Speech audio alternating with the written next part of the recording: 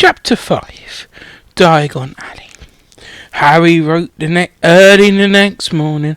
Although he could tell it was daylight, he kept his eyes firmly shut.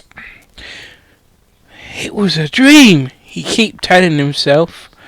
I dreamt about a giant called Hagrid, who came to tell me I was going to a school for wizards. When I open my eyes, I'm going to be in that cupboard again.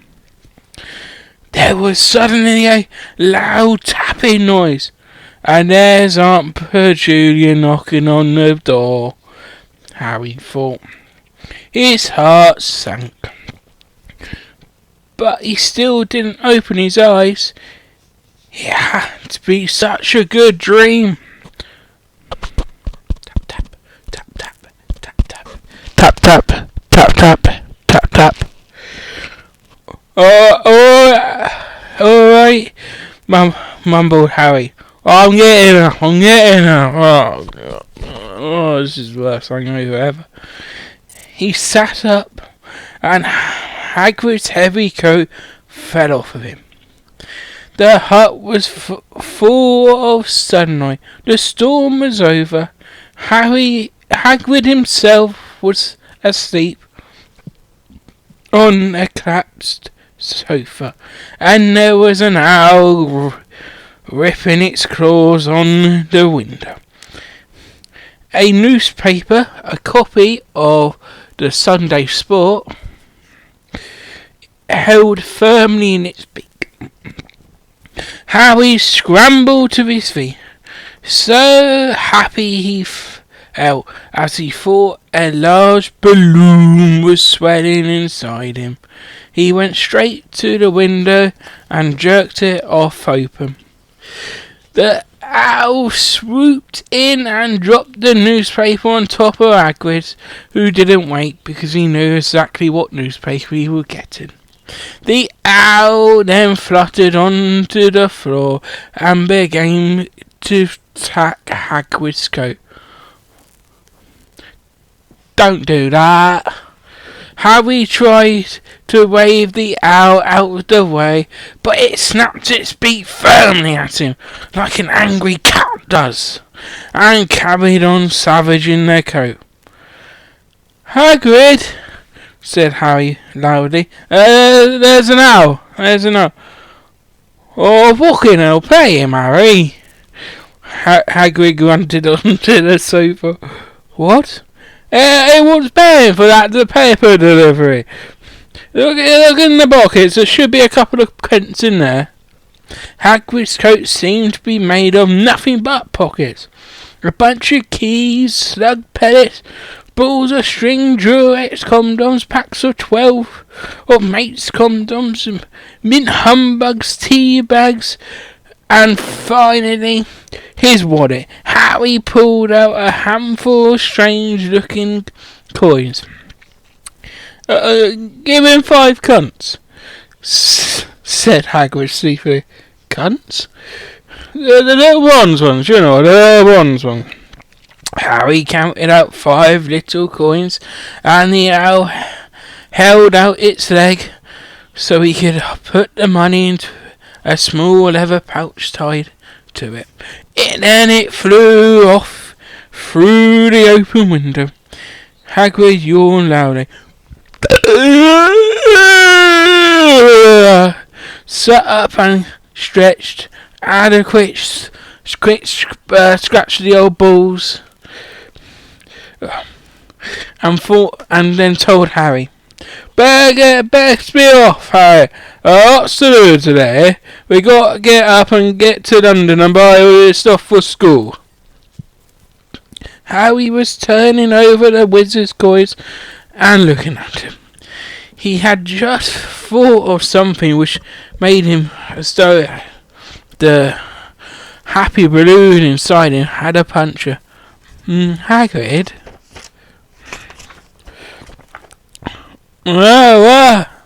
Said Hagrid, who's putting on his large Doc Marten boots right now. I haven't got any money, and you heard Uncle Vernon last night.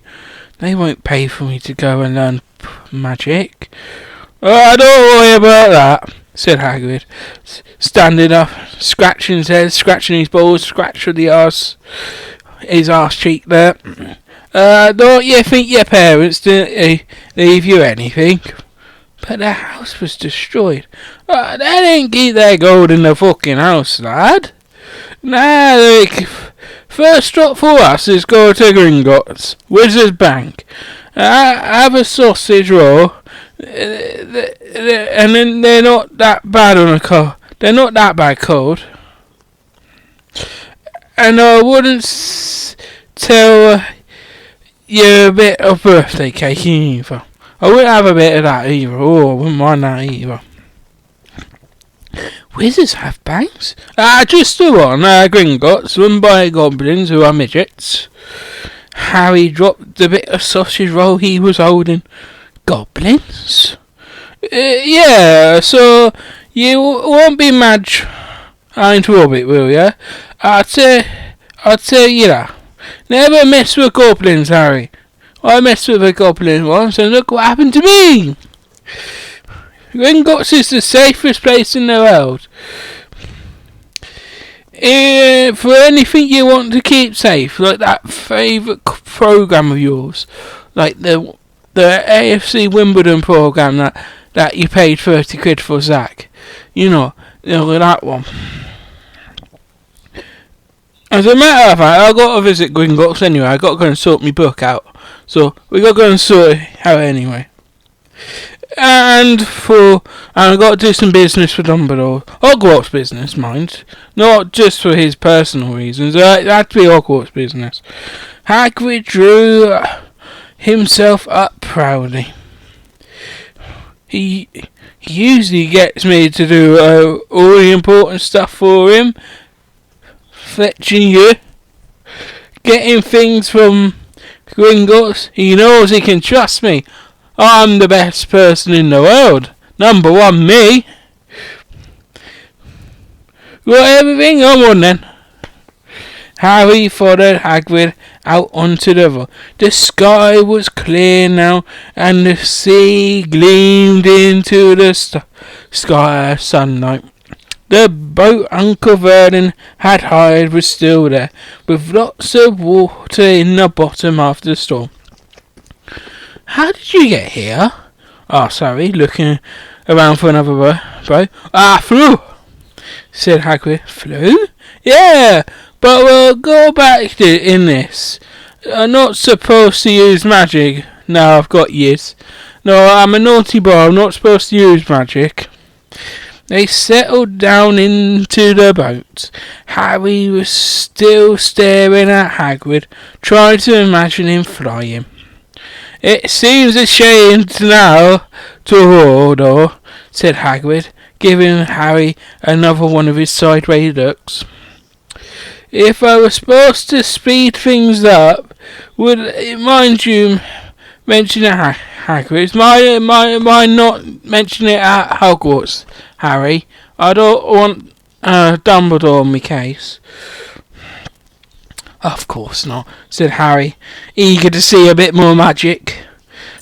Hagrid pulled out the pink umbrella again and tapped it twice on the side of the boat, and they sped off towards Land's End. Why would you be mad to try and rob Gringotts? Harry asked. Spells, enchantments, said Hagrid, unfolding the newspaper as he spoke. Oh, he's going to look at page 3, everyone. Wonder what was on page 3 this week of the Sunday Sport.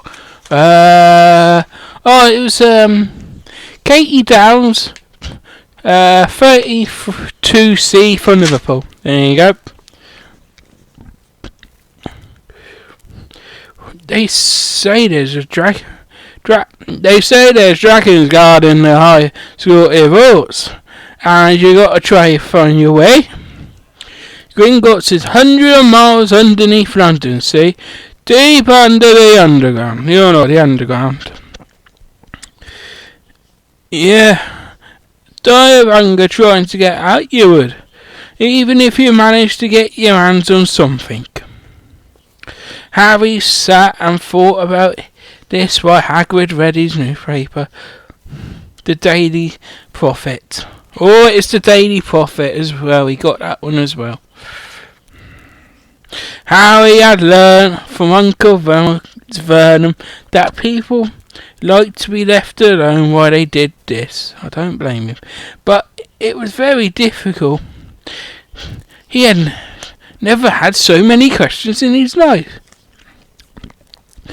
Oh, fucking hell. Monsieur Magic messing up things again as usual, Hagrid muttered, turning a page. There's a Ministry of Magic? Asked Harry, before we could stop himself. Oh, of course, said Hagrid. They wanted Dumbledore for the minister. Oh, of course. But he'll never leave Hogwarts. So old Cornelius Fudge got the job. Bunga, if there was ever one so he pelts Dumbledore with hours every morning, asking for advice.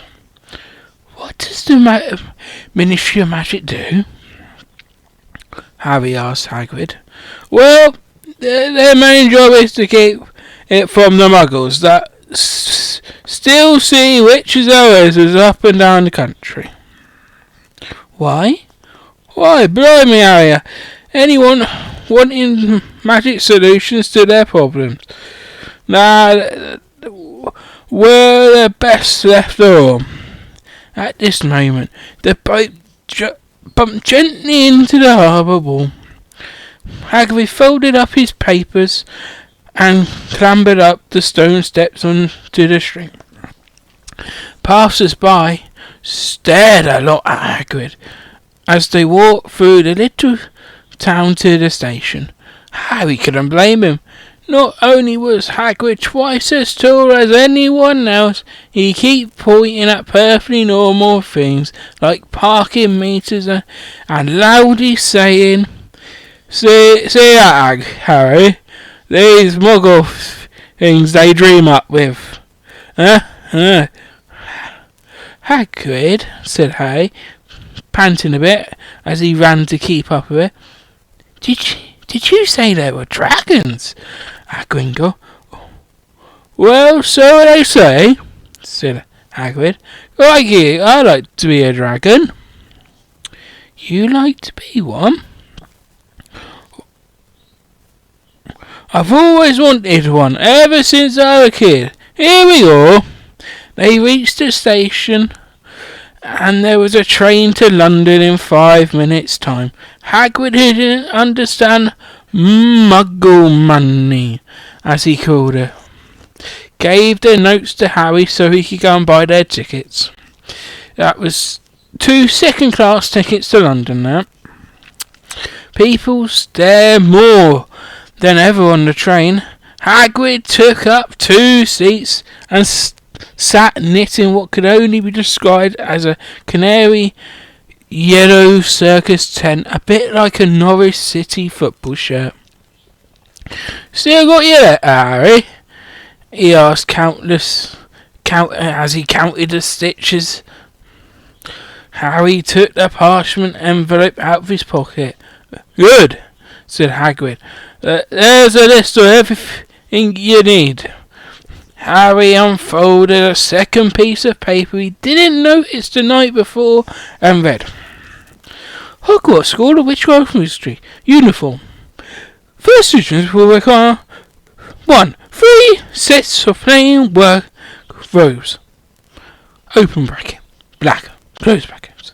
2. 1 plain pointed hat. Open bracket. Black. Close bracket.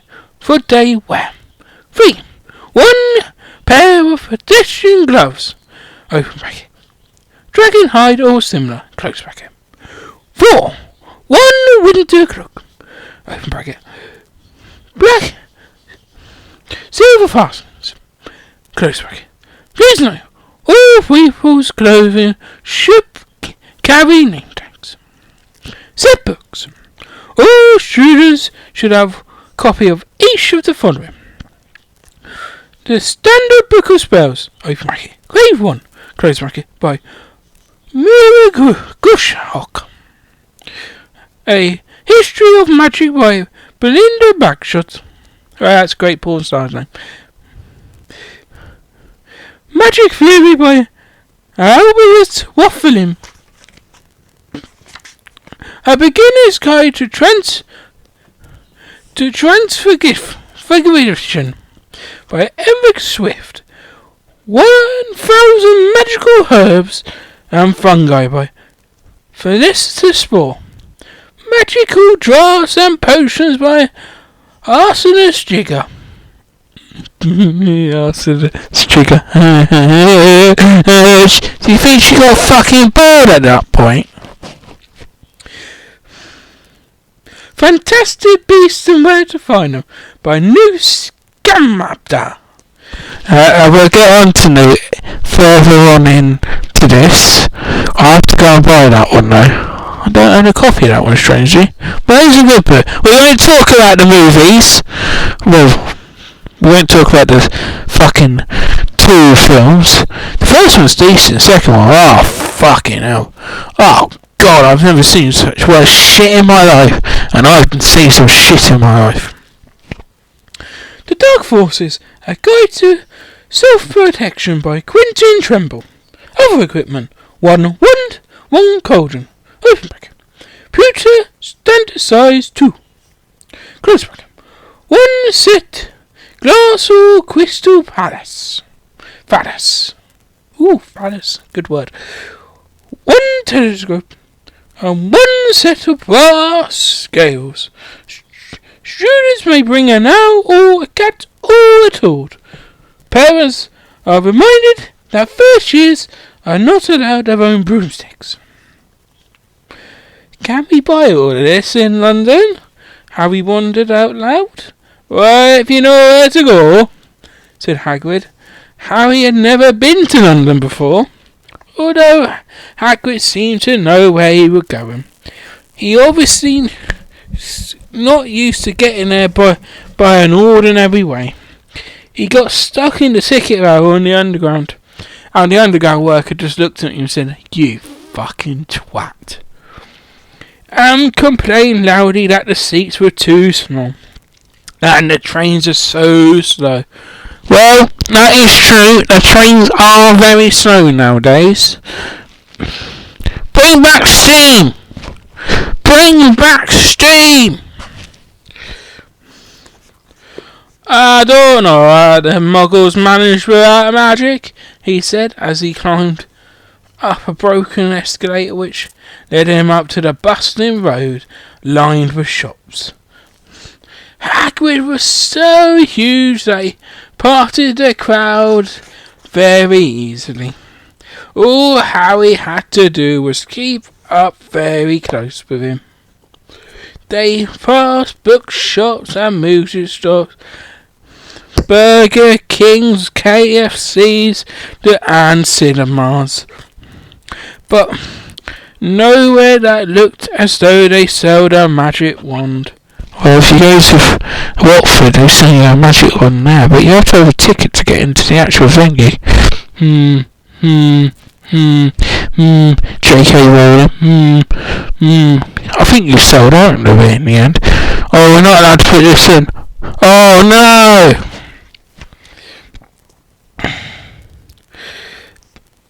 This was just an ordinary street filled with ordinary people. Could there be really parts of Wizard Goldberry?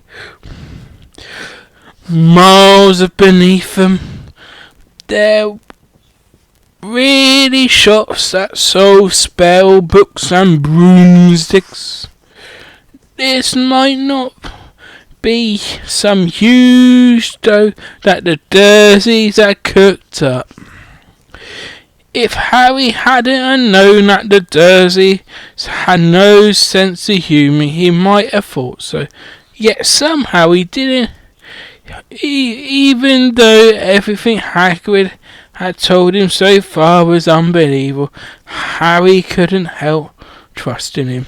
This is it, said Harry. Hagrid, even, not Harry, Hagrid, coming to a halt. The Leaky Cauldron, it's a famous place. This was a tiny, grubby-looking pub. If Hagrid hadn't pointed it out, Harry wouldn't have noticed it was there.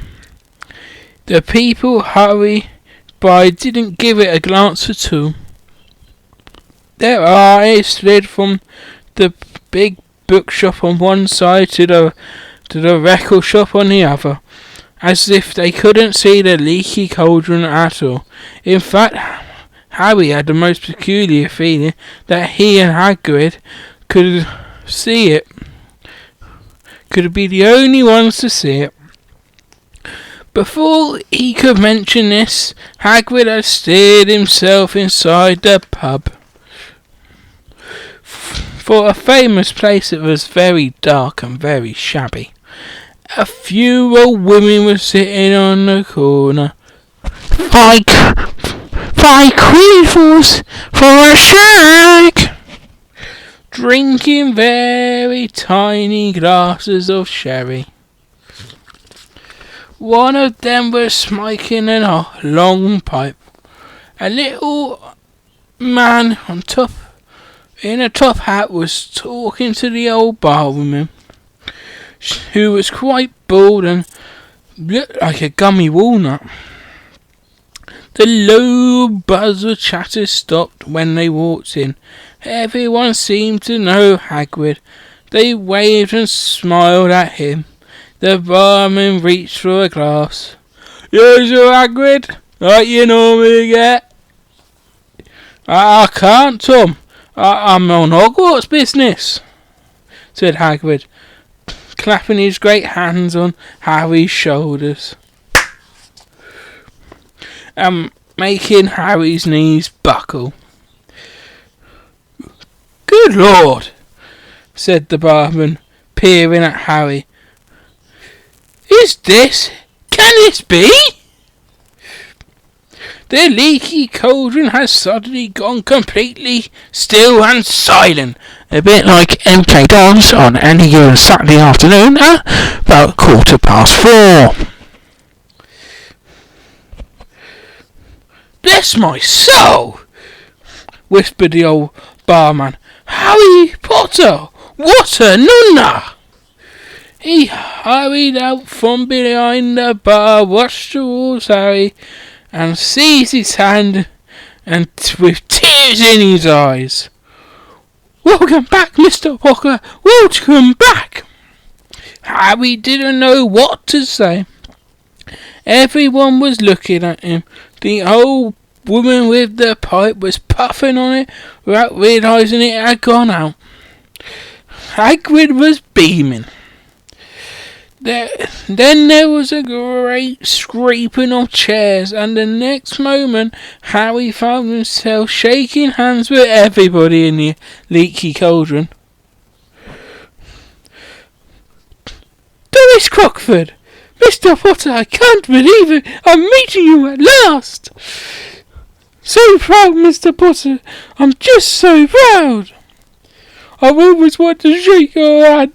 I'm all a flutter. Delighted, Mr. Potter. Just can't tell you. Dingle's the name. Deborah Dingle." "I've seen you before," said Harry, as Dingle's top hat fell off in its excitement. "You bowed to me once in a shop." "Oh, he remembers! Oh! Cried Deborah Dingle, looking around to everyone. "Did you hear that? He remembers me!" Harry shook hands again and again. Doris Cockshaw kept coming back for more. A pale young man made his way for us nervously, with one of his eyes twitching. "Professor Quirrell," said Hagrid, Harry, Professor Quirrell will be one of your teachers at Hogwarts. Potter, stammered Professor Quirrell, grasping Harry's hand. I can't tell you how pleased I am to meet you. What sort of magic do you teach, Professor Quirrell? The defense against the dark arts, muttered Professor Quirrell, as though he'd rather not think about it. Not that you need it. Potter. He laughed nervously.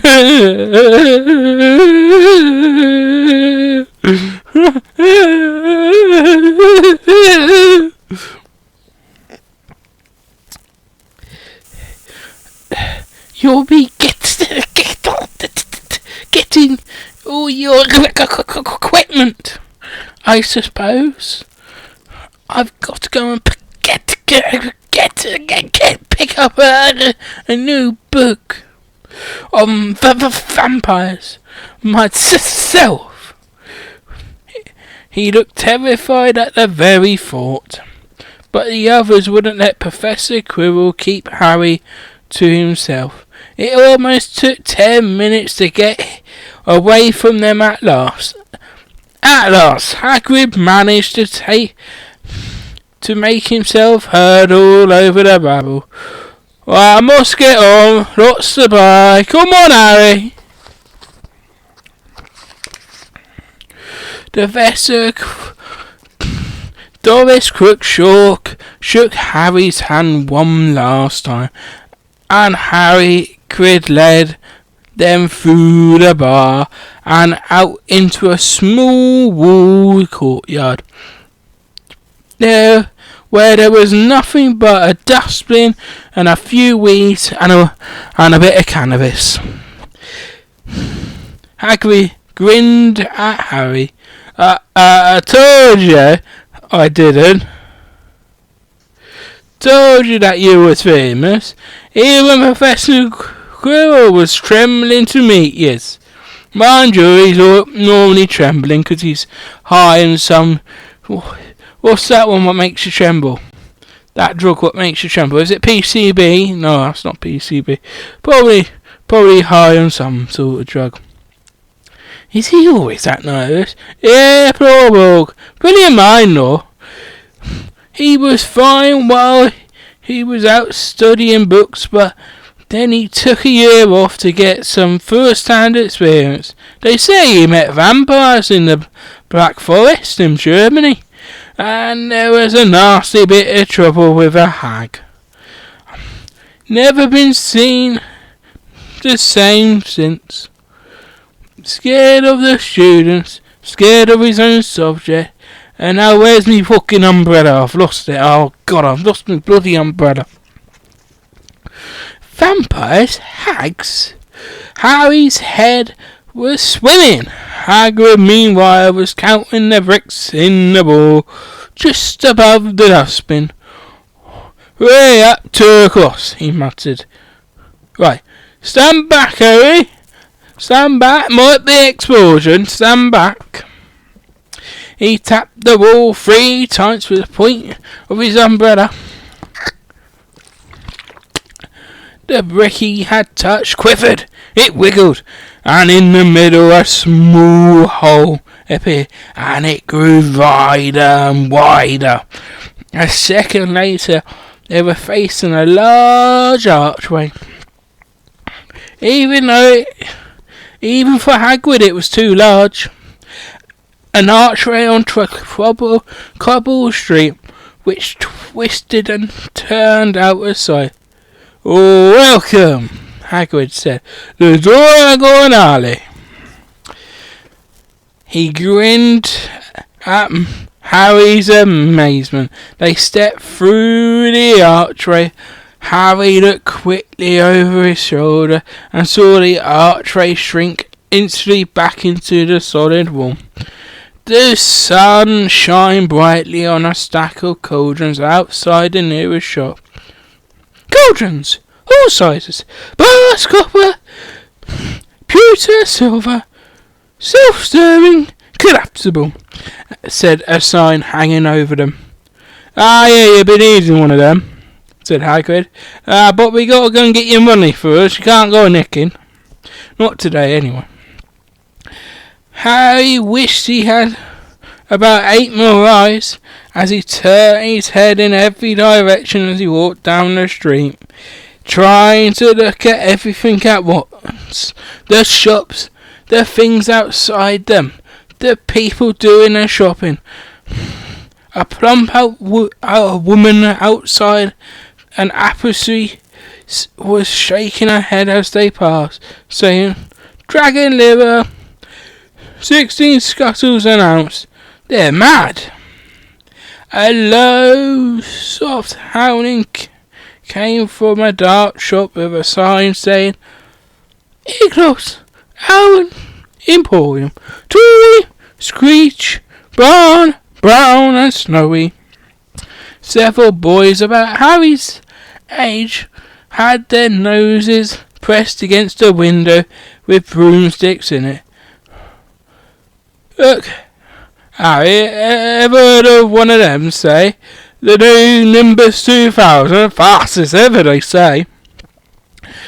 There were shops selling robes, shops selling telescopes, shops selling nookie mags, shops selling nookie DVDs and dildos. And there were strange silver implements Harry had never seen before, windows stacked with barrels of bat spleens and eels' eyes, tottering piles of spell books, quills, and rolls of parchment paper, bottles of potion, and goblets of the moon. "Gringotts," said Hagrid. They reached a snowy white building which towered over the other little shops. Standing beside it, burnished with bronze doors, wearing a uniform of scarlet and gold, was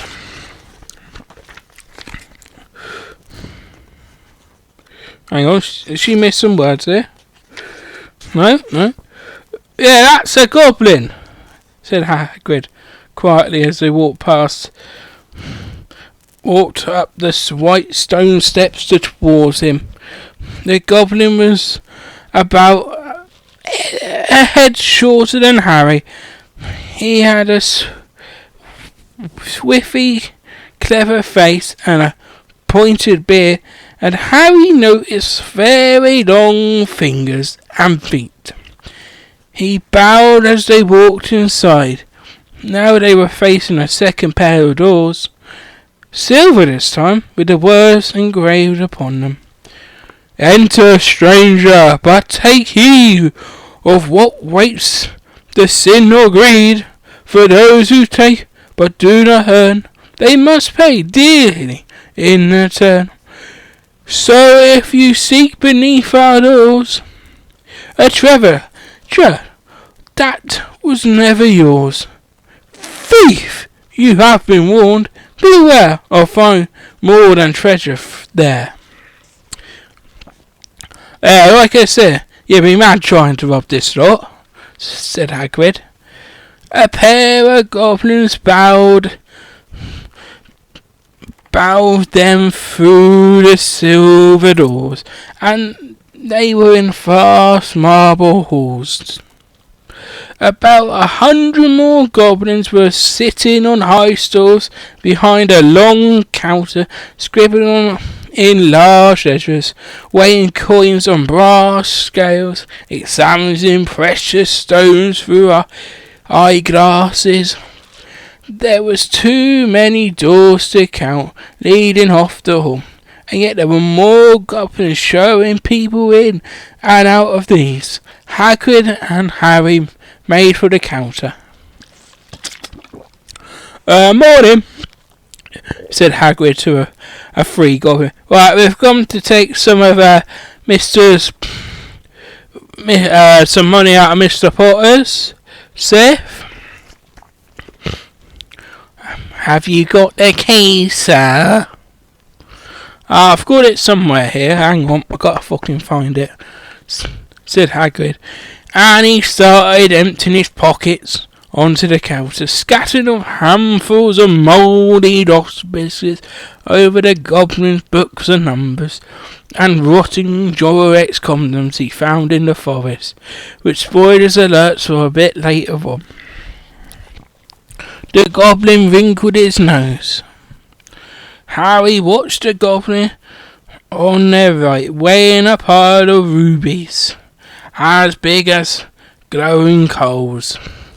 Ah, got it, said Hagrid at last, holding up a tiny golden key. The goblin looked closely at it. That seems to be in order. I've also got a letter here from Professor Dumbledore, said Hagrid importantly, throwing it out of his chest. It's about you know what in Vault 713. The goblin read the letter carefully. Very well, he said, handing it back to Hagrid. We'll have to take you down to both vaults. Griphook was on yet another goblin. Once Hagrid crammed all the old biscuits back inside his pockets, he and Harry followed Griphook towards one of the doors leading off the hall.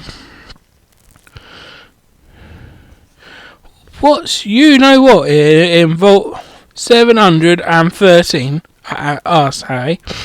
I can't tell you that, said Hagrid mysteriously. Very secret Hogwarts business. Dumbledore's trusting me. I'm the only one he's trusted. More than me job's worth to tell you. Griphook held the doors open for them. Harry, who expected more marble, was surprised. They were in a very narrow stone passageway, lit with flaming torches. It sloped steeply downwards, and there was little railway tracks on the floor, about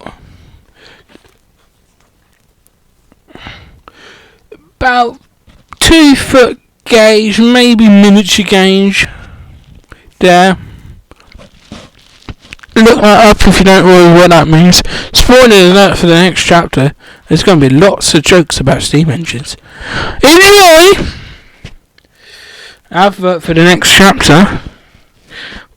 This audio clip is sponsored by NordVPN. NordVPN. Just buy it so they pay us. Griphook whistled and a small cart came hurling down the tracks towards them. They climbed in, Hagrid with some difficulty, and they were off.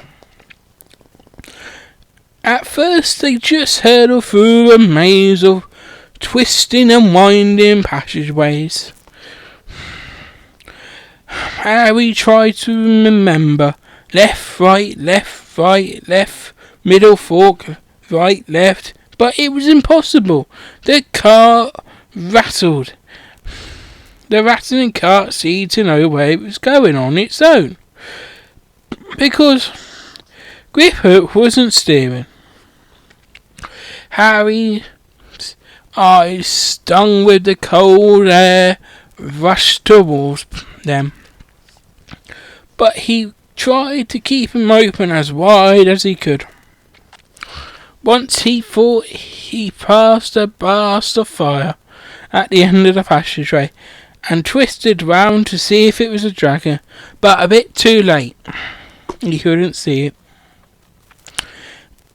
They plunged even deeper passing an underground lake.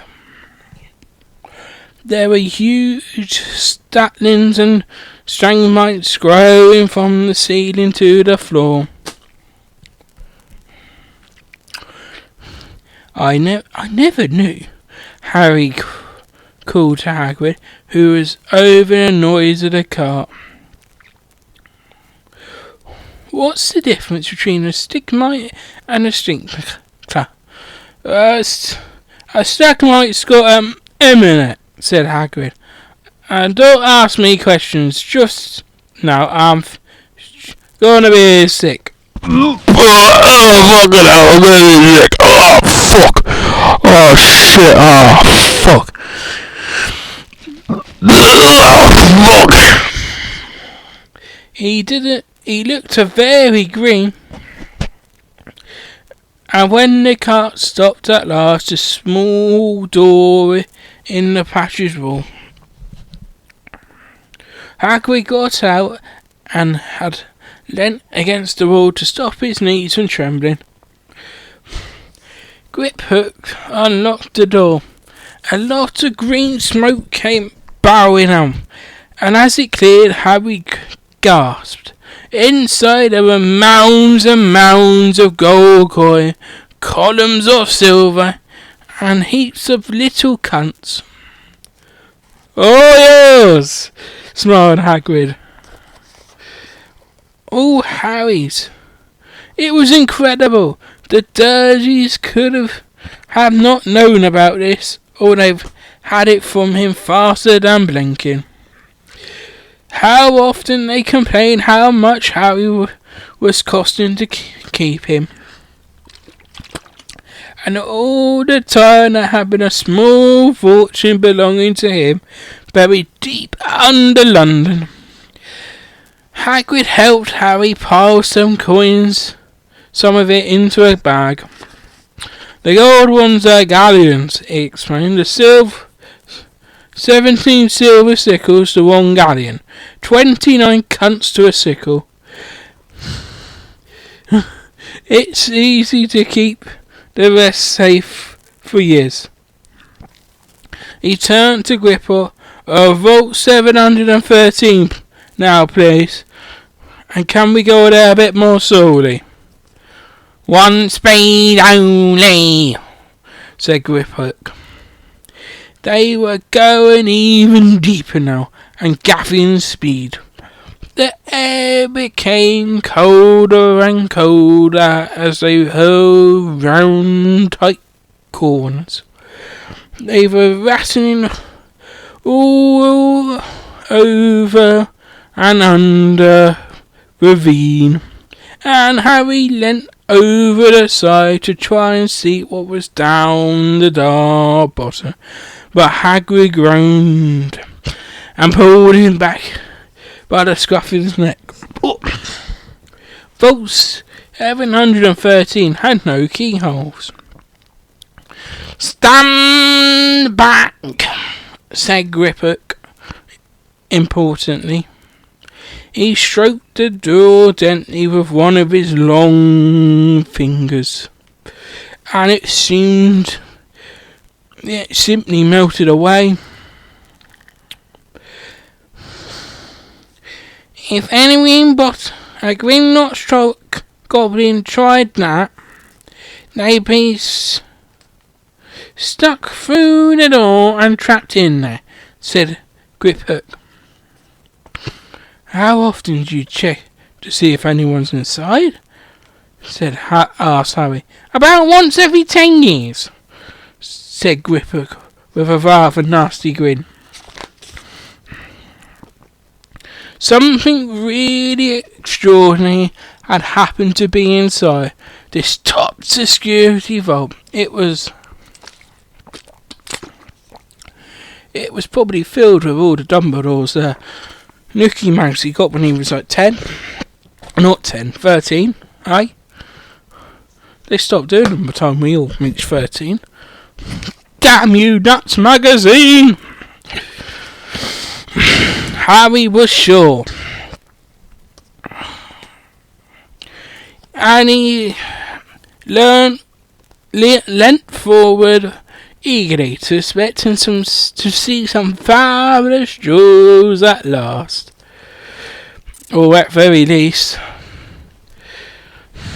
But at first he thought it was empty. Then he noticed a grubby little package wrapped up in brown paper laying on the floor. Hagrid picked it up and tucked it deep inside of his coat. Hagrid longed to know what it was, but better not know to ask. Mom, back in this internal cart. Oh, no, that's not Griffith, that's fucking Hagrid. 1 minute, I got it to Hagrid voice. 1 minute. Oh, I'm back in this infinite cart, and don't talk to me on the way back. It's best to keep my mouth shut, because I'm going to be sick everywhere. I'm going to be fucking sick, more sick than a dog, said Hagrid. One wild cart ride later, they stood blinking into the sunlight just outside of Gringotts. Harry didn't know where to run first now he had a bag full of money. He didn't even have to know how many galleons were to the pound to know what more money than he had in his whole life. More money than Dudley will ever have, because Dudley is a poor fat boy. 1 like equals 1 share for Hagrid. Dudley. And one subscribe equals one prayer for Dudley to get some more money. The fat bastard. I might as well get your uniform, said Hagrid, nodding towards Mrs. Malkin's rose for all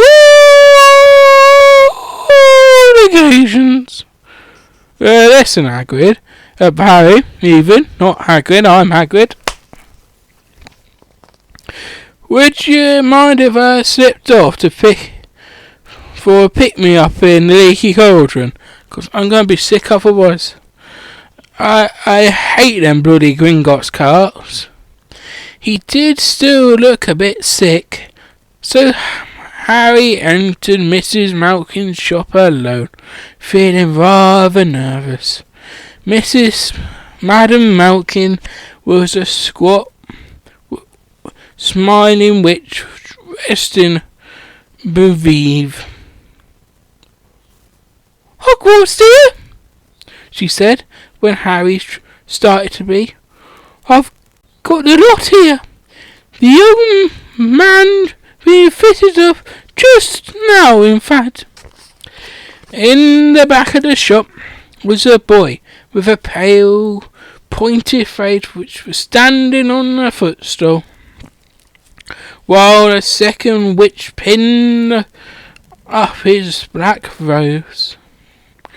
Madam Malkin stood Harry on a stool next to him, slipped a long robe over him, and began to pin it right to the right length. Hello, said the boy. Hogwarts too? Yes, said Harry. My father's next door buying me books, and mother's up the street looking at ones, said the boy. He had a bowing voice, a bit like your narrator. Then I'm going up to drag them off to look at racing brooms. I don't see why the Fairshires can't have their own. I think I'll bully father in getting me one, and I'll smuggle it in somehow. Yeah, probably off his arse. Harry was strongly reminded of Dudley. Have you got your own broom? The boy went on. No. Play Quidditch at all? No.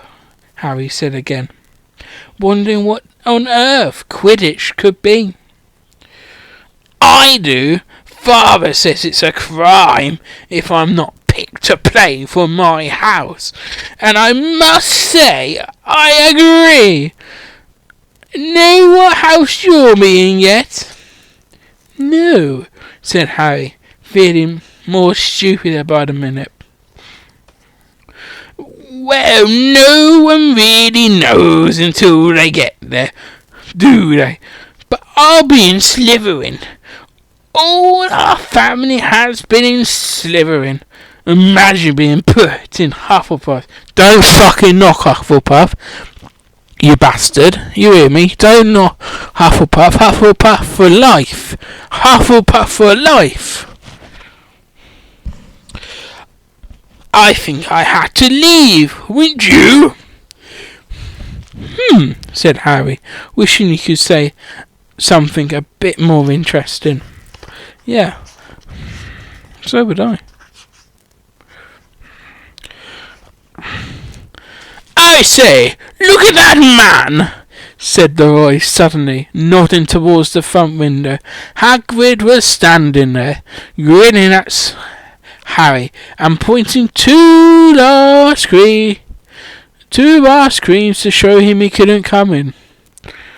That's Hagrid, said Harry, pleased to know something about the boy. The boy didn't. He works at Hogwarts. Oh, said the boy. Oh, I've heard of him. He's some sort of servant, isn't he? He's the gamekeeper, said Harry. He was liking the boy less and less by the second. Yes, exactly. I heard he's some sort of savage. Lives in a hut on the school grounds, and every now and again he gets a bit too drunk. Tries to do magic and ends up setting fire to his own bed. I think he's brilliant. You leave my mate Hagrid alone, said Harry. Do you? Said the boy, with a slight sneer. Why is he here with you? Where are your parents? They're dead, said Harry shortly. He didn't feel much like going on the matter with this boy. Oh, sorry, said the other, not sounding sorry at all. But they were our kind, weren't they? They were a witch and a wizard, if that's what you mean. Fuck off. You don't need to really know about my family, so fuck off. I really don't think they should let the other sort in, do you? They're just not the same. They've never been brought up to know our ways. Some of them have never even heard of Hogwarts until they got the letter. Imagine! I think they should keep it in the old wizarding families. What's your surname anyway? Before Harry could answer, Madam Melkin said, That's it! You're him, my dear! And Harry, not sorry for an excuse to stop talking to the boy, hopped down from the footstool. I see you at Hogwarts, I suppose, said the drooling boy. Harry was rather quiet as he ate the ice cream Hagrid had bought him. Chocolate and raspberry with chopped nuts. Oh, good one. Oh, nice. What's up? said Hagrid. Nothing at all, Harry lied. They stopped by to buy parchment and quills. Harry cheered up for a bit when he found a bottle of ink that changed colour as he wrote. When they had left the shop, he said, Hagrid, what's Quidditch? Blimey, Harry, I keep Forgetting how little you know. Not knowing about Quidditch. Oh, bloody hell. It's like not sporting a football club in England. You know, if you don't like football in England, you must be queer. Don't make me feel worse, said Harry. He told Hagrid about the pale boy and Madam Malkins, and he said people from Muggle families shouldn't even be allowed in. Yet you're not from a Muggle family. If he had known who you were, he's grown up knowing your name, and if his parents were wizarding folks. You saw them in a leaky cauldron. Anyway, what does he know about it? Some of the best I ever saw. The only ones with magic in them. Long time Muggles. Look at your mum. Look what she had for a sister. So what's Quidditch? It's our sport. Wizard sport. It's like football. It's like football. Or rugby in the Muggle world. Everybody follows Quidditch. Playing it up in the air on broomsticks. And there's 4 balls. Sort of hard to explain the rules. And what are Slytherin and Hufflepuff? Schoolhouses? There's 4 of them. Everyone says Hufflepuff are a load of doffers, but you know, they're the fruit table. I just realised this is going to be over an hour long recording. I bet I'm putting bloody Hufflepuff, said Harry gloomily. Better Hufflepuff than Slytherin, said Hagrid darkly. There's not a single witch or wizard who went bad who hasn't been in Slytherin. You know who was one. So you know who was at Hogwarts? Years ago though, years ago, said Hagrid. They bought Harry's schoolbooks in a shop called Flourish and Bots, where the shelves were stacked to the ceiling with books as large as pavement stones, bound in leather. The books, size of postage stamps, were covered in silk. Books full of peculiar symbols, and a few books with nothing in them at all. Even Dudley, who's never read anything, would have gone wild to get his hand on some of these. Hagrid almost had to drag Harry away from the curses and counters curses.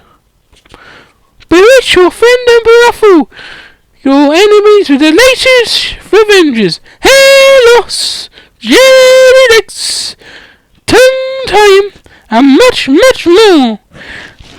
By Professor Phineas Fardeen. I was trying to find out how to curse Dudley. I'm not saying that's a good idea, but you try and use magic in the Muggle world, except in very special circumstances, said Hagrid. Anyway, you better could work any of them curses. You need to a lot more studying before you can get to that level. Hagrid wouldn't let Harry buy a solid gold cauldron either. It says pewter on your list. I'm not letting you buy a bloody solid gold, it'll only get nicked. But they got a nice set of scales for weighing potion ingredients and a collapsible brass telescope. They visited the apothecary, which was fascinating enough to make up for its horrible smell.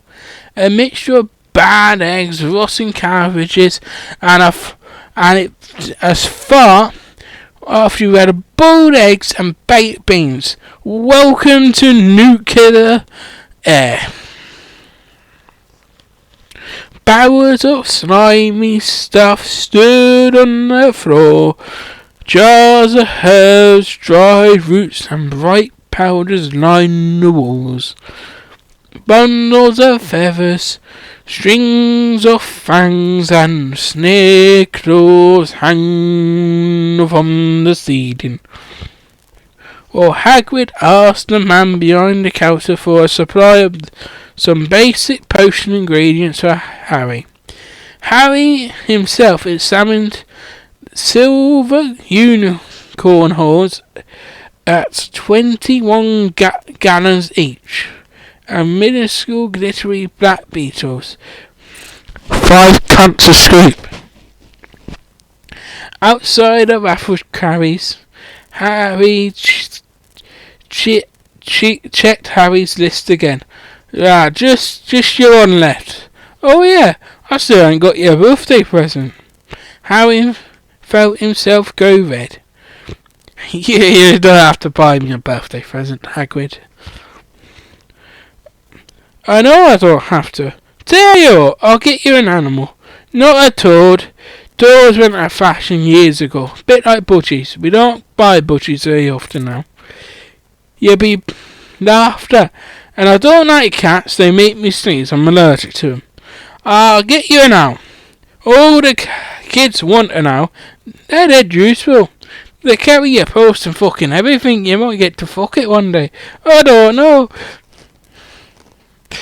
20 minutes later, they left Eop's Owl Emporium, which had been dark and full of rusted and flickering jewel-like bright eyes. Harry carried a large case, which was held a beautiful snowy owl, fast asleep with a head under a wing. He couldn't stop staring into his thanks. Sounded a bit like Professor Quirrell. Don't mention it, said Hagrid gruffly. Don't expect you to have a lot of presents from their Dursleys. Just all there is left now. Only place for ones. All it does. And yet you're going to have the best one. No fucking other one will do for you, Mr. Potter. A magic wand. This is what Harry had really been looking forward to. The large shop was a narrow, shabby shop. Peeling gold letters over the door, which read, Olivia Does make it a fine one since 38 BC. That's older than your nan. A single one laid on a faded purple cushion in the dusty windows. A trinking bell rang somewhere in the depths of the shop as they stepped in. It was a tiny place, except for a single spindly chair which Hagrid sat on to wait. Harry felt strangely as though he had entered a very strict library. He swallowed a lot of new questions which just occurred to him. He looked instead at the thousands of narrow boxes piled neatly right up to the ceiling. For some reason, the back of his neck pricked. The very dusty and silent in here seemed to tingle with some sort of magic. Good afternoon, said a soft voice. Harry jumped. Hagrid must have jumped too, because there was a loud crunching noise as he got quickly off the spindly chair. An old man was standing before them, his wide pale eyes shining like 2 moons through the gloom of the shop. Hello, Harry said awkwardly. Yes, said the man. Yes, I thought I'd be seeing you soon. Harry Potter! It wasn't a question. It wasn't a question. You have your mother's eyes. It seems only yesterday she was in here herself, buying her first wand, 10.25 inches long. That's just about enough for any woman. Swishly, made of Holland willow. Nice one for charm work. Mr. Ollivander moved closer towards Harry. Harry wished he would blink. Those silvery eyes were a bit creepy. Your father, on the other hand, favoured a mahogany wand, 11 inches.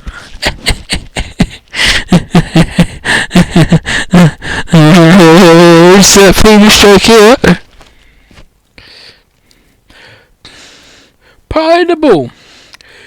A little more powerful and excellent for transfiguration. Well, I say your father favoured it. It's really the wand what chooses the wizards, of course. Mr. Ollivander came so close that he and Harry were almost nose to nose. Harry could see himself reflecting in those misty eyes. What? And what's that? Where? Mr. Ollivander touched the lightning scar on Harry's forehead with a long white finger. I'm sorry to say I sold the one that did that, he said softly. 13.5 inches. You powerful wand. Very powerful. And in the wrong hands, well, if I didn't know what that wand was going to do in the world. He shook his head and then, to Harry's relief, spotted Hagrid. Rubus Hagrid! It's nice to see you again. Oak, 16 inches. Rather bendy, wasn't it? Ah, it was. It was, sir, yes, it was, yeah, it was a lovely one, though.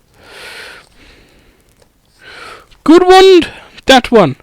I suppose they snapped it in half when you got expelled, said Mr. Ollivander, suddenly stern. Yeah, they did, yeah, they did, said Hagrid, shuffling his feet.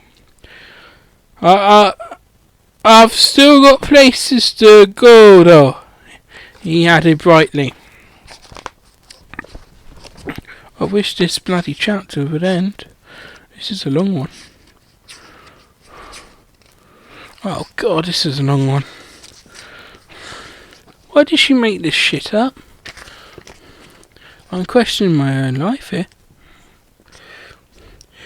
You don't want to use them, says Mr. Ollivander sharply.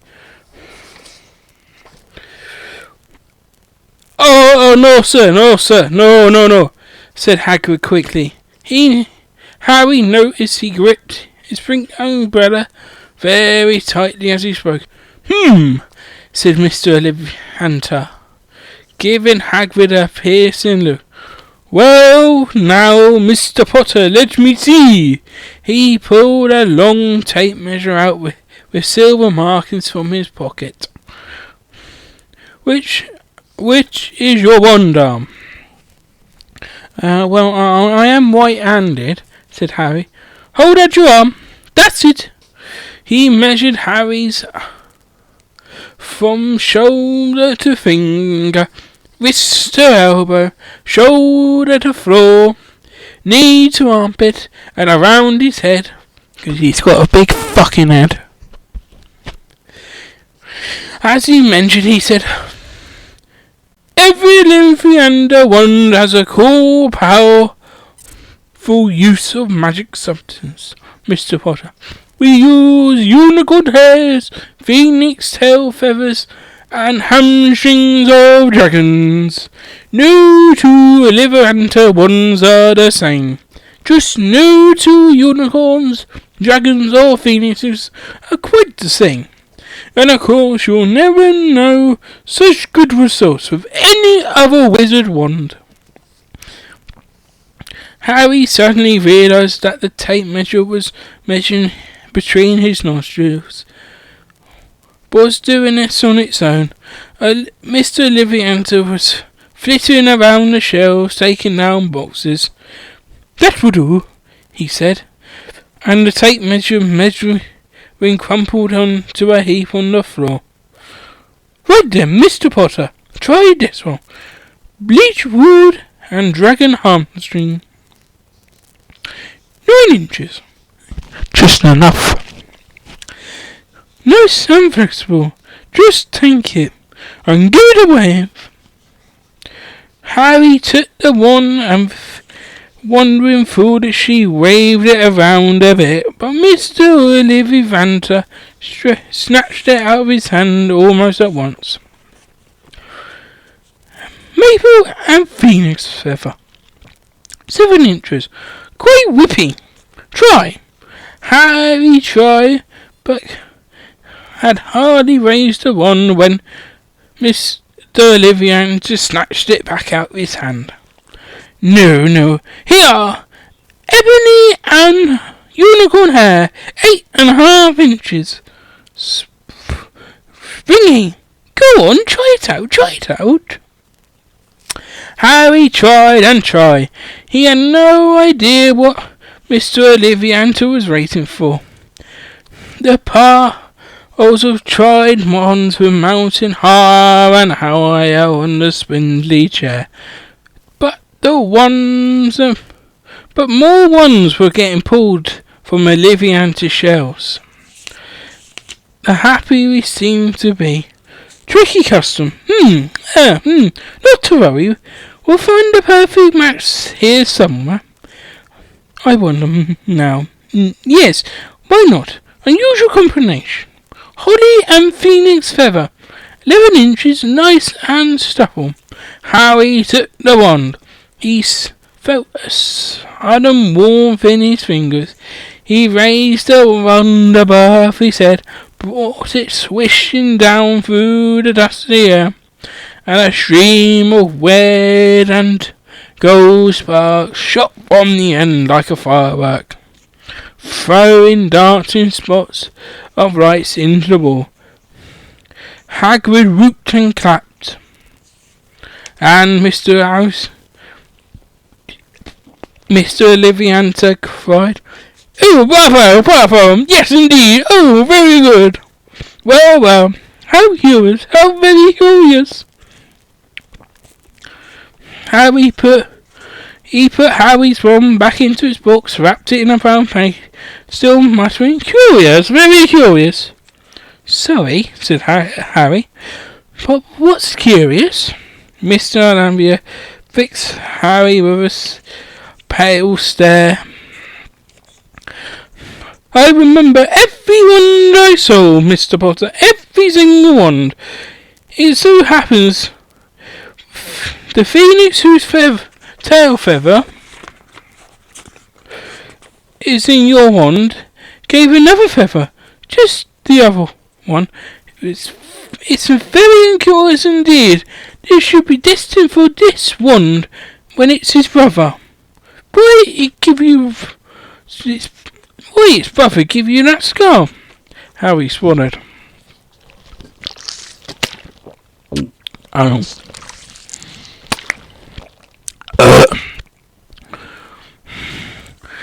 Yes, 13.5 inches. You. Curious. Indeed, how these things happen. The one chooses the wizard. Remember, I think we must accept great things from you, Mr. Potter. After all, he who must not be named did great, terrible things. Yes, but great.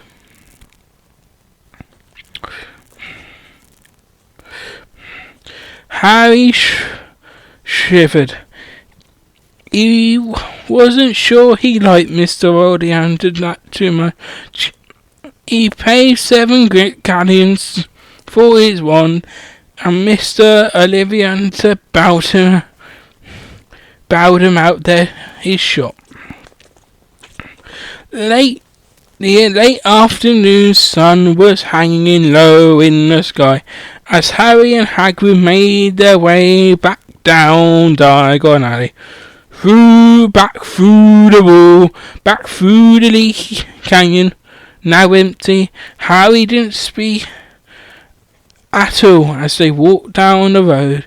He didn't even notice how much people were gawping at him on the underground, laden as sure as they were all their funny shaped packages, with the sleeping Snowy out on Harry's lap.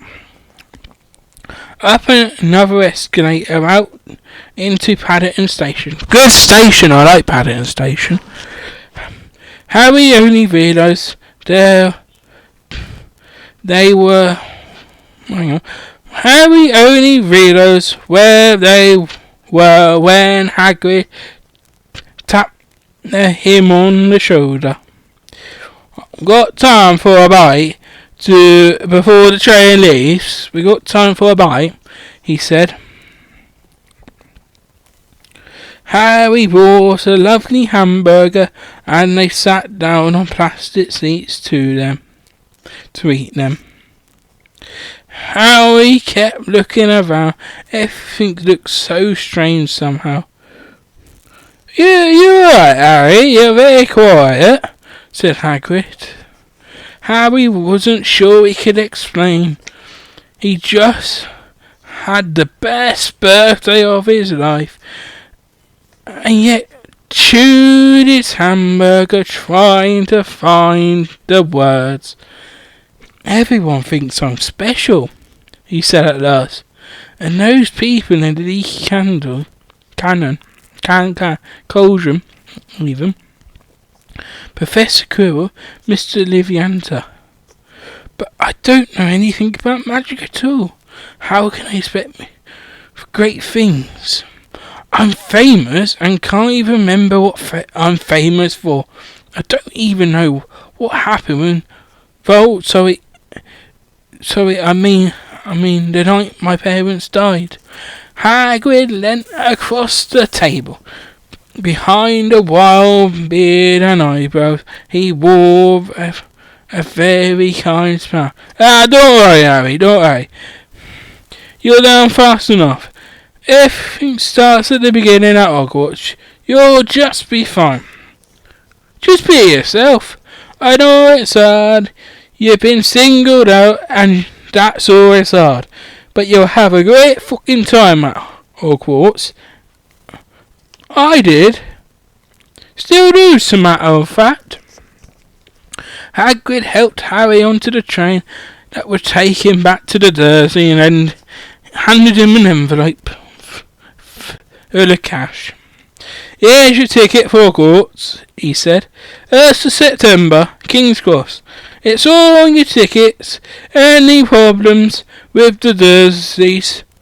Send a letter with your hour. She knows where to find me. See you soon, Harry. The train pulled out the station. Harry watched Hagrid until he was out of sight. He rose in his seat, pressed his nose against the window, but he blinked and Hagrid had gone. Gentlemen.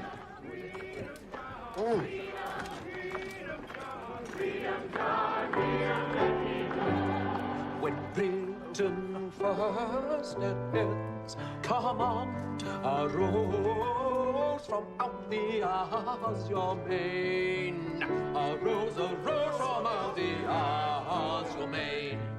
Rule Britannia, Britannia, roll the waves. Britons never will be slaves. Chapter 6. The Journey from Platform 9 3/4. Harry's last month with the Dursley was no fun whatsoever. True, Dudley was now scared of Harry, the fat bastard.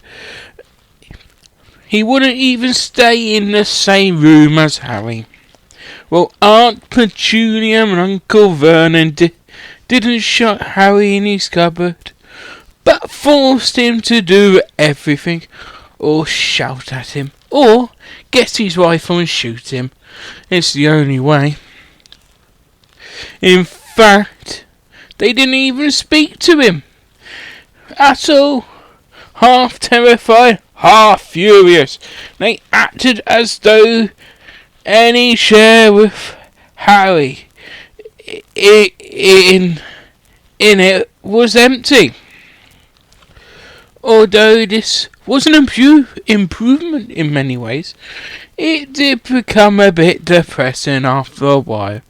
It's like when you talk to your mate on WhatsApp and he ignores you for fucking 6 months, then he decides to text you back. There's a few of you who's done that. Answer your text, please. Yeah? I'll just answer your text. It don't take fucking 2 minutes to answer someone's text half the time. You get. Harry kept to his room. With his new Alpha company, he decided to call her Hedwig, a name he found in a history of magic. His school books were very interesting. He laid on his bed, late night reading, Hedwig swooping in and out of the open windows as she pleased.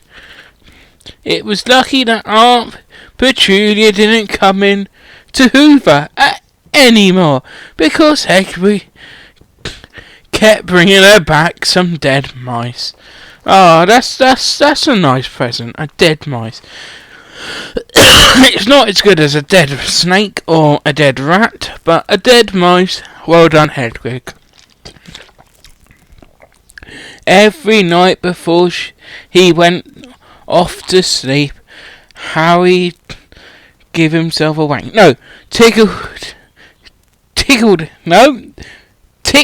off another day on the piece of paper he had pinned to the bedroom wall, counting down to September the 1st. On the last day of August, he thought he better speak to his aunt and uncle about getting to King Cross Station the next day. So he went down to the living room where they was watching Who Wants to Be a Millionaire? Or was it Bullseye? It's a bullseye, and who's your host? Jim Bowen. Or was they watching? These 4 people I've never met before, but working as a team, they've got to be one of Britain's finest quizzes. Well, guess what? The chase is on. There you go. Name 3 things. I named 3 quiz shows there. I did have to have a think though. Quicker on the old jokes, Zachary. He cleared his throat to let him know he was at. Dudley screamed and ran like the little pussy he was from the room. Uncle Vernon grunted to show he was listening. I need to get to King's Cross tomorrow to go to Hogwarts. Uncle Vernon grunted again. Would it be alright for you to give us a lift?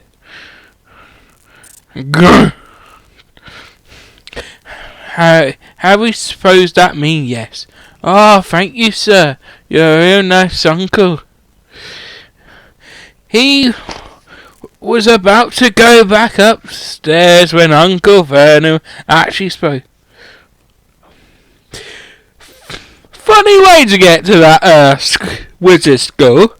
The train. Magic carpets. Got all punches over there. He thinks he's fucking hilarious, this one. Harry didn't say anything. Where is this school anyway? I don't know, said Harry, realising this for the first time. He pulled out the ticket Hagrid had given him out of his pocket. It just he's take the train from 9 3/4 at 11 o'clock precisely on the 1st of September. Did you know every year at King's Cross Station at 11 o'clock in the morning at 1st of September there's always a special announcement played? Because of this fucking book. Do you think J.K. Rowling, right, when she was writing this in the coffee shop, she was on benefits, wasn't she? She was a benefit mother of about 3 or 4, I think, at the time. She would be a multi-billionaire because of this book. Huh? The first copy alone. This is crazy, isn't it? His aunt and uncle stared. Platform what? What are you fucking on about, Harry? There's no such thing as 9 3/4. You fucking try to give you the wrong ticket, me! Oh my god. 9 3/4. Oh, don't talk so much rubbish, Harry, you twat, said Uncle Vernon. There is no platform 9 3/4. I should know. I get the train there every single day when I'm not at Gringotts to Works. Or was it Grindon's? Oh, I've messed up that joke. It's on my ticket. Barking, said Uncle Vernon. Howling mad, the lot of them. You see, you just wait to see, you idiots. Alright, we'll take you to King's Cross tomorrow. We're going up to fucking London anyway. Oh, I won't bother. Why are you going to London? Asked Harry, trying to keep friendly. We're taking Dudley to school, hospital. Not school, hospital, so he can get his diabetes sorted out, the fucking bastard. Growled Uncle Vernon. I've got to have that ratty tail removed before he goes to smithereens. Because if you got a tail, you're fucking mad. But most men have a tail. It doesn't matter if my friend have a tail. Shut up. Fuck. Harry woke at 5 o'clock the next morning. Christ, I've never actually seen a clock at 5 o'clock in the morning. Yeah, I don't think I've ever looked at a clock at 5 o'clock in the morning. What's on the telly at 5 o'clock in the morning? Does anyone know? If I normally stay up, it's to about 4 o'clock on a Monday because there's that NFL on Channel 5. Or I'll give Channel 5 a free plug there. You gotta pay me, you bastards. No, but seriously, it's really good. Who they're taking on? Today is the 30th of October. So they're taking on the Las Vegas Raiders against the Detroit Lions. Well, that might be a good one. Detroit Lions. Oh, they're bastards, but we like them.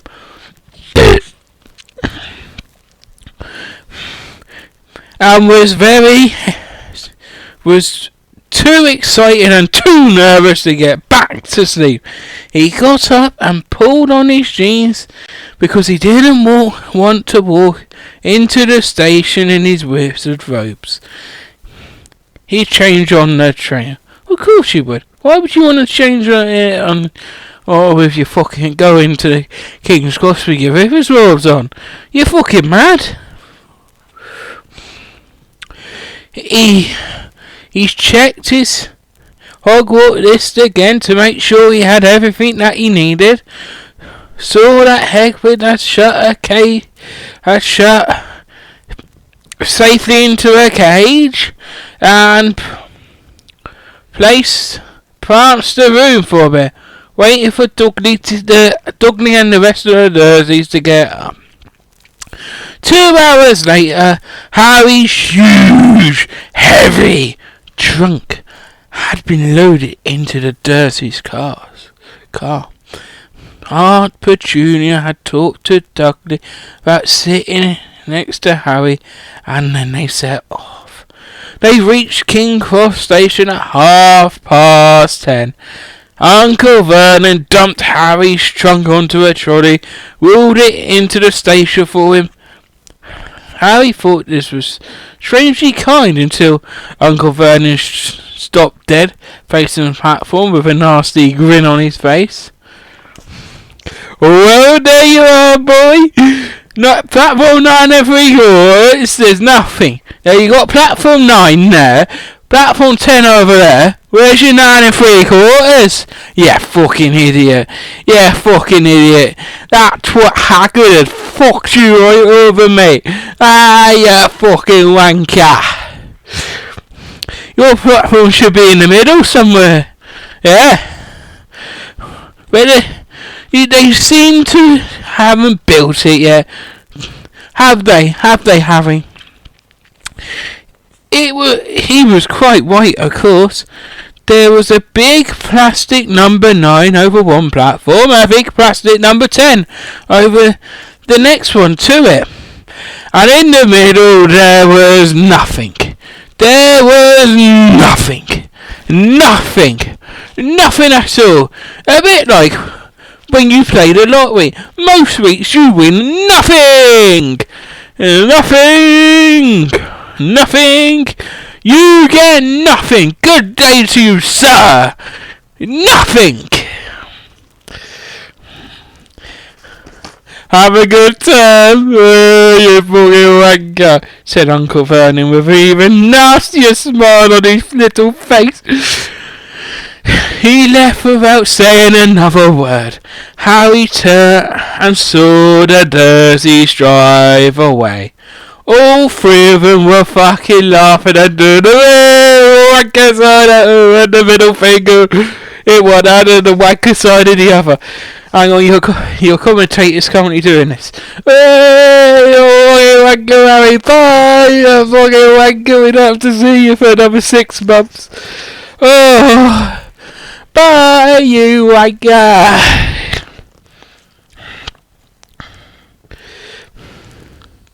Harry's mouth went rather dry. So's your commentators. That's better. What on earth was he going to do? Well, in this situation, I would go and find the nearest adult and ask them. I wonder if he's going to do that. Oh, let's see, shall we? He was starting to attract a rather a lot of funny looks because of Hagrid. Of course he is. It's a fucking owl in a cage. When have you last seen an owl? Even in the wild? Aye? Even in the wild? I don't think I've seen one ever. I don't know. Oh, have I gone New Saxon? I've gone Geordie. Why, hey man? You have to ask someone. Here we go, everyone. Here we go. I'm building this bit up. He stopped a passing guy. Didn't dare mention platform 9 and 3/4. The guard had never heard of Hogwarts. And when Harry couldn't tell him what part of the country it was in, he was starting to get annoyed. As though Harry was being a bit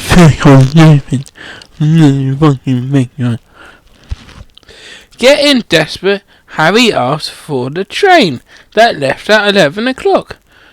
But the guard said there wasn't one. In the end, the guard strolled away, muttering about time wasters. You fucking idiot. What the fuck was he on about? Platform 9 3/4. What the fuck was he on about? 11 o'clock train. There's no o'clock fucking thing. 11 o'clock. There's 11:01 train, an 11:04 train, and a 10:59 train, but there's no 11 o'clock train. What the fuck was he on about? Harry was now trying hard not to panic. According to the last clock over the arrival boards, he had 10 minutes left to get on the train to Hogwarts, and he had no idea how to do it. He was stranded in the middle of the station with a trunk that he could hardly lift and a pocket full of wizard money and a large fucking hell. Hagrid must have forgotten to tell him about something he had to do, like tapping the third brick on the left to get into Diagon Alley. He wondered if he should get out his wand and start tapping it on the ticket boxes between platform 9 and platform 10. Oh, I wonder if he got his wand out alright. Fucking, hey, got his fucking wand out, fucking copper come and saw it. Hey! Oh dear, you can't do that joke nowadays. Oh fuck, he's only 11. Oh shit, I'm going to prison everyone after that joke. Farewell, YouTube career. At that moment, a group of people passed him just behind him, and he could catch a few words of what they were saying. Platinum muggles, of course! A bloody course it is! Platinum fucking muggles! King's Cross is never not packed with fucking muggles! I fucking hate muggles! Harry swung round. The speaker was pumping a loud woman who was talking to 4 boys, all with flaming red hair. Ginger nuts! They're fucking gingers! Each one of them was pushing a trunk like Harry in front of them, and they had an owl. Oh, they had a fucking owl! Hallelujah! Hallelujah!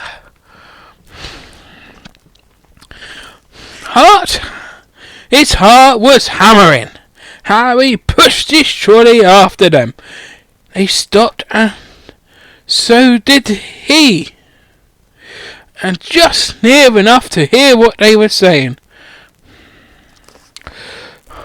Now, what platform number was it? Said the boy's mother. Oh, I should do that in a better voice. One minute. What platform number was it, boys? Oh shit, I've forgotten. Oh shit, I fucking hate. Oh fuck, I fucking hate the menopause.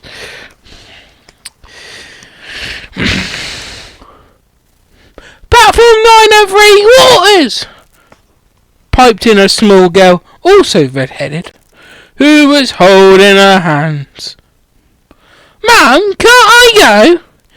You're not old enough, Jenny. Now be fucking quiet. You hear me? You get to be in the next book. You get to be Harry Potter's wife. Spoilers alert!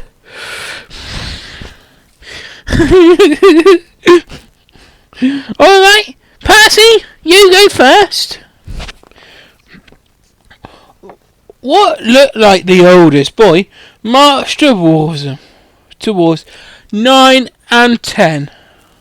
Harry watched, careful not to blink in case he missed it. It's a natural reaction, blinking. I'm probably blinking right now and I don't fucking know it. It's amazing, isn't it?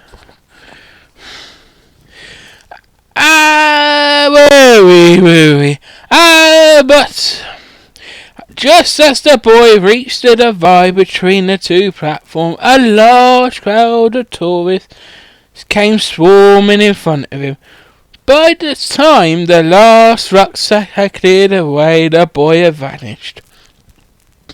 Fred, you're next, piped the woman. Or pumped, the pump woman said. I'm not Fred or fucking George, said the boy. Honestly, woman, call yourself our mother? Can't you turn on fucking George? Sorry, George, dear. Only fucking joking, I'm fucking friend, said the boy. Harry, off he went. His twin called after him to hurry her. And he must have done, 'cause a second later he had gone. But how had he done it? Now the third brother, who's walking briskly towards the ticket bar, he was almost there, and then, quite suddenly, he wasn't there.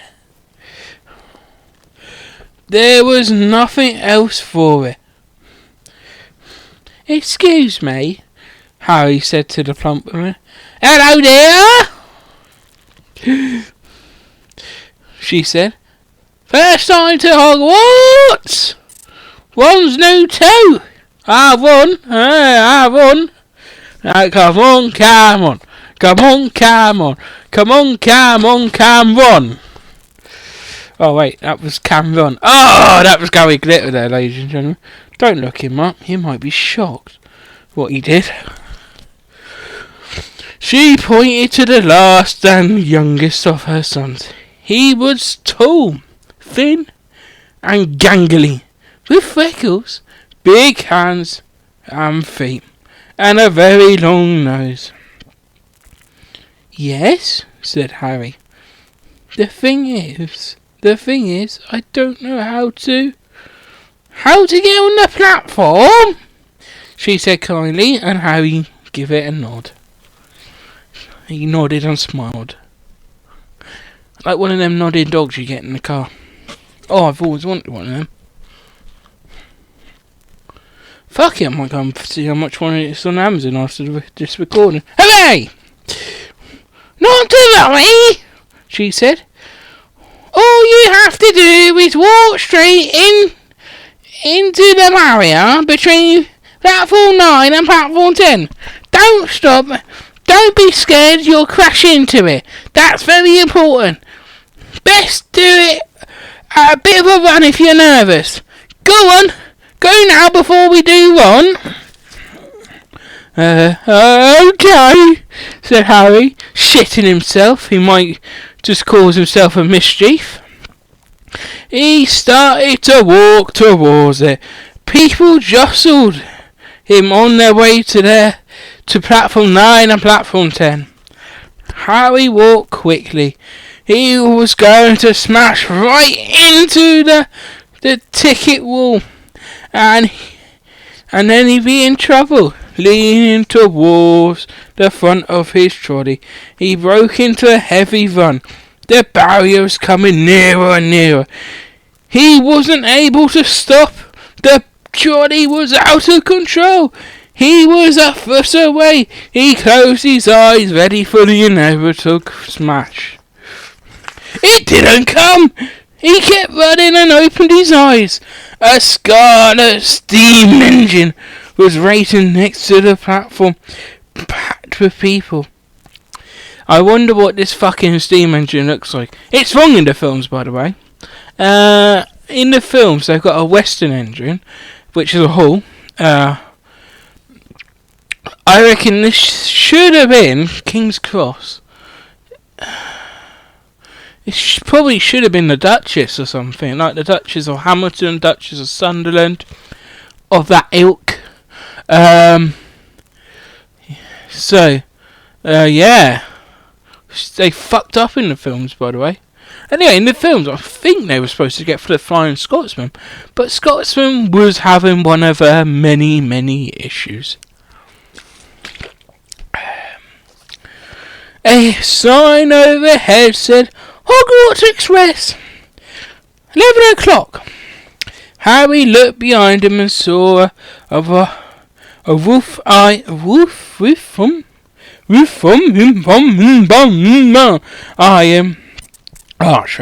where the ticket boxer had been, with the words Platform 9 and 3/4. He had done it! Hooray!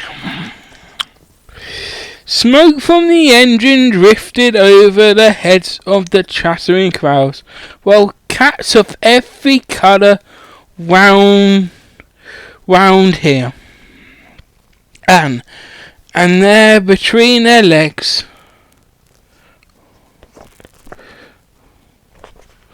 What? That don't make any sense. Well, cats of every colour wound here and there between their legs. Care? J.K. Rowling, were you high on crack at the time? Hello? J.K. Rowling? I'm only reading what's in front of me, ladies and gentlemen, boys and girls, children of all ages. I'm only reading what's in the book, alright? And if she's put it wrong, I can only read that, right? Yes, I go on to rants about this. Oh shit, I've gone on to another rant. This is PG-13, folks. Oh fuck, this is going to be plus 18. Not fit for fucking human ears. Wait. Where were we? Owls hooted at each other in such a disgruntled sort of way. Over the babble and scraping of heavy trunks, the first few carriages were already packed with students, some hanging out the windows talking to their families, some fighting over seats. Oh, I do love hanging outside of a window. When you go to a heritage line, Severn Valley Railway, right? Oh, the views you get leaning out of a window. Oh, I did it. Like last time I went to Severn Valley. Right. There was right. Me and my gran went. Alright. And I think they had the City of Wales there. I think she was pulling us. I don't know. I can't remember which loco was pulling us. Anyway. I would have to look at the timetable. Anyway, there I am, fucking hanging out like fucking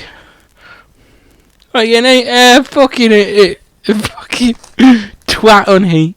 It gives me the best views. Oh, all the soot and smoke. Oh, it's fantastic. Oh, oh, perfect to every detail.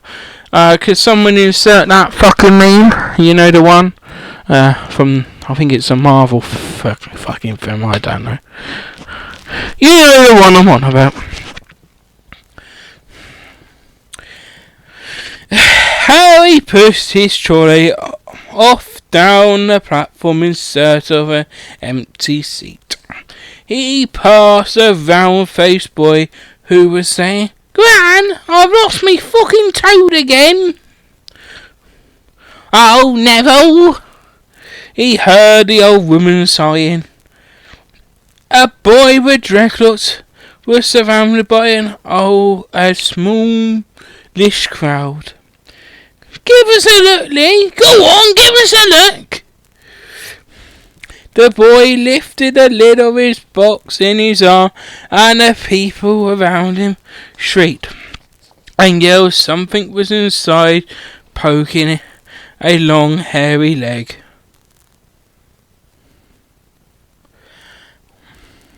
I let that seep in for a few seconds. There we go, that's a few seconds. Harry passed through the crowd until he found an empty compartment near the end of the train. Oh man, he's gonna get a shit view of the train. Should have got there earlier. Fucking lazy wanker. He put Hagrid inside first and started to shove and heave his heavy trunk towards the train door. He tried to lift up the steps, but he could hardly raise one, and he dropped it twice, painfully on his foot. What a fucking twat. On an hand, it was one of the red-headed twins that he followed through the ticket box. "Yes, please. Yes, please," Harry panted. "Oi, Fred, Come here and help this young man. With the twins' help, Harry's trunk was at last tucked away in the corner of the compartment. Thanks, said Harry, pushing his sweaty hair out of his eyes. Oh, I hate having long hair. I hate having long hair because you get all sweaty and nasty. It does. Oh, and it feels crap as well. Oh, I like having really short hair. Your reader does have a beard though. If you ever hear some rustling on the microphone, which isn't breathing or my voice, it's because I am doing this. It's my beard. Blimey, said the other twin. Are you? Is he? Said the first twin. Aren't you? He added to Harry. What? Harry Potter! Called the twins. Oh, him, said Harry. I mean, yes, I am. Who's vibrating me? Oh. The two boys gawped at him, and Harry felt himself going red.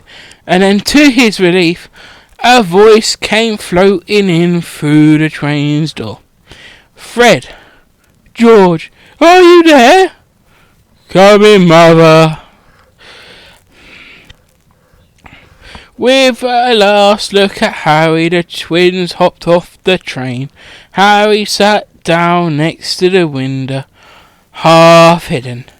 He could watch the redhead family on the platform and hear what they were saying. The mother had just taken out a handkerchief. Ron, you've got something on your nose. Oh no, I'm not supposed to do that, please. Oh, one minute.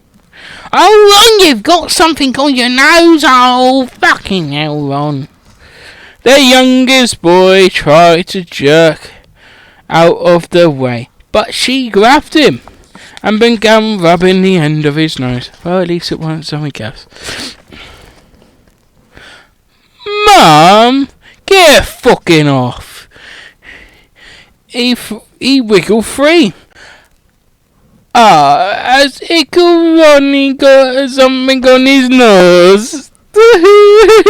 He's got something on his nose, that one, said one of the twins. Shut up, you mug, said Ron.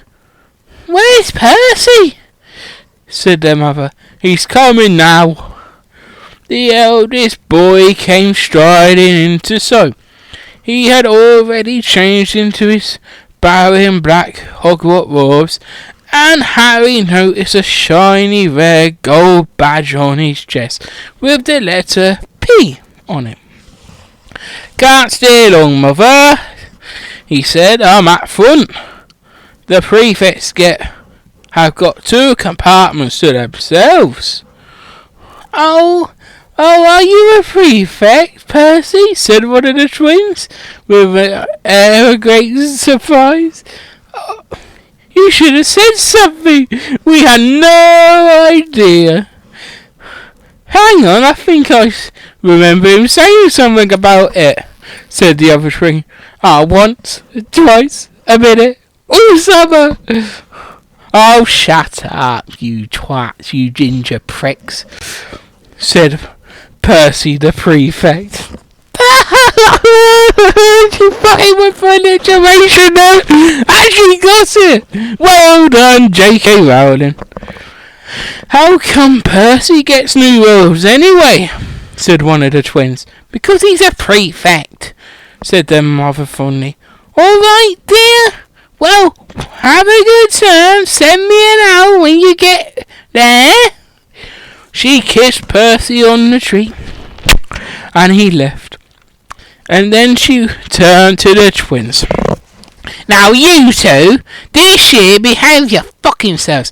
If I get one more owl telling me you fucking blown up a toilet or something, Blow up a toilet? We've never blown up a fucking toilet. Great idea though, Mum. Cheers. It's not funny, and look after fucking Ron, yeah? You hear me? He's only little. Oh, don't worry, cool fucking Ron and Kins will be safe with us. Don't you fucking worry about that, mate. Shut up, you mug, said Ron again. He was as tall as the twins already, and his nose was still pink where his mother had rubbed it. Hey Mug, guess what? Guess who I've just met on the train? Harry leant back quickly so they couldn't see him looking. You know that black-haired boy who was near us in the station. You know who he is? Who? Harry Potter! Yeah, that mighty fucking idiot. Yeah, you know, Harry Potter. Harry heard the little girl's voice. Oh, Mum, can I go on the train and see him? Mummy, please. You've already seen him, Janie, and the poor boy isn't some of you goggle in a zoo like a snake. Go back to chapter 3, I think, for that one.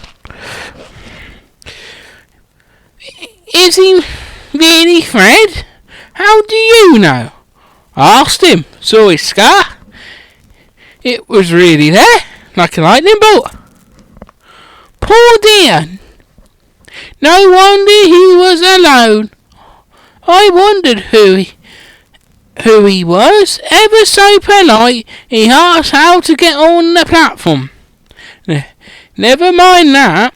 Don't you think he remembers what you know who looks like? Their mother became very stern. I forbid you to ask him, Fred. No, don't you fucking dare. As though he needs reminding of that on his first day of fucking big school, yeah? You fucking hear me, Fred? You ask him, and I get an angry fucking howling letter from fucking you know fucking who, Dumbledore. I'm gonna fucking clout you one, mate. Alright, keep your fucking hair on. A whistle then sounded. Get on that bloody train, hurry up, their mother said. And the three boys clambered onto the train. They leant out of the window for her to kiss them goodbye, and their younger sister began to cry. Aw, Jenny, or whatever it's Ginny? What the fuck you like? The only time a grown man is supposed to cry is when England gets knocked out of the World Cup, or he stubs his toe. I let that settle in for 3 seconds there while I read the next bit. Don't, Jenny, we'll send you lots of owls. We'll send you a Hogwarts toilet seat. George! Only joking about that, I'll see you after. The train then began to move. Harry saw the boy's mother, Raven, and their sister, half laughing, half crying, running to keep up with the train until it gathered too much speed. Then she fell back and waved. Harry watched the girl and her mother disappear as the train rounded the corner. Houses flashed past the window. Harry felt a great leap of excitement. He didn't know what he was going to do, but it had to be better than what he was leaving behind. The doors of the compartment slid open, and the youngest red-haired boy came in. Anyone sitting here? In here? He asked, pointing to the seat opposite Harry. Everywhere else is fucking full. Harry shook his head, and the boy then sat down. He glanced at Harry and then looked quickly out of the window, pretending he hadn't looked. Harry still saw a black mark on his nose. "Hey, Ron!" The twins were back. "Listen, we're going down to the middle of the tree. Lee Johnson's got a giant tarantula down there." Alright," mumbled Sean. Harry," said the other twin, "did we introduce ourselves? Fred and George Weasley. And this is Ron, our brother. See you later then." "Bye," said Harry and Ron. The twins then slid the compartment door shut behind him. "Are you really Harry Potter?" Ron blurted out. Harry nodded. "Oh, well then. I thought it might be one of Fred and George's jokes," said Ron. "Have you really got, you know that fucking thing on your head?" He pointed to Harry's forehead. Harry pulled back his fringe to show him his scar. Ron stared. "So that's where you know who?" Harry. "Oh, yes," said Harry, "but I can't remember it." "Nothing?" Ron said eagerly. "Well, I remember a lot of green light, but nothing else." "Wowee!" said Ron, almost fucking ejaculating everywhere. Oh shit! Oh fuck! I just realised what I said. Oh, that was going in the archive. He sat and stared at Harry for a few moments. Then, as though he had suddenly realised what he was doing, he looked quickly out the window again. "Are your family wizards?" asked Harry, who found Ron just as interesting as Ron found him. Oh shit, I have to read it anyway.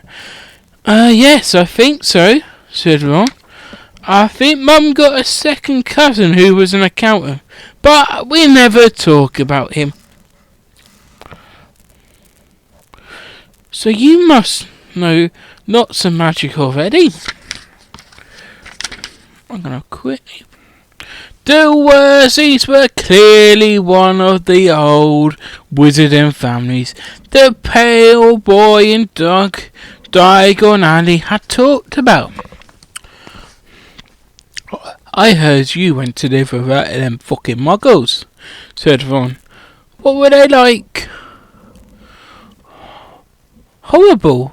Well, not all of them. My aunt and uncle and their cousin, though, were, though. I wish there had been 3 fucking wizard brothers." 5! "I have 5! said Ron. For some reason was looking really gloomy. "I'm the 6th in my family going to Hogwarts. You could say I've got a lot to live up to. Bill and Charlie have already left. Bill was head boy. Charlie was captain of Quidditch. Now Percy's a prefect." "That's why he's a perfect prefect. But not for long, as you'll find out if we ever record the other fucking books. Are we planning to?" I'm currently looking at my producer. Oh, that's myself. Currently looking at my director. That's myself. And I'm currently looking at my agent. Oh, that's myself. I don't know. No, we don't know if we're gonna fucking do it in the next 3 books. Well, at least get 3 books in, maybe. I don't know. This second one gets boring, by the way. Fred and George mess around a lot. Fucking hell. Acid reflux has kicked in there. But they still get really good marks. and everyone thinks they're fucking hilarious. Everyone expects me to do well as the others. But if I do, it's no big deal. But they did it first. Because they did it first as well. You'll never get anything new. Either. With 5 others, I've got Bill's old rose, Charlie's old wand, and Percy's old rat. Ron reached inside of his jacket and pulled out a fat grey rat, who was fast asleep. His name's Scrubbers, and he's fucking useless. He hardly ever wakes up. Percy's got an owl from my dad for being made a prefect. And they can't... They can't fucking give me a fucking owl, could they? No, I had to have a stinky fucking rat instead. Owl's ears went pink. He seemed to think he said too much because he went back staring outside of the window. Harry didn't think there was anything wrong with not being able to afford a fucking owl. After all, he never had any money in his life till about a month ago. And he told Ron so. All having to wear Dudley's old clothes and never get any proper birthday presents. This seemed to cheer Ron up rather much. And until Hagrid told me, I didn't know anything about being a wizard, or what about my parents, or Voldemort. Ron gasped, like me on a fucking asthma attack. What? Said Harry. You say you know whose name? Oh shit, son! Sounded both shocked and impressed. I have thought you of all people. I'm not trying to be brave or anything, saying the name, said Harry. I never knew you shouldn't. See what I mean? I've got lots to learn, I bet, he added, voicing for the first time something that had been worrying him a lot lately. I bet I'm the worst in the class. You won't be. There's lots of people who come from Muggle families, and they're quick learners. While they had been talking, the train had carried them out of London, and they were speeding past some fields for the sheep and cows. I bet they were near Watford. Oh shit, son, were they near Laviston? Oh, if you know what that means. Or if you don't, the postcode is, as he's recording this live, he has to look the postcode up. Ah shit, I pressed the wrong button.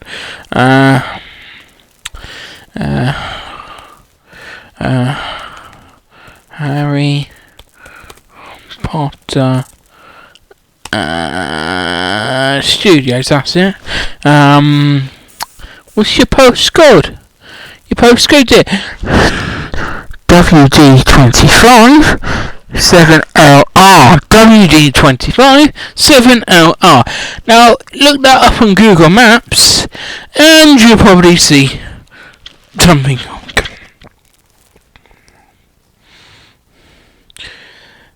They were quiet for a time, watching the fields and lanes flicker past them.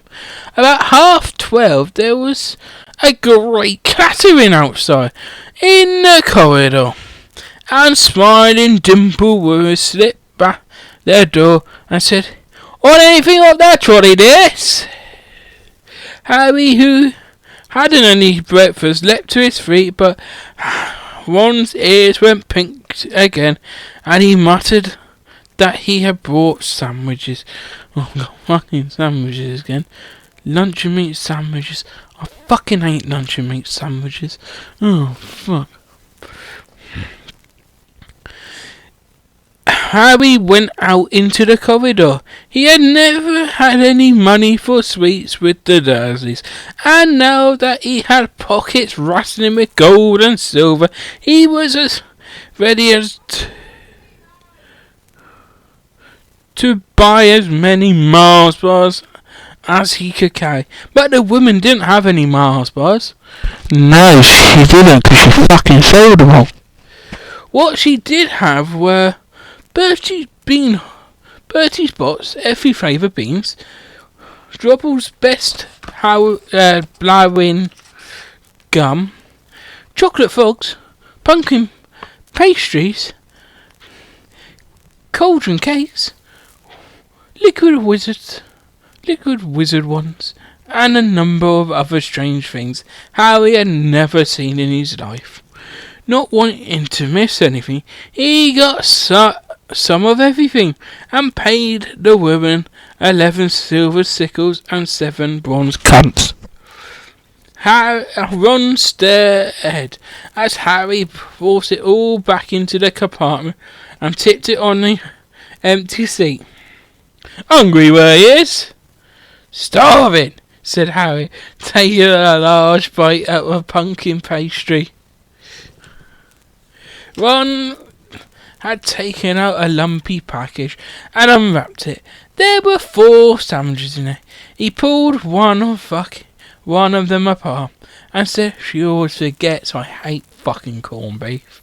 Oh, fuck, it's corned beef. I hate corned beef. Oh, fuck, we're about to lose the power. I hate power. Oh, fuck, I hate electricity. Fuck my life. Fuck everything. Fuck the world. Fuck it. Fuck the hell. Oh, fuck. This is a live update. We're about to push power into here. RBA. We did it! Hooray!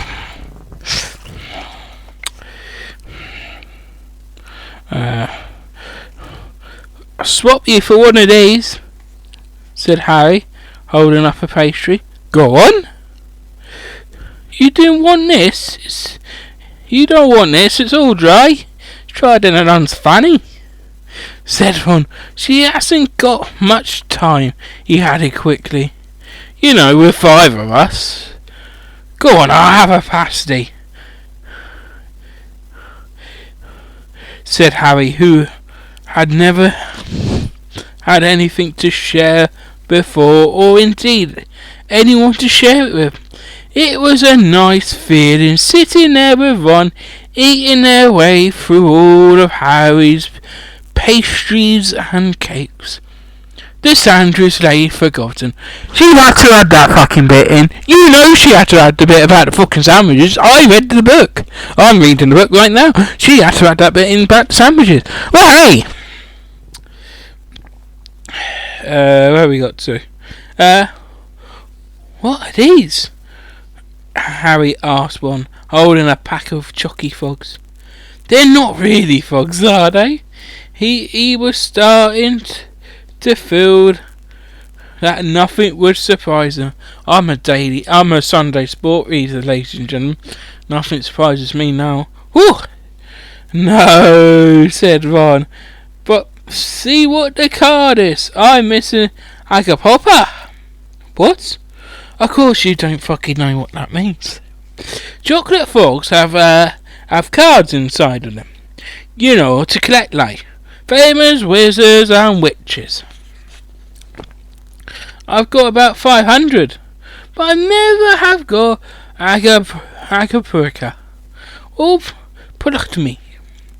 Harry unwrapped his chocolate frog and picked it up and showed the card. It showed a man's face. He wore half-moon glasses, had such a long nose, and a flowing silver hair and beard, and a moustache. Underneath his pictures was the name, Albus Dumbledore. So this is Dumbledore, said Harry. Don't tell me you've never heard of bloody Dumbledore, said Ron.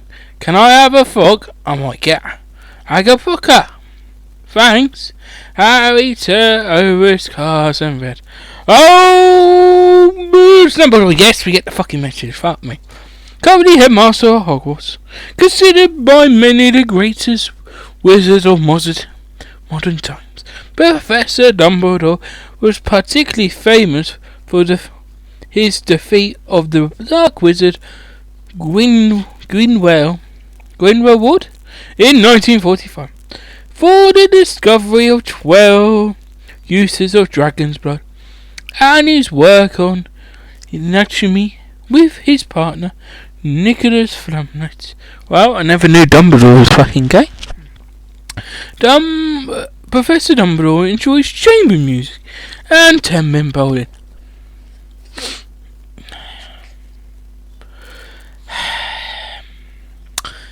She tried to add a funny joke there, didn't she? That a wizard would enjoy 10-pin bowling. Can you see why I hate this woman now? She's a shit writer as well. Harry turned the card back over and saw to his astonishment that Dumbledore's face had disappeared. He's gone!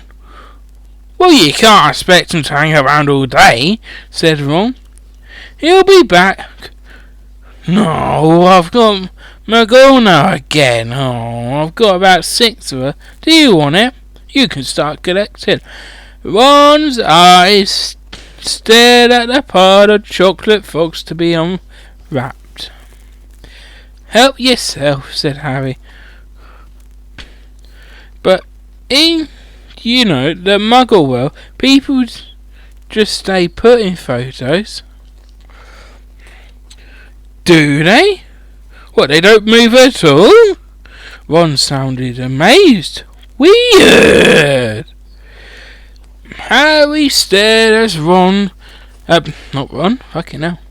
Dumbledore slipped back into the picture on his car and gave him a small smile. Ron was more interested in eating the frogs than looking at the famous wizard and witch's cars. But Harry couldn't keep his eyes off of them. Soon he had not only Professor Dumbledore, Magona, but Hilgis of Woodcraft, Algric, Crunon, Silence, Parlicious, and of course, fucking Merlin. He finally tore his eyes away from Tyreece Kaluna, who was searching for her nose to open up a bag of Bertie's Bott's every flavour beans. Why the fuck can they be every fucking flavour? What, they Knick-Knack's River and Saucy flavour bean? Or Lion Chocolate Bar bean? Huh? Or Milk flavoured chew? Oh, I love milk flavoured chews. You want to be careful with those, Ron warned Harry. When they say every flavour, they mean every single fucking flavour. You get all the ones like chocolate and peppermint and marmalade, but you get spinach, liver and tripe. George reckons he had a bogey flavoured one once. Oh, Bean Boozled, you get bogey flavoured beans, don't you? There you go. Ron picked up a green bee, looked at it carefully, bit into a corner. See? Sprouts! They had a good time eating the every flavour beans. Harry got toast, coconut, baked bean, strawberry, curry, grass. Hope it's not weed. Coffee, sardine. That's when your missus has sweated a bit. And and was even brave enough to nibble the end of a funny grey one, which Ron wouldn't touch, which turned out to be Pepper. The countryside was now flowing past the window, which was becoming wider. The fields had nearly gone. Now there was woods, twisting rivers, and dark green hills. There was knock on the door of their compartment again, and the round-faced boy Harry had passed on platform 9 and 3/4 came in.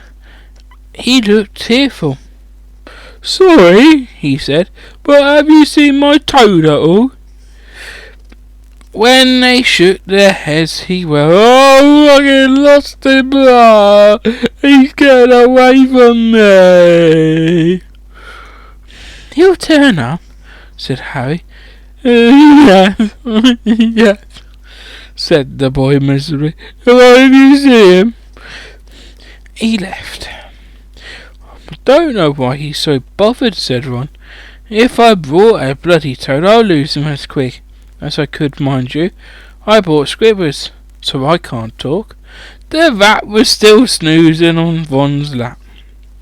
"I thought he might have died, and, you know, wouldn't know a difference," said Ron in disgust. I tried to turn him yellow yesterday to make him more interested, but the spell didn't work. I'll show you, look." Oh god, there's more pages of this fucking book. This is going to be a long one, folks. I thought this would only be a short chapter. He rummaged round in his trunk and pulled out a very battered looking wand. It was chipped in places, and something white was glistening at the end. Unicorn hairs nearly pointing out. Anyway, he had just raised his wand to the compartment door, slid open the gate, and the toadless boy was back. But this time he had a girl with him. She was already wearing her new Hogwarts robes. "Has anyone seen a toad?" "No. Neville's lost one," she said in such a bossy voice.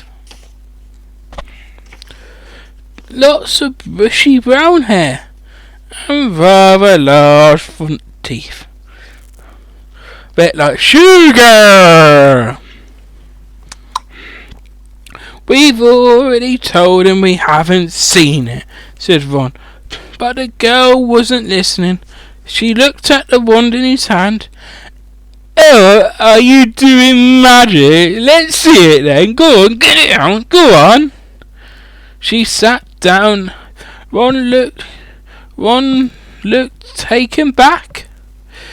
"Oh, alright then." He cleared his throat. "Sunshine, daisies, buttermellow, turn this stupid fat fucking rat yellow." He waved his wand and nothing happened. The Scubbers stayed grey and asleep. "Are you sure that's a real spell?" said the girl. "Well, it's not very good, is it? I've tried a super simple spell just for practice, and it's worked for me. Nobody in my family's magic at all. It was ever such a surprise when I got a letter, and I was ever so pleased, Lord. I mean, it's the very best school of witchcraft there is, I've heard. I've learnt all of our set books off by heart. Of course, I just hope it will be enough. I'm Hermione Granger, by the way. Who are you?" She said this all very fast. Your reader fucking did it. He stumbled over it like he was a bit drunk. Harry looked at Ron.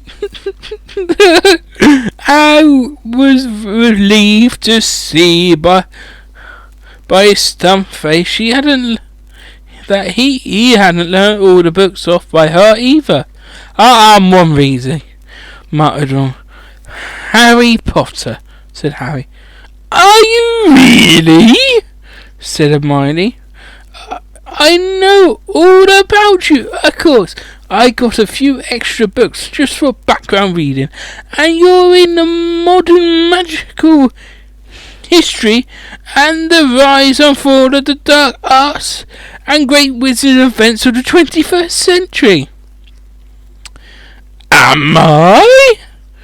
Said Harry, feeling rather dazed. Goodness, didn't you know I have found everything out?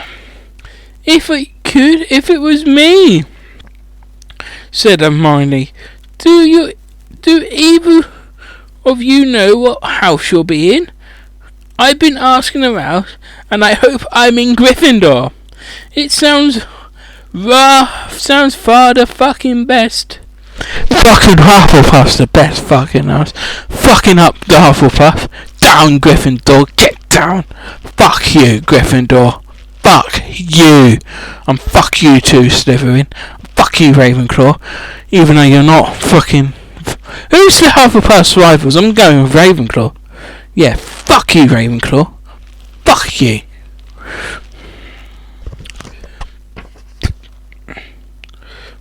I hear Dumbledore himself was once... But I suppose Ravenclaw wouldn't be too bad. Anyway, we better go back and look for Neville's toad. You two had better change, you know. I expect we'll be there soon. And she left, talk to the toadless boy with her. Whatever house I'm in, I hope she's not in it, said Ron. He threw his wand back into his jar. Stupid spell. George give it me. I bet he knew it was a fucking dud. You fucking wanker, George. What house are your brothers in? Asked Harry. Gryffindor, said Ron. Gloom seemed to be settling on him now again. Mum and Dad were in it too. I don't know why. I don't know what they'll say if I'm not. I suppose Ravenclaw wouldn't be too bad. But imagine if they put me in Slytherin. That's the house from you want. From you more. I mean, you know who was in? Yeah, said Ron. He flopped back into his seat, looking rather depressed. You know, I think the end of Scribbler's whiskers are a bit lighter, said Harry, trying to take Ron's mind off her houses. So, what do your oldest brothers do now they had left anyway? Harry was wondering what a wizard did once he left school. I don't know, we'll find out in chapter fucking 7. Well, just watch the fucking films. I'm sure chapter 7 tells you. I don't know, I was drunk last time I saw chapter 7.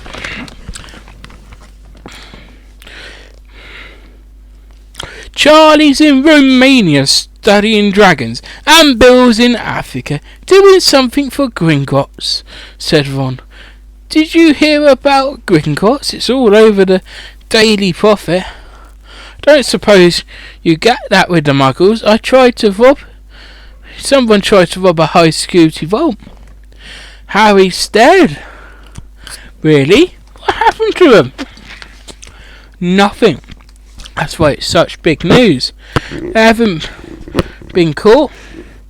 Dad says it must have been a powerful dark wizard to get round Gringotts.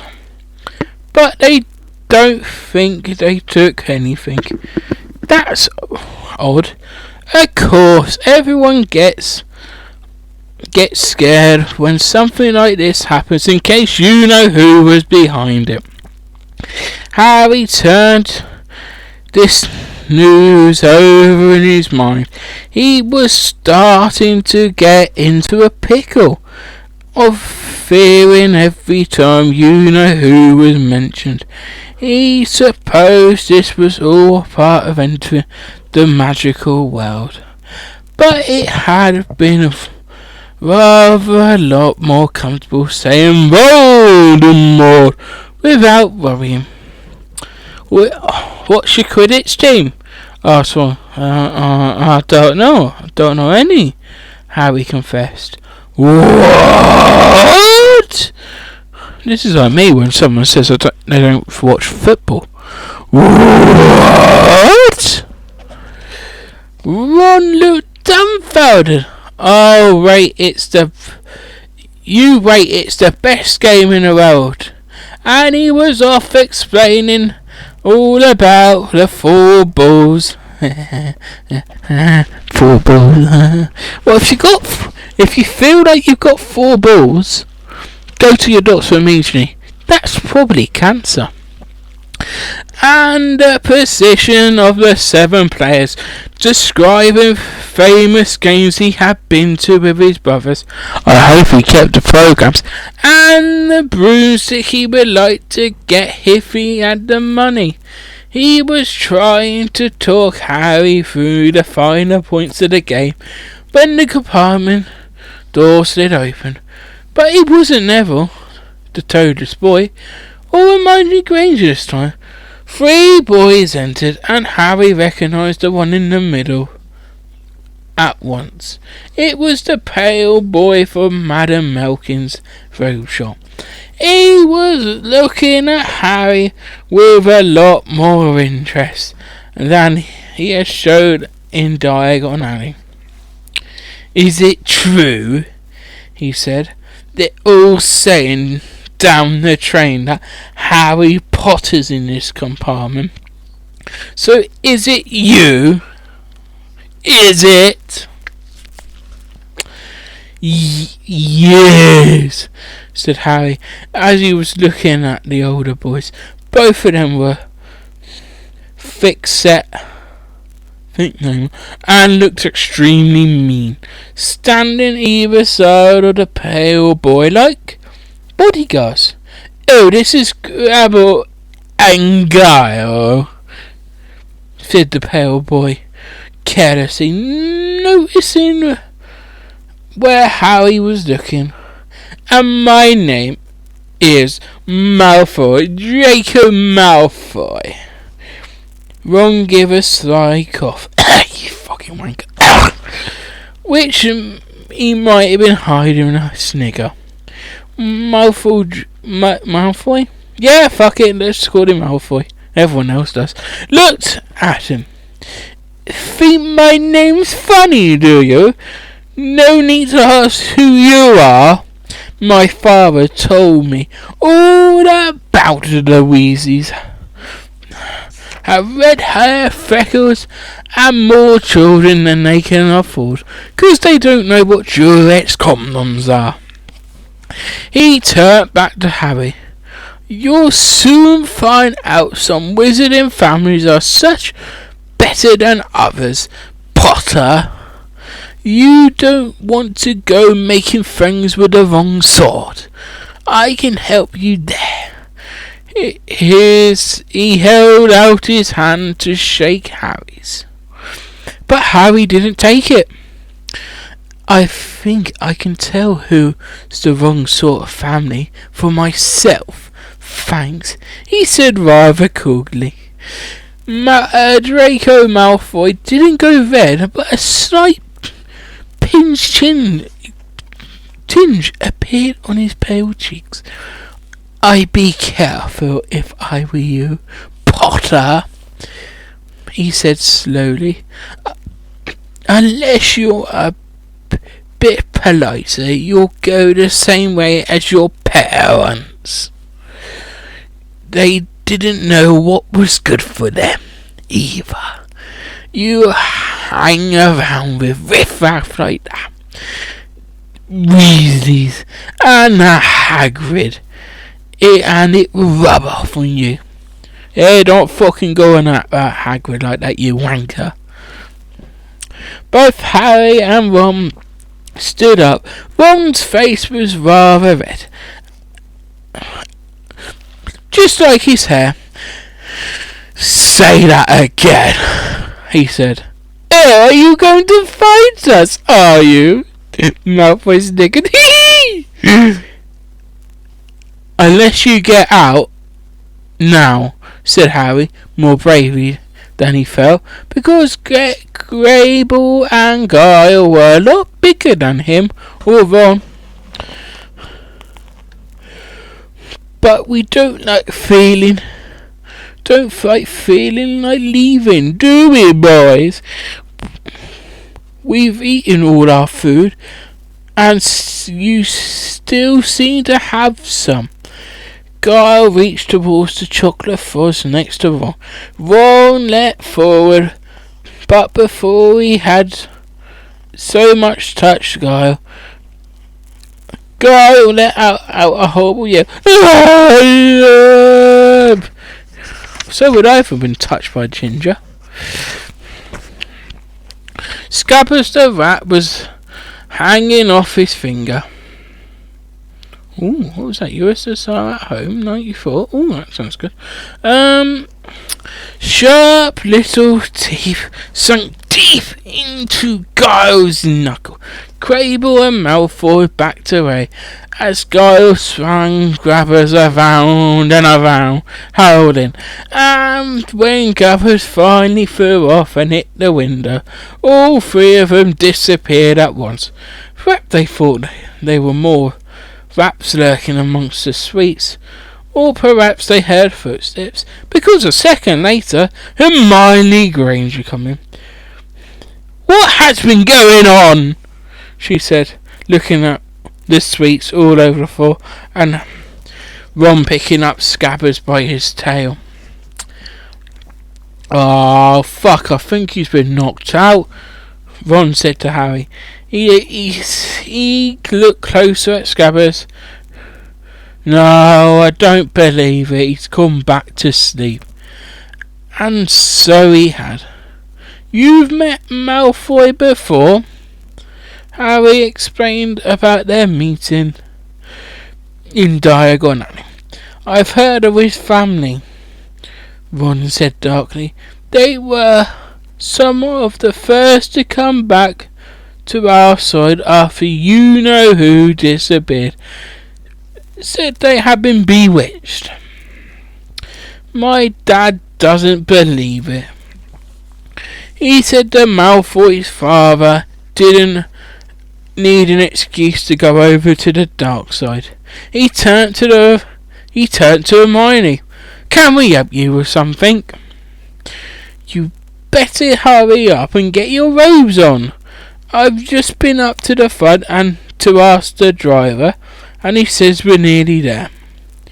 "Have you been fighting?" "Have you?" "You'll be in trouble before we get there." "Scabbers has been fighting, not us," said Ron, scowling at her. "Would you mind leaving while we change?" Oh, how long we got? Oh, this is a fucking long chapter. Alright, I only come in here because people outside were behaving rather childishly, racing up and down the corridors, said Hermione in her stiffest voice. "And you've got dirt on your nose, by the way. Did you know that?" Ron glared at her as she left. Harry peered out the window. It had gone dark. He could see mountains and forests under a deep purple sky. The train didn't seem to be slowing down. The train did seem to be slowing down. Harry and Ron took off their jackets and pulled on their long black robes. Ron were a bit short for him. You could see his trainers underneath him. A voice then echoed through the train. "We'll be reaching at Hogwarts in 5 minutes' time. Please have your luggage Please leave your luggage on the train and it will be taken to the school separately. Harry's stomach lurched with nerves. Ron he saw looked pale underneath his freckles. They crammed their pockets with the last of the sweets and joined the crowd thronging through the corridor. The train slowed right down and finally stopped. People pushed their way towards the door, and out on a tiny dark platform, Harry shivered in the cold air. It's fucking cold at the minute, lads, isn't it? Phew. I thought I had to get my thermal knickers on. Then a lamp came bobbing over the heads of the students, and Harry heard a familiar voice. First years! First years, get over here! Right there, eh? Hagrid's big hairy face beamed over the sea of heads. I won't follow me any more first years. Mind your step. Now, come on, first years, follow me, come on. First years. First years. Slipping and stumbling, they followed Hagrid down what seemed to be a steep, narrow pathway. It was so dark either side of them. Harry thought there must be thick trees there. Nobody spoke much. Neville, the boy who kept losing his toad, sniffed once or twice. Oh shit. Right, get there first years. I'll go in a second. There you are, you get to see Hogwarts in a minute. Hagrid called over his shoulders. Just round the bend here, there was a loud ooh. The narrow path had suddenly opened to the edge of a great black lake, perched aloft high mountain on either side. Its windows sparkling in the starry sky. It was a vast castle with many turrets and towers. No more than 4 aboard, Hagrid called, pointing to a fleet of little boats sitting in the water by the shore. Harry and Ron were followed into their boat by Neville and Hermione. Everyone in? Shouted Hagrid. Who had a boat to themselves? Right, forward! And the fleet of little boats moved off at once, gliding across the lake, which was smooth as glass. Everyone was silent, staring up at the great castle overhead. It towered over them. They sailed nearer and nearer to the cliff on which it stood. Heads down!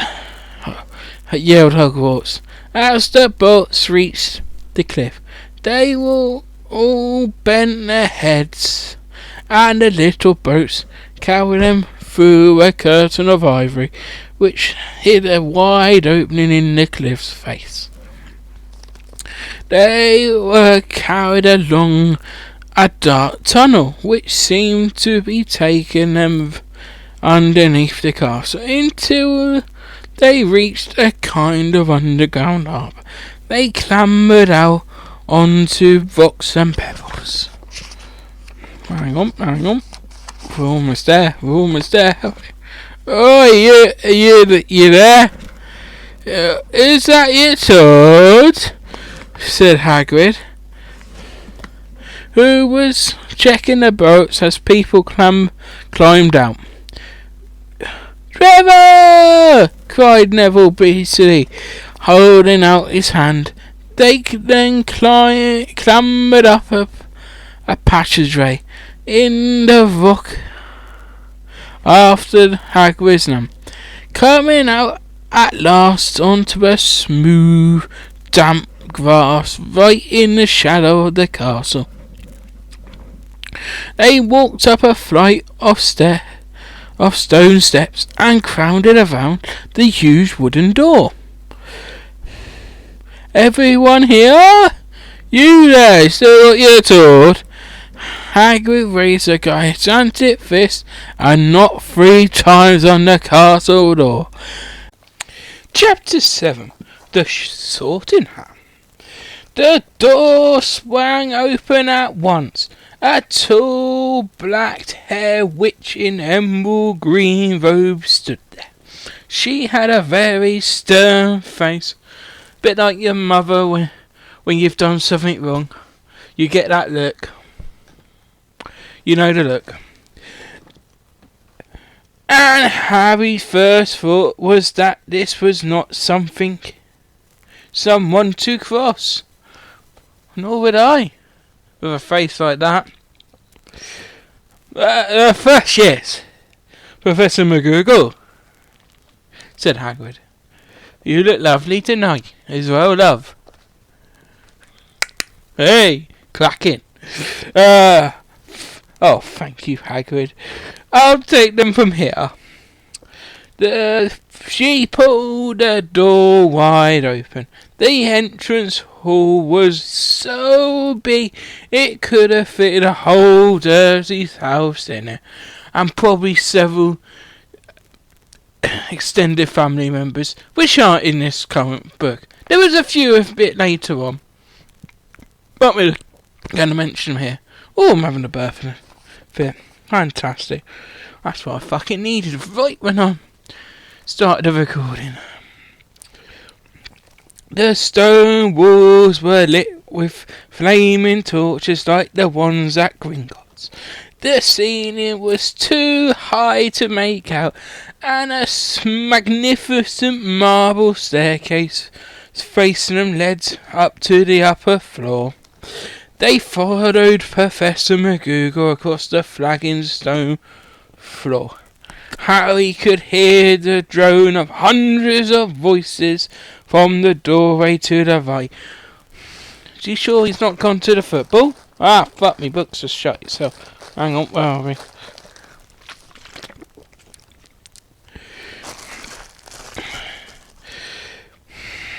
The rest of the school must already be here, but Professor McGonagall showed the first years into a small empty chamber off the left of the hall.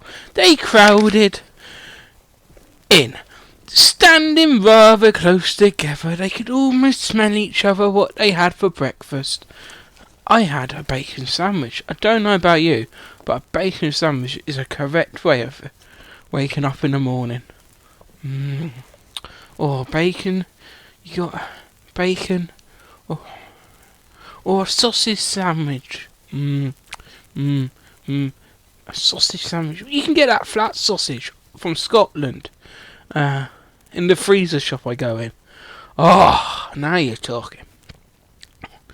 Oh. I could do one of them right now. Anyway, I better get on reading this, otherwise I will be shot. Shot by my director over there, my producer over there, and several key members of staff. Oh wait, I'm the director producer. I'm the only one here. Me!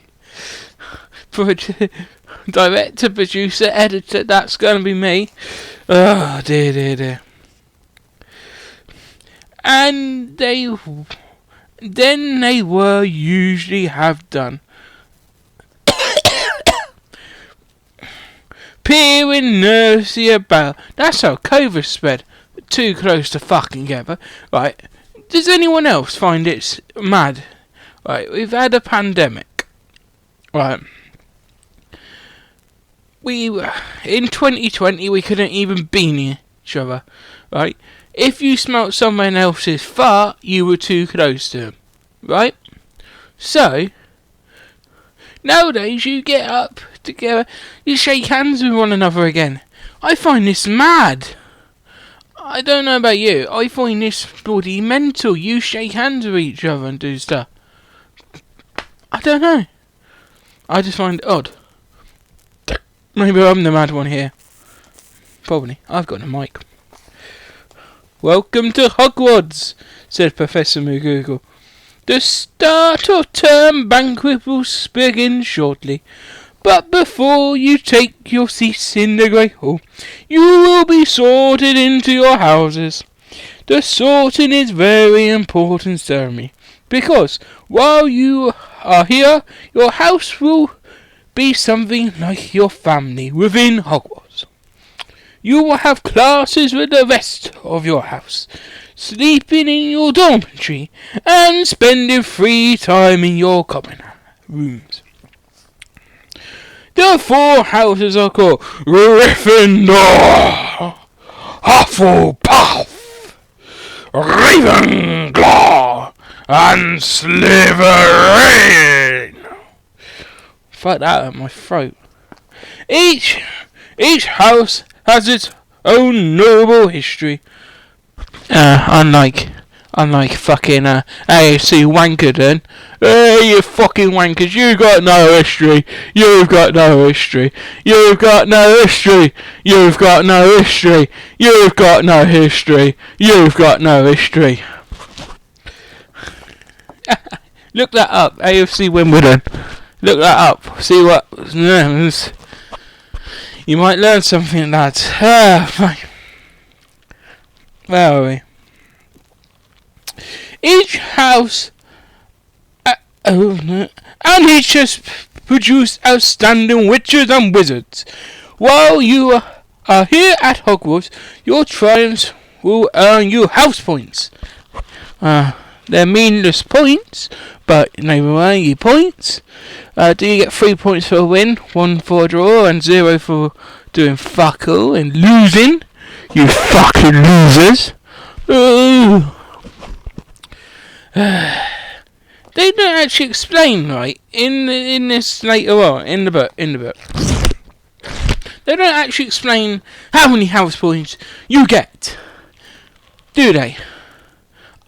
Oh, spoilers. Sorry, spoilers. But they don't. Right? And how do you earn house points, huh? How do you earn these mythical house points? Huh? J.K. Rowling?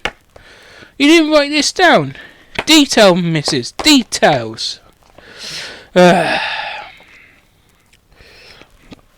any rule breaking will lose points. At the end of the year, the house with the most points is awarded a house cup. A great honour. Is it? Is it really a great honour? A great honour is winning an MBE or an OBE or being awarded a knighthood by His Majesty.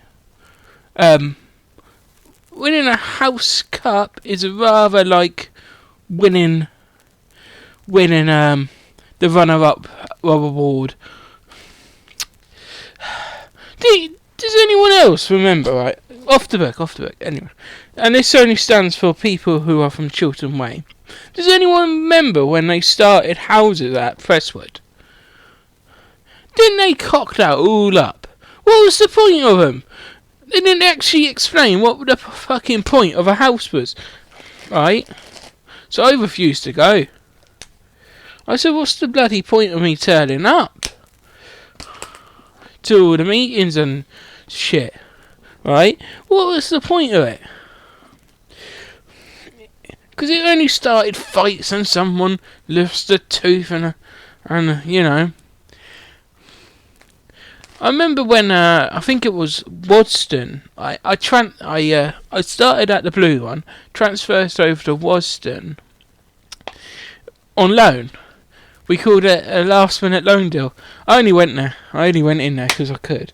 So technically I lost and won at the same time. Oh, that was a fantastic day. Anyway, back onto the story. I'll back it up to the story. Where were we? I hope each of you will be a credit to whichever house becomes yours. The sorting ceremony will take place in a few minutes, in front of the rest of the school. I suggest you all smarten yourselves up as much as you can while you're waiting.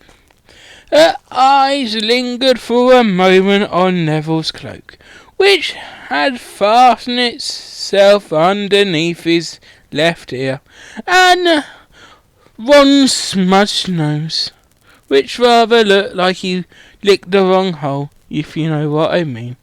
Harry nervously tried to flatten his hair. I can't see that book if I do that.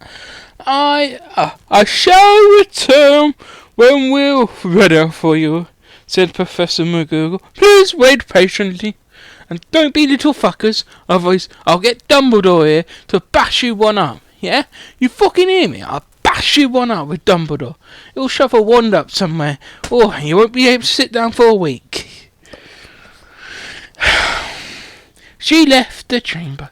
Harry swallowed. Yeah, he swallows, lads.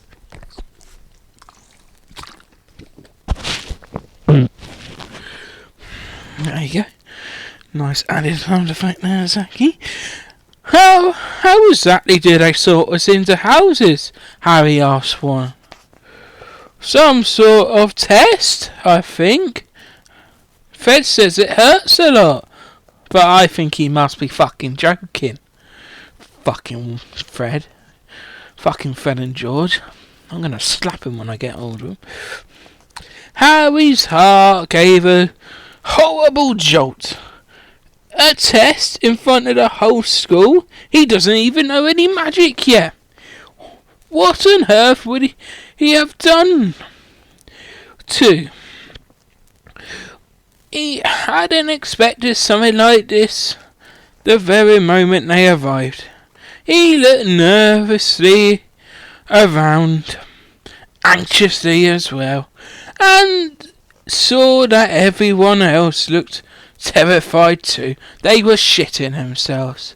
A bit like when you're on a roller coaster and you're going up the lift hill, right? And you hear that,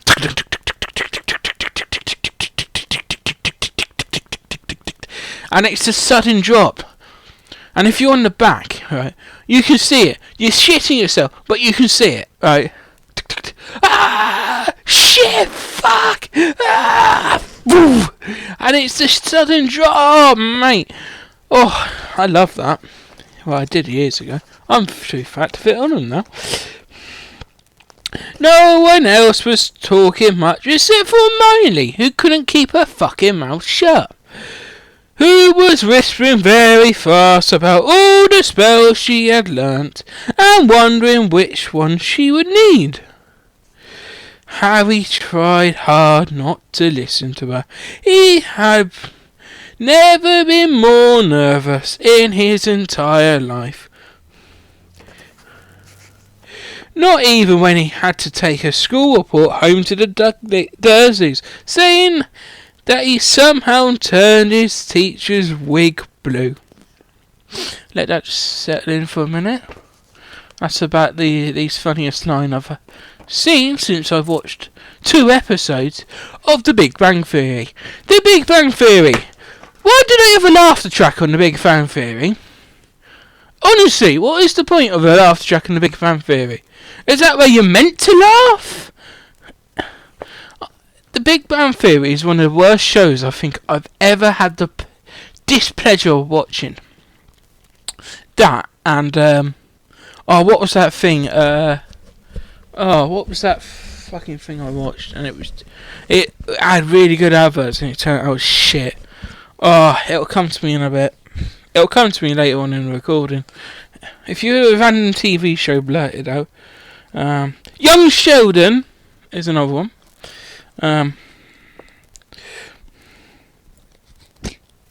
Yeah.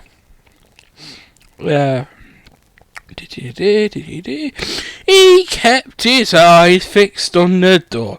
Any second now, Professor McGonagall would come back and lead them into his doom.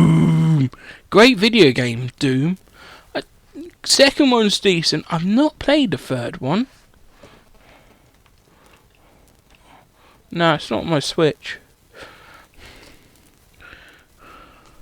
I played 2016. Decent. I haven't played that one that come out a few years ago now. Might have to get onto that. Then something happened which made them jump about in the air. Several people behind him screamed, "What the fuck?" He gasped. So did the people around him. About 20 ghosts had seen through the black wall. Pearly white and slightly transparent. You know who the ghosts were in the Harry Potter films? Yeah, they got, what's his name? John Cleese. They got him to play Headless Nick, obviously, famously. Dawn French is in it. But she's not a ghost. She's a painting on the wall. Yeah, they got a few famous British celebrities to play in the Harry Potter films.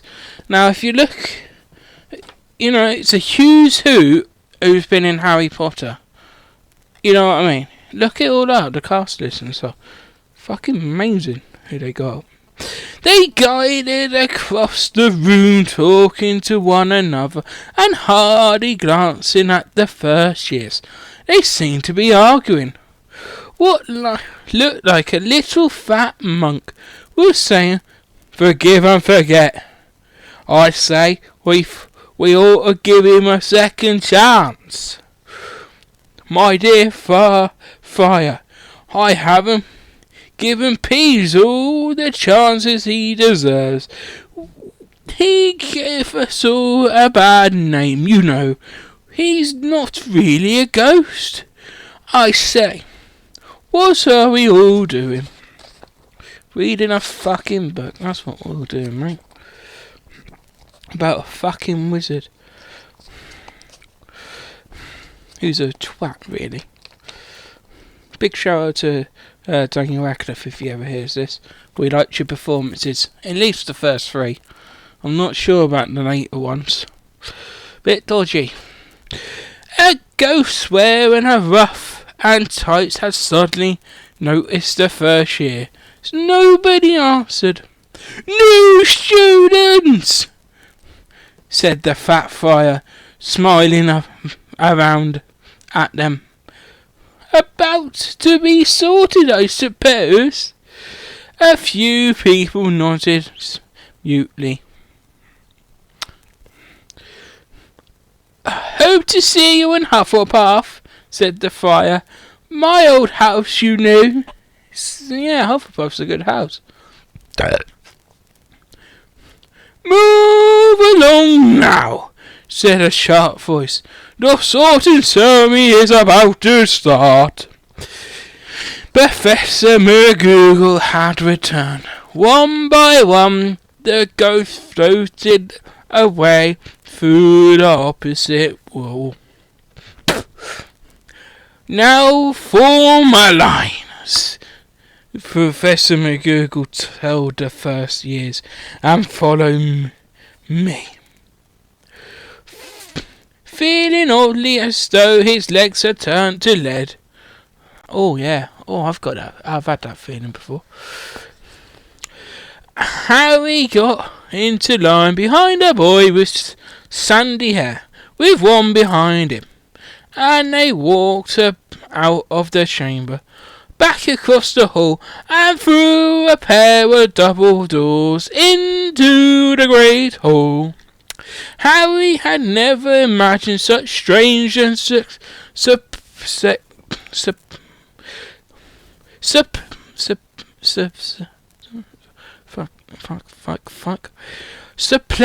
place. Splendid! Oh god, my dyslexia is coming out. It was lit by thousands and thousands of candles, which were floating in midair over 4 long tables. There, the rest of the students were sitting. These tables were laid with glittering golden plates and goblets. At the top of the hall was another long table where the teachers were sitting. Professor McGoogle led the first years up here. So they came to a halt in a line facing the students, just like that. They was lined up like they facing the old firing squad there, sounds like. All lined up. All the students have water pistols or BB guns at least. I hope that's in the book. If not, what were you thinking, J.K. Rowling? That's how you introduced them. Crack 'em. The hundreds of faces stared out at them, looking like pale lanterns in the flickering candlelight, dotted here and there. Amongst the students, the ghosts shone misty silver, mainly to avoid all the staring eyes. Harry looked upwards. Never look fucking upwards. Normally you see a great big spider. Have you ever woken up and there's a big fucking spider just looking at you? Yeah, that happened to me the other night. And saw a velvety black ceiling dotted with stars. Ooh, nice. Ooh, nice bit of a moonlight in there, Harry. There we go, that's why my headset's not fitting correctly. He heard a mindly whisper. It's bewitched to look at the sky outside. I read about it in Hogwarts history. Stop reading fucking books, Hermione. I got told I had to do this by my director. I had to carry on reading. It was hard to believe there was a ceiling there at all, and that the great hall didn't simply open onto the heavens. Harry quickly looked down again as Professor McGoogle, fuck's sake, oh fucking, I said Professor McGoogle, Professor McGoogle there, oh fuck, silently placed the four-legged stool in front of the first students. On top of the stool she put a pointed wizard's hat. This hat was patched and frayed and extremely dirty. Aunt Petunia wouldn't let it in the house. Let that just sink in. Maybe they had to try and get a rabbit out of it. Harry thought wildly. That seemed the sort of thing. Noticing that everyone in the hall was now staring at the hat, as he stared at it too. For a few seconds there was complete silence.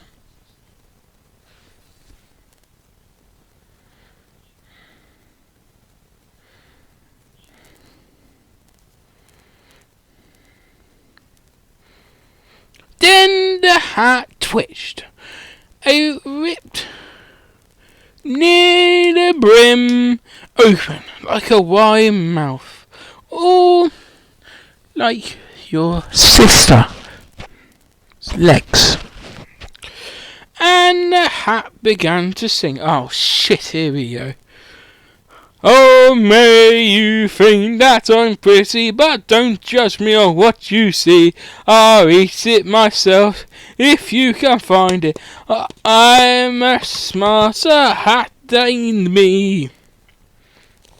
You can keep your bows back at your top at sea until, for I'm the Hogwarts sorting hat, and I cap them all. Fuck you.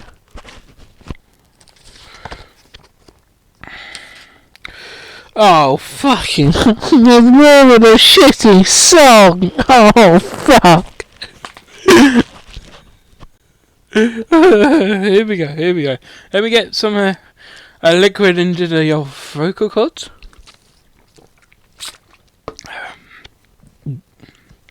There's nothing hidden in your head the sorting heart can't see. So try me on and I will tell you where you ought to be. You might be in Gryffindor, where the dwelling the brave at heart. They're daring, nerve and shivering set the Gryffindor apart. You might belong in Hufflepuff, where they're just and loyal.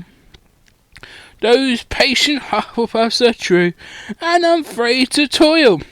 Oh, yet in wise old Ravenclaw, where you're a real ready mind, where those of wit and learning will always find their kind, or perhaps in Slytherin, you'll make your real friends. Those cunting folk use any means to achieve their ends. So put me on, don't be afraid, and you'll get in a you're in safe hands, although I have none, for I am a thinking cat. Thank you. We are going to release that song on LP, EP, Spotify, CD, and YouTube Music in 2025. So yeah, look out for my debut single there of the Sorted Hat song. I might release that into a Eurovision mix. Oh, imagine that. The whole hall burst into a rapture of applause as the hat finished its little song. It bowed to each of the 4 tables, then became quite still again. So we've just got to try the hat on. Ron whispered to Harry. I'll kill that fucking Fred. He was going on about wrestling a fucking troll. What a wanker. Fucking hell. All summer he's been telling me that I've got to wrestle this fucking troll. All summer. I need to have bothered practicing. Oh well, never mind. Harry smiled weakly. Yes, trying on the hat was a lot better than having to do a fucking spell. But he wished they could have tried it on with no one else watching. The hat seemed to be asking rather a lot. Harry didn't feel brave or quick-witted, or any of it at the moment. What was the hat asking him, I wonder? Was it asking him about what they had for tea? I had a pasty, Cornish pasty with mashed potato and baked beans. God, we're telling you what we had all for breakfast here, haven't we? Christ, there you go. You find out why I'm a fat fuck. If only the hat had mentioned a house for people who felt a bit queasy. That would have been the one for him. Professor McGoogle now stepped forward, holding a long parchment. When I call your name, you will put on the fucking hat and sit on that shitty stool. You hear me? To be sorted, she said. Oh, but Hannah, you're first. Fucking get on that stool. A pink-faced girl with blonde pigtails stumbled out of the line to put on the fucking hat, which fell right down over her eye so she couldn't see when the fucker shot her. And she sat down. A moment pause. Hufflepuff! The fucking hat shouted. I hope that didn't pick up on the microphone there, what I just did. The table on the right cheered and clapped as Hannah went to sit down on the Hufflepuff's table. Hufflepuff must have like a table in the corner, you know, like where all the specky nerds go. Oh shit, I'm a Hufflepuffer. Fuck Harry, Newt's better. Harry saw the ghost of the fat friar waving merrily at her. Bones, Susan. Hufflepuff! Shouted a hat again, and Susan scuttled off to sit next to Hannah. Boot, Terry! Ravenclaw! Oh, fucking hell, that was hurts my throat. The table second from the left clapped this time. Several Ravenclaws stood up to shake hands with Terry as he joined them. Wow, I haven't touched your Ravenclaw, huh? Ugh. You might get some sort of fucking disease. Brookhurst Mandy went to Ravenclaw too, but Brown Lavender. I'll let that sleep in for a second. Brown Lavender. That's a name she come up with. Well, she on benefits when she wrote this and was in a coffee shop. Do you think the old caffeine didn't affect her brain there at all? Became the first new Gryffindor, and the table on the far left exploded. I nearly did a joke there. With cheers, Harry could see one twin's catcalling. I don't know what catcalling is. I'm too modern. Is that catcalling? I don't know.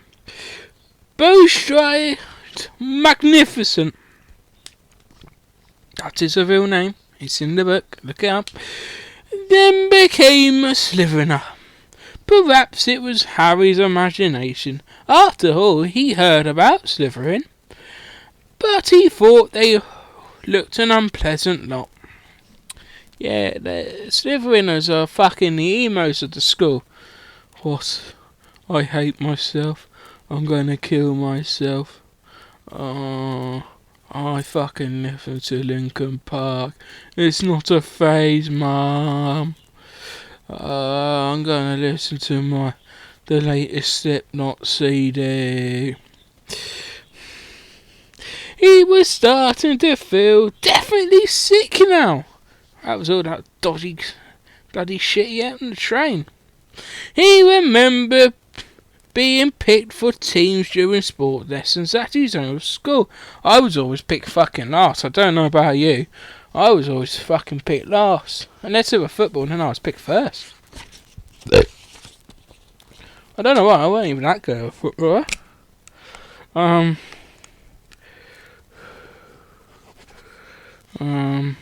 Is it because I was a good goalkeeper? Does anyone know? Answers in the comments, please.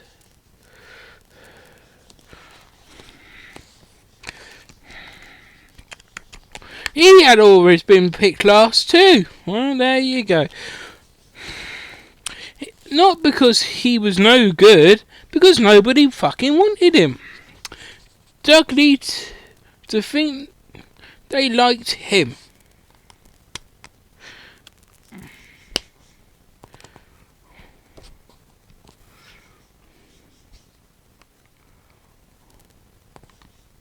Oh, because nobody fucking wanted him. Because Dudley didn't think they wanted to like him. There we go. Flint, Fletchley, Justin. Hufflepuff! Sometimes Harry noticed this hat shouted out the house at once, but the others, it took a little while to decide. Flanagan Shameless! the sandy-haired boy next to Harry in the line, sat on the stool for almost a whole minute before the house declared him a Gryffindor. Granger, Hermione. She's getting pissed off now. So am I. Hermione almost ran to the stool. She skipped away there as merry as can be. La-dee-da-dee-da, la-dee-da-dee-da, and jammed the hat eagerly on her head. Gryffindor! Shouted the hat. Ron groaned. Oh no. A horrible thought struck Harry. There we go, read the fucking books, eh? What if it wasn't chosen at all? What if he just sat there in the hat, with the hat over his eyes for ages, until Professor McGonagall jerked it off its head and said, there have obviously been a mistake, and he better go back on the train. When Neville Longbottom, the boy who keep losing that fucking toad in the earlier chapter, was called, he fell over on the way to the stall. In proper pub position, we've got to do it. When you fall as you've hit in the pub, hey! Fucking Eustace, da da da da. Fucking Eustace. Marvellous. The hat took a long time to decide on Neville. When it finally shouted, Gryffindor! Neville ran off, still wearing it, and Professor McGonagall had him to jog back. Miss Gales of laughter to give it to McGonagall Maury. Malfoy swaggered forward when his name was called, and got his wish at once. The hat had barely touched his head when it shouted, Slytherin!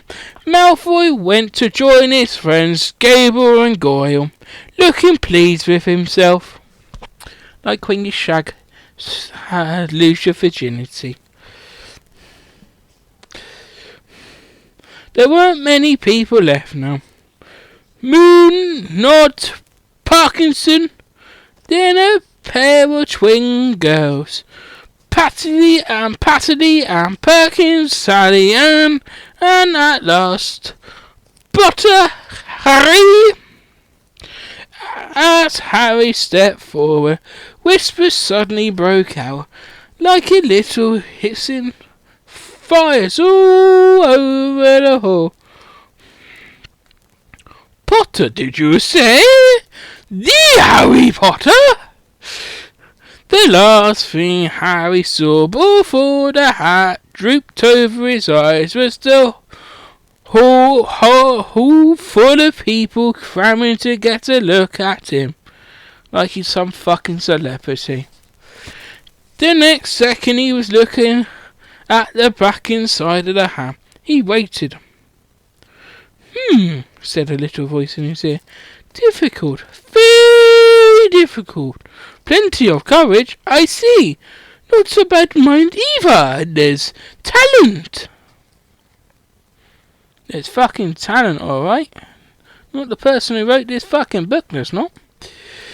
Oh my goodness, yes! A nice verse to prove yourself. Now that's interesting. Where should I put you?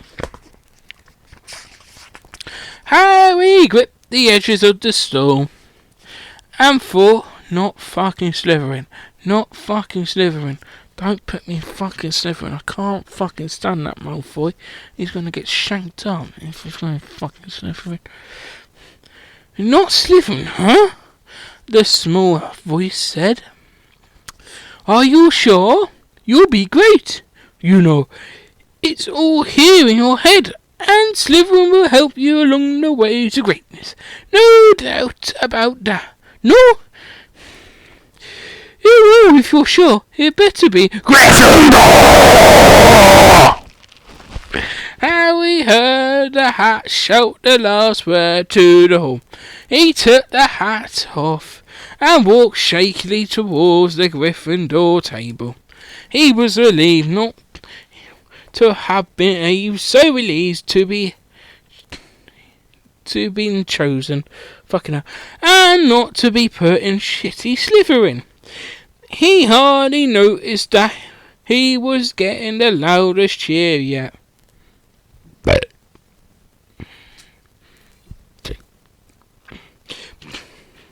Percy the prefect got up, shook his hand viciously, while the Weasley twins yelled, "We've got a Potter! We've got a Potter! Yeah, we got fucking Potter! Ah, fuck you, Ravenclaw! We got Potter! Yeah!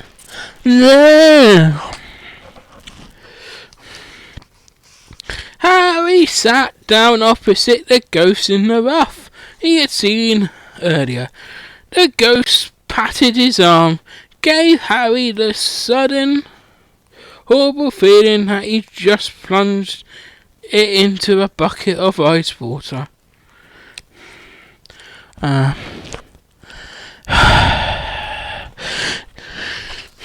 He could see the high table properly now. Wow, he assured us. At the end, nearest sat Hagrid, who caught his eye and gave him the thumbs up. Harry grinned back, and there in the middle of the high table, in a large golden chair, sat Albus Dumbledore. Harry recognised him at once from the card he had gotten out of the chocolate fog on the train. Dumbledore's silver hair was the only thing in the hall that shone as brightly as the ghost's. Harry spotted Professor Quirrell, too, the nervous young man from the leaky cauldron. He was looking very spectacular, I don't fucking know, in a large purple turban. Wow. And now there was only 3 people left to sort. Turpin Lisa became a Ravenclaw, and then it was Ron's turn. He was pale green by now. Harry crossed his finger under the table, and a second later the hat shouted, "Gryffindor!" Harry clapped the loudest with the rest as Ron clapped in the chair next to him. "Well done, Ron, excellent," said Percy Weasley promptly across Harry as the beanie blaze was made a Slytherin. Professor McGonagall rolled up her scroll and took the sorting hat away and chucked it firmly in the skip. Well, I hope she did. Fucking manky hat, get rid of it. Get a new one. Oh, minute. Harry looked down at his empty gold plate. He had only just realised how hungry he was. The pumpkin pies or pastries? Who fucking knows? Who fucking cares? Seemed ages ago that now. Albus Dumbledore had got to his feet. He was beaming at the students, his arms open wide, as if there was nothing could have pleased him more than to see them all there. "Welcome," he said. "Welcome to a new year of Hogwarts. Before we begin our banquet, I would like to say a few words, and here they are. Nidwit, Blubber, Umbit, Twig. Thank you." Wow, he could have said, the 4 words could have been wanker, twat, fuck you,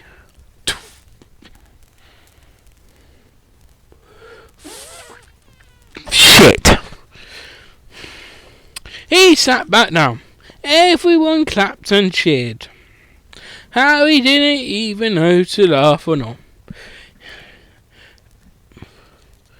Is he a bit mad? He asked Percy uncertainly.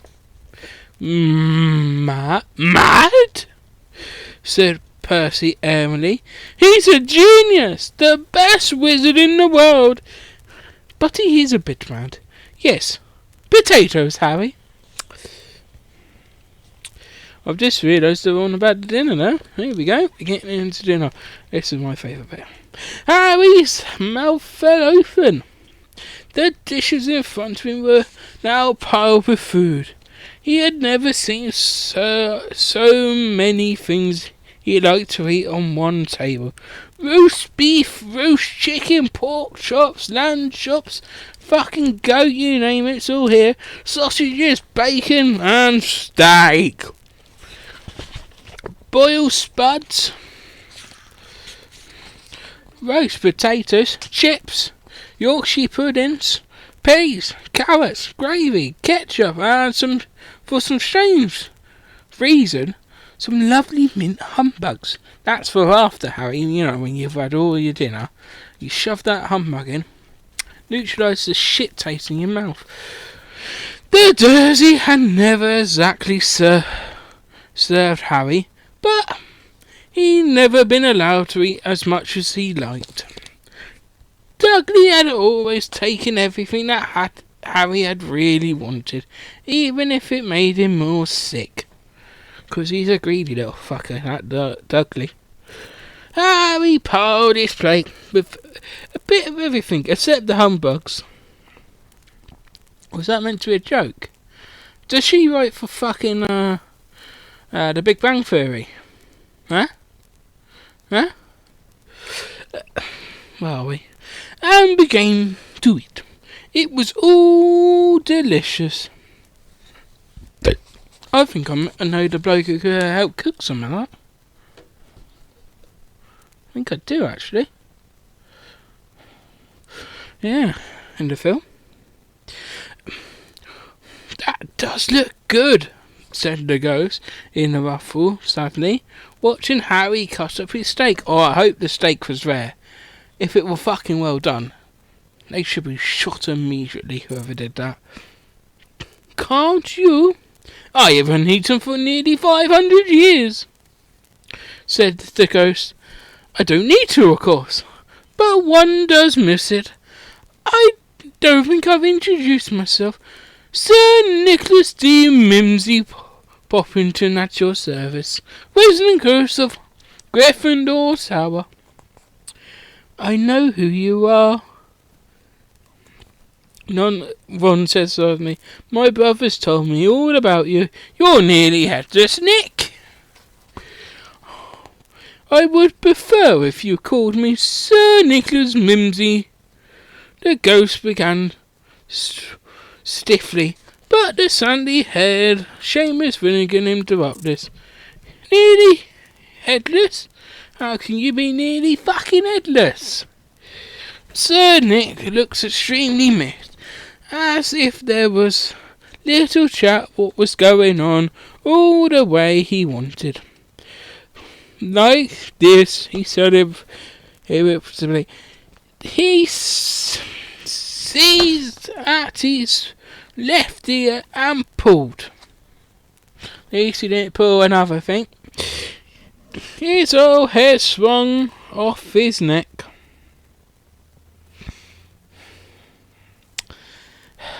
And fell onto his shoulder if it was on a hinge. I'm going to open myself in a minute so don't start making some good shit. Someone had obviously tried to behead him, but had not properly done it. Looking pleased at the stun faces on their faces, nearly headless Nick flipped his head back onto his neck, coughed and said, So, new Gryffindors? I hope you are going to help us win the house championship this year. It's a house championship, right? Like the fucking runner-up award again. Right?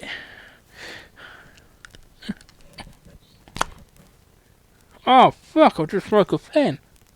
No! Brand new pen, it's fucking broke already.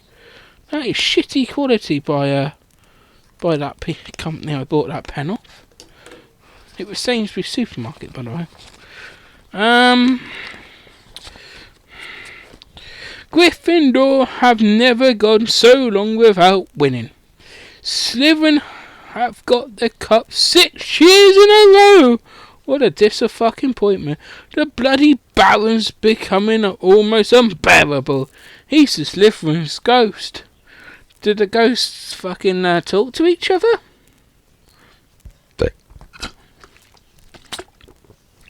Was the Fat Friar actually in the movie?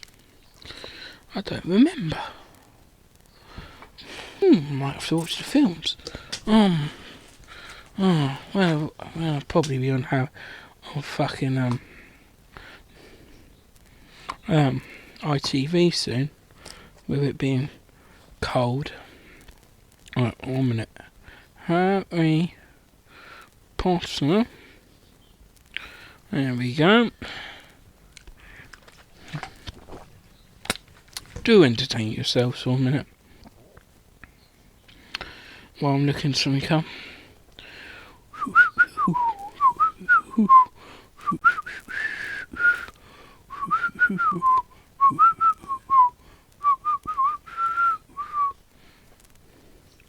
Magic moments when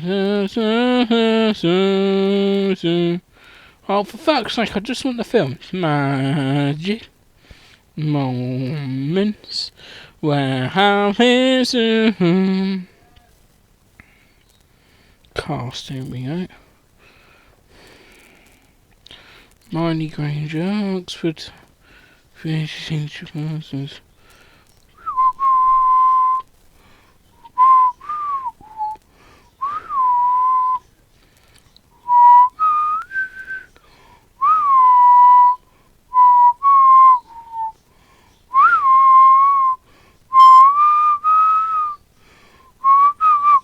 oh, did I tell you lot? I got an autograph from Julie Waters once, Monty Weasley, and I got an autograph from Madam Hooch. That's her name, Madam Hooch. I couldn't remember. Sorry, Wanamaker. I got her autograph the other day. Got through letterbox. I forgot to send it off to her.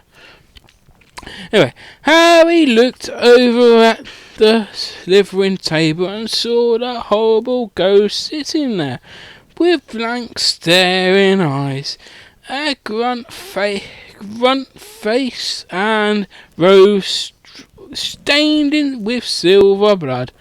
He was right next to Malfoy, who Harry was pleased to see didn't look too pleased with the seating arrangements, though. How did he get covered in blood? He asked, shameless with great interest. I've never asked, said nearly headless Nick, deliberately. When everyone has eaten as much as they could, the remains of the food faded from the place, leaving them sparkling clean as before. A moment later the puddings appeared. Blocks of ice cream in every flavour you could think of. Have they got the peach one like Ben and Jerry's used to do?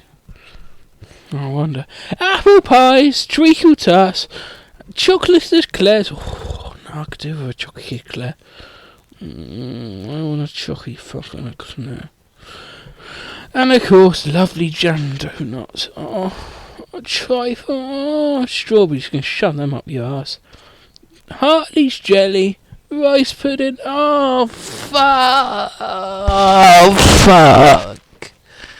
Oh, fuck. Oh, fuck yeah. Give me a fucking eclair. As Harry helped himself to a treacle tar, the talk turned to their families. I'm half and half, said Shameless. Me dad's a muggle. Me mum didn't tell me she was a witch until they were married. A bit of a nasty shock for him. Fuck it, get in there, boy.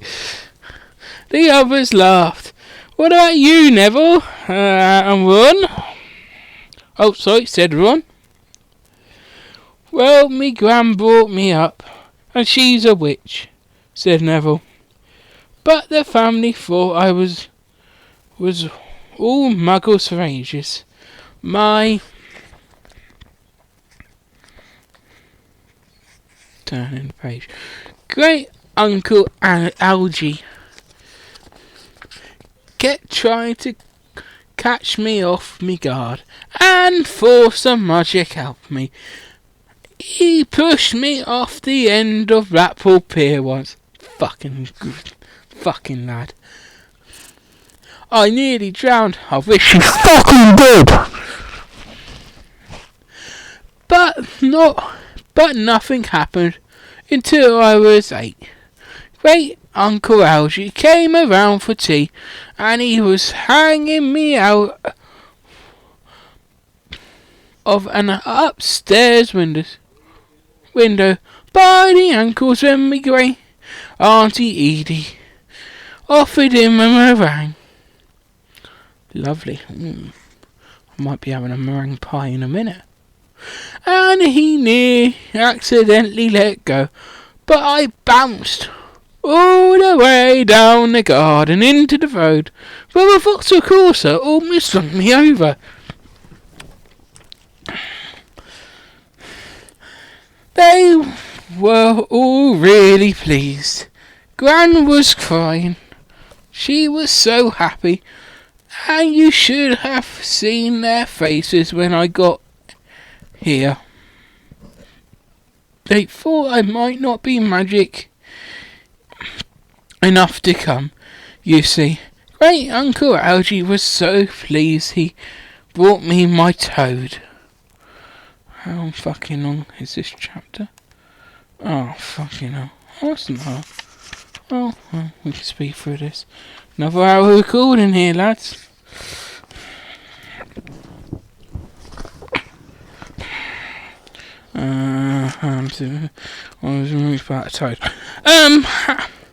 On Harry's other side, Percy, Weasley and Hermione were talking about lessons. I do hope they start straight away. There's so much to learn. I'm particularly interested in transfiguration. She keeps sneaking that one in. It's supposed to be very difficult. You'll be starting small, just matches into nails, and that sort of thing. I told you. Yeah. Told you I was getting my rank by. Hooray! Harry, who was starting to feel warm and sleepy, looked up at the high table again. Hagrid was drinking deeply from his goblet.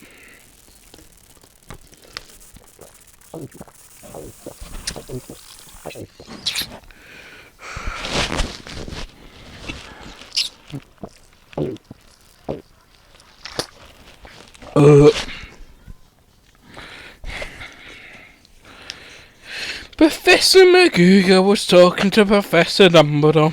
Professor Quirrell, in his absurd turban, was talking to a teacher with greasy hair and a hooked nose and shallow skin.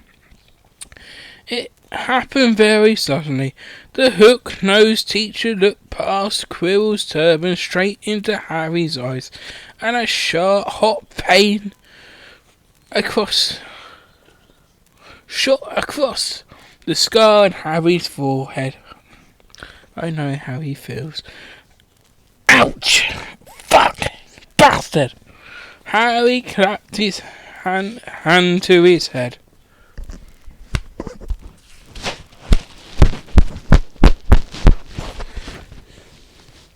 There you go. Who says you need to insert fucking sound effects? Do it yourself. What is it? Asked Percy. Nothing. The pain had nearly gone as quickly as it came. Harder to shake off was the feeling Harry had got from the teachers. A feeling he didn't like Harry at all. Well, no shit, Sherlock. He's probably old Voldemort fucking Mort's friend or something. We'll find out in a minute. Oh, you know Quirrell already, don't you? Oh shit, I've skipped a bit there. Right, ignore that fucking bit I just said. Who's that teacher talking to Professor Quirrell? He asked Percy. Oh, you know Quirrell already, do you? No wonder he's looking so nervous. That's Professor Snape. He teaches potions, but he doesn't know what to do. Everyone knows he's here after Quirrell's job. Knows an awful lot about the dark arts, Snape. Harry watched Snape for a while, but Snape didn't look at him again. At last the puddings disappeared too, and Professor Dumbledore got to his feet again, and the hall fell silent.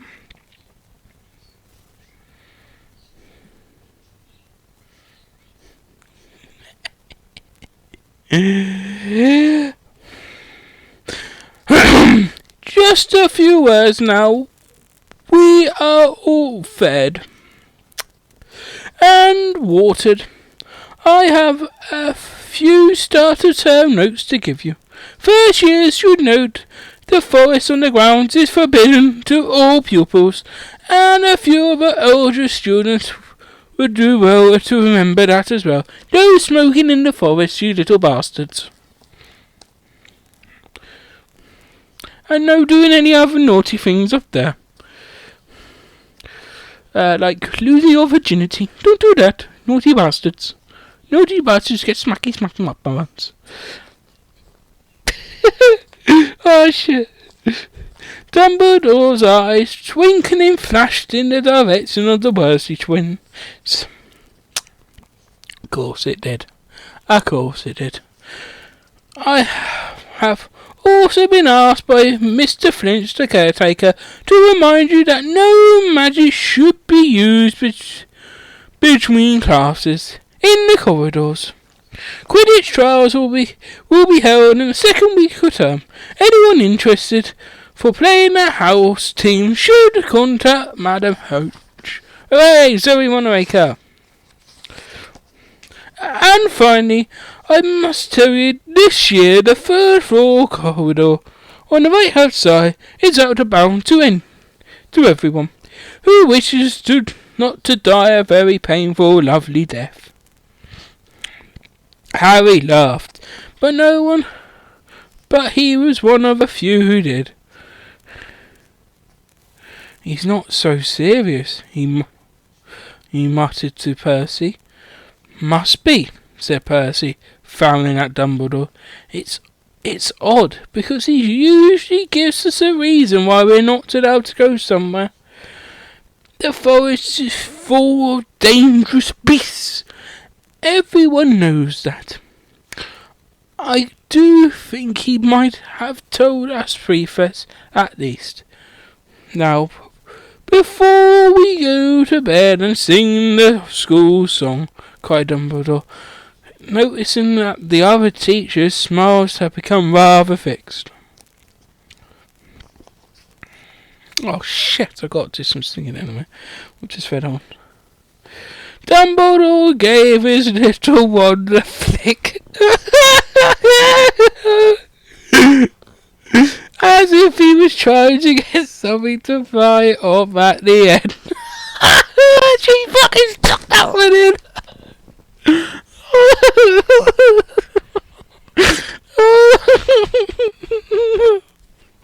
It's not even meant to be funny. funny, but how I read it, it's funny. We're halfway in the book, by the way. Hooray! I don't have to read this shit anymore. And a long golden ribbon flew out the end of it. Fucking hell. Which rose high above the tables and twisted itself snake-like into words. Everyone picked their favourite tune, said Dumbledore, and off we go. And the school bellowed, Hogwarts, Hogwarts, Hoggy, Hoggy, Hogwarts, teach us something, please. Whether we're old and bald, or young with scabby knees, our heads could do with filling with something interesting stuff, for now we bare and full of air, dead flies and bits of fluff. So teach us things worth knowing, bring us what we forgot, just your best. Well, do the rest. Oh shit, am I still recording? I think so. And until our brains all rot, everyone finished the song at different times. At last, only the Dursley twins were singing along to a very slow through march. Dumbledore conducted their final few lines with his wand, and when they finished, he was one of those crowding the lapis. Ah, music, he said, wiping his eyes. A magic beyond all we do here. And now, bedtime. Off you trot. Go on, fuck off. Get out of my room. Get out of the fucking hole, yeah? Get out of the hole, you bastards.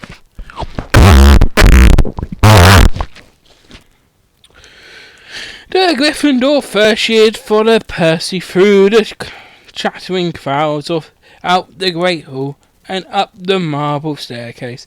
Harry's legs were shaking like lead again, only because he was so tired and full of food. He was too sleepy even to be surprised that the people in the portraits along the corridors whispered and pointed as they passed. All that twice Percy led them through doorways hidden behind sliding panels and hanging tapestries. They climbed more staircases, yawning and dragging their feet.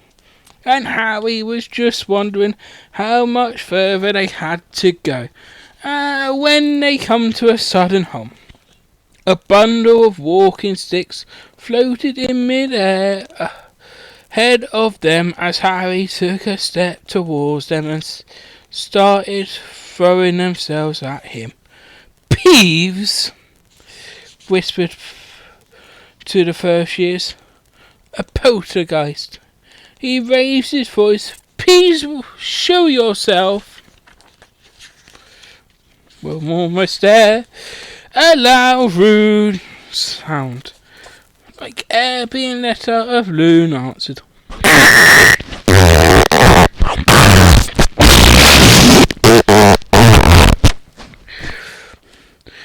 Did you want me to go to the bloody Baron? There was a pop.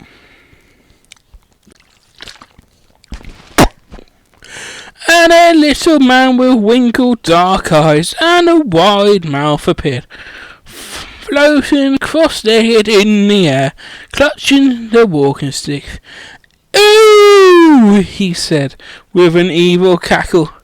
Eagle first? What fun!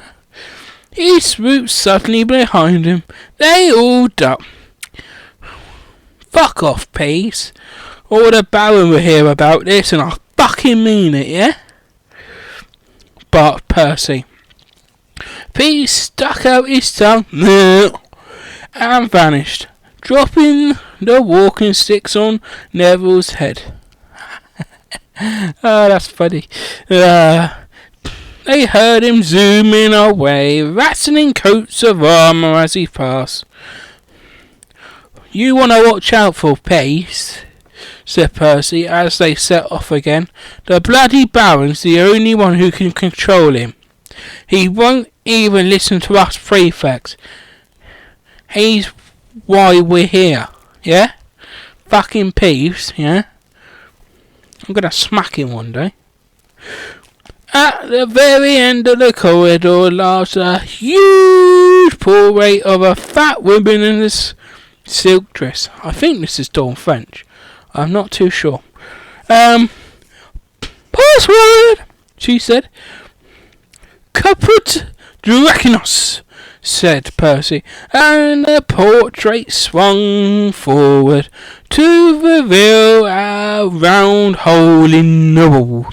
They scrambled through it. Neville needed a leg up because he's a thicko, and found themselves in Gryffindor common room, a cozy round room with full of squishy armchairs. Percy directed the girls through one door to their dormitory, and the boys through another, at the top of a spiral staircase. They were obviously in one of the towers. They found their beds at last. 4 posters hung with deep red velvet curtains. Their trunks had already been brought up. Too tired to talk much, they pulled on their pyjamas, had a midnight wank, and fell into bed. "Great food, wasn't it?" Ron muttered to Harry through the hangings. "Get off, Scabbers," he showed him on fucking sheets. Harry was going to ask Ron if he had any of the treacle tart, but he fell asleep almost at once. Long day. Was it? Long day. Perhaps Harry had eaten a bit too much. Well, didn't he just have like fucking a whole meal and then a whole meal again? Huh? I can't even do that. Because he had a very strange dream. He was wearing Professor Quirrell's turban, which kept talking to him, telling him he must transfer to Slytherin at once, because it was his destiny. Harry told the turban he didn't want to be in Slytherin. It got heavier and heavier. He tried to pull it off, but it tightened painfully like a like a python tights your neck. And there was Malfoy laughing as he struggled with it. Then Malfoy turned into a hook-nosed teacher Snape, whose laugh became high and cold. There was a burst of green light, and Harry woke, sweating and shaking. I wake up a few times sweating and shaking. That's because I've had one of them dreams, you know what I mean? Only men get them. I don't know about women. I'm not a woman, I'm a man. Women might get them, I don't know. Answers in the comments, please. He rolled over and fell asleep again, and had a fart before he did. And when he woke the next day, he couldn't remember the dream at all. Why mention it then? Who cares? Chapter 8. The Potions Master. There, look. Where? Next to the tall kid with the red hair, wearing the glasses. Did you see his face? Did you see his scar? Whispered followed Harry from the moment he left his dormitory the next day. People queuing outside his classrooms stood on their tiptoes to have a good look at him. Al double-backed to pass him in the corridors again, staring. Harry wished they would bugger off, because he was trying to concentrate and find his way to classes. There was 142 staircases at Hogwarts. Wide, sweeping, narrow, rickety ones, some that led somewhere different on a Friday, some with a vanishing step hallway up that you had to remember to jump. Then there were doors that wouldn't open unless you asked politely or tickled them in exactly the right place. Well, I know where I like to be tickled.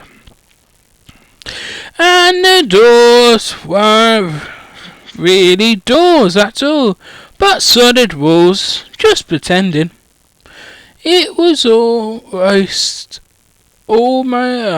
it was also very hard to remember where anything was, because it seemed to have moved a lot. The people in the portraits kept going to visit each other, and Harry was sure the coats of armour could walk. But ghosts didn't help either.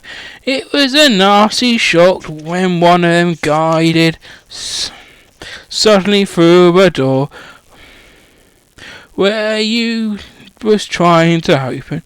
Nearly Headless Stick was always the happy to point new Gryffindor was in the right place, but Peeves the poltergeist was worth 2 locked doors and a trick staircase if you had to meet him when you were late for class.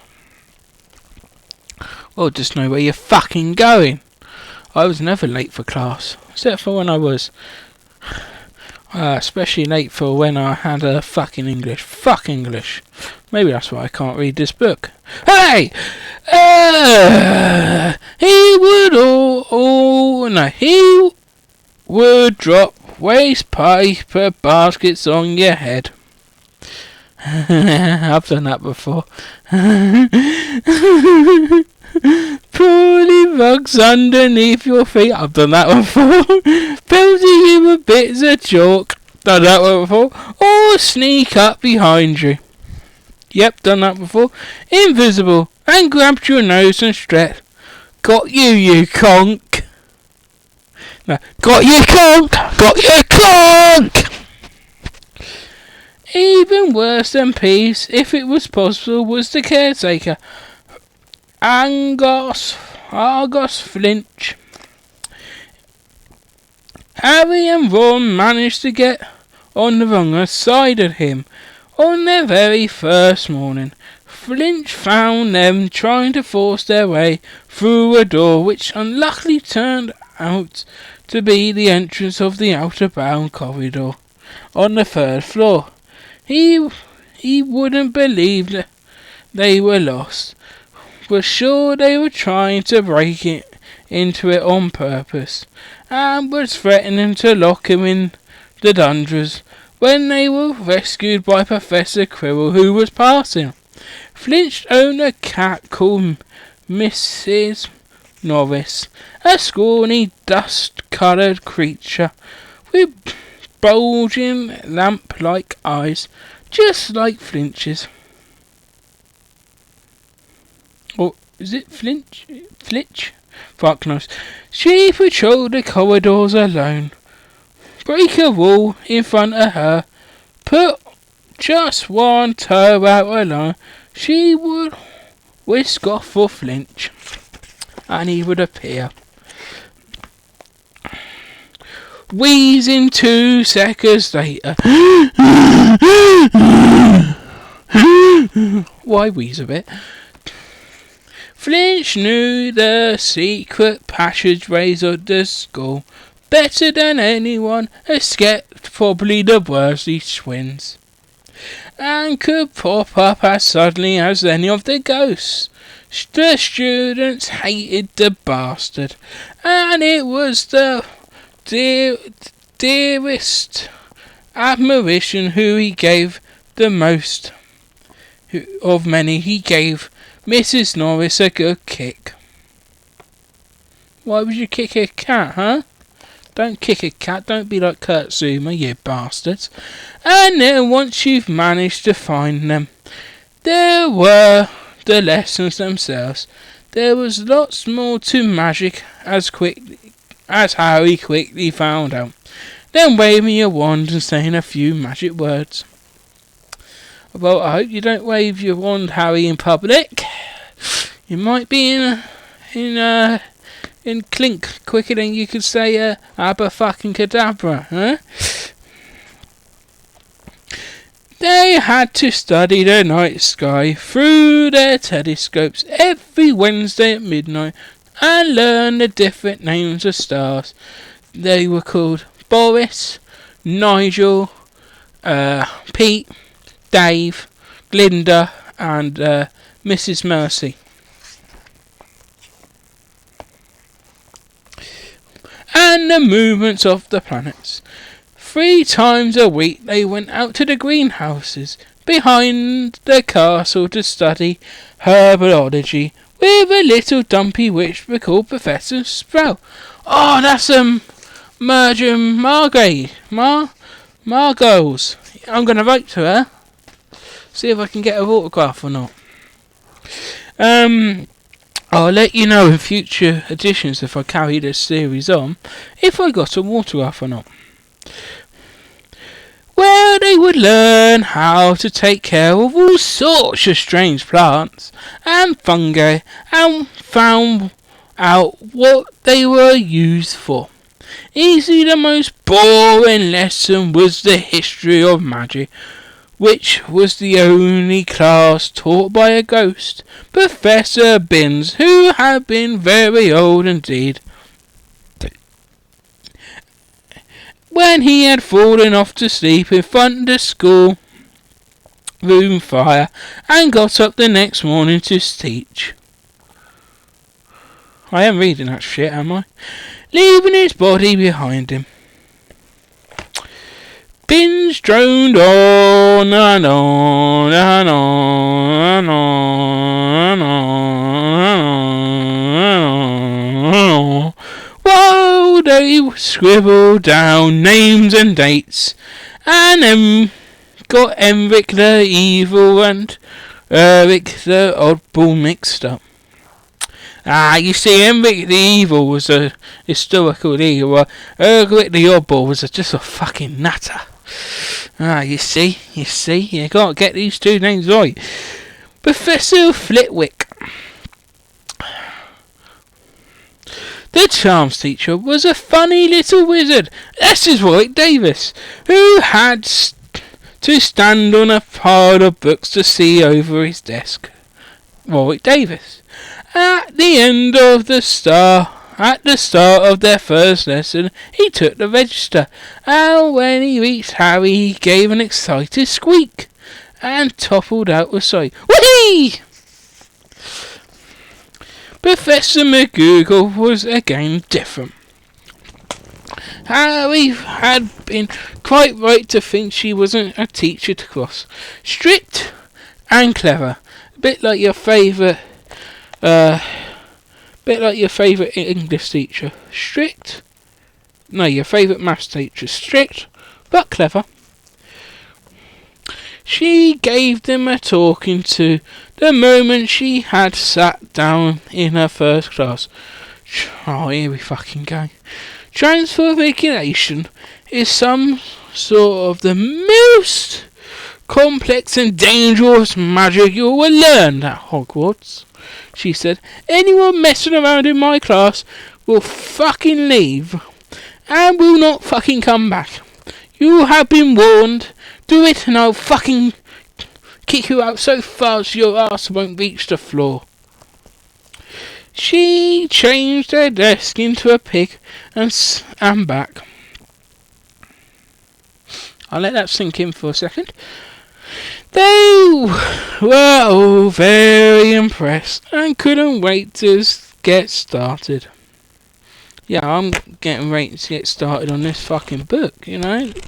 I've read 143 pages of this fucking book, and there's nothing I quite liked yet, J.K. Rowling.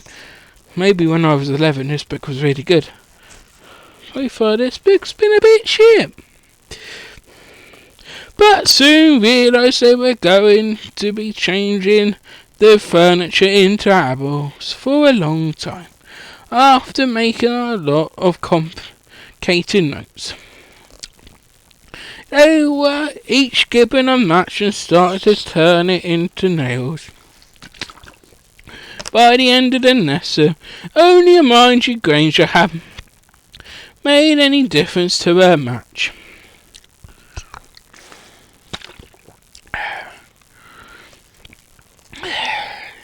Professor McGonagall showed the class how it had gone, all silver and pointy, and gave Hermione a rare smile.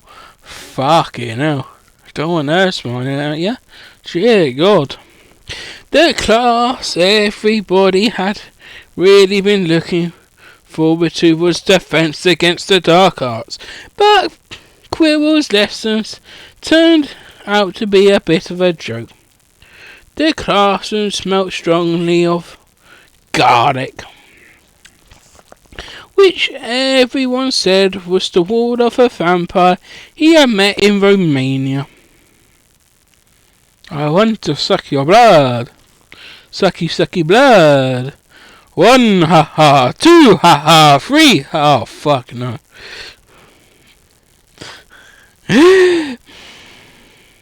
And was afraid would be coming back to get him one of these days. His turban he had told them.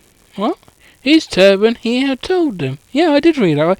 He had been given to him by an African prince. Hooray!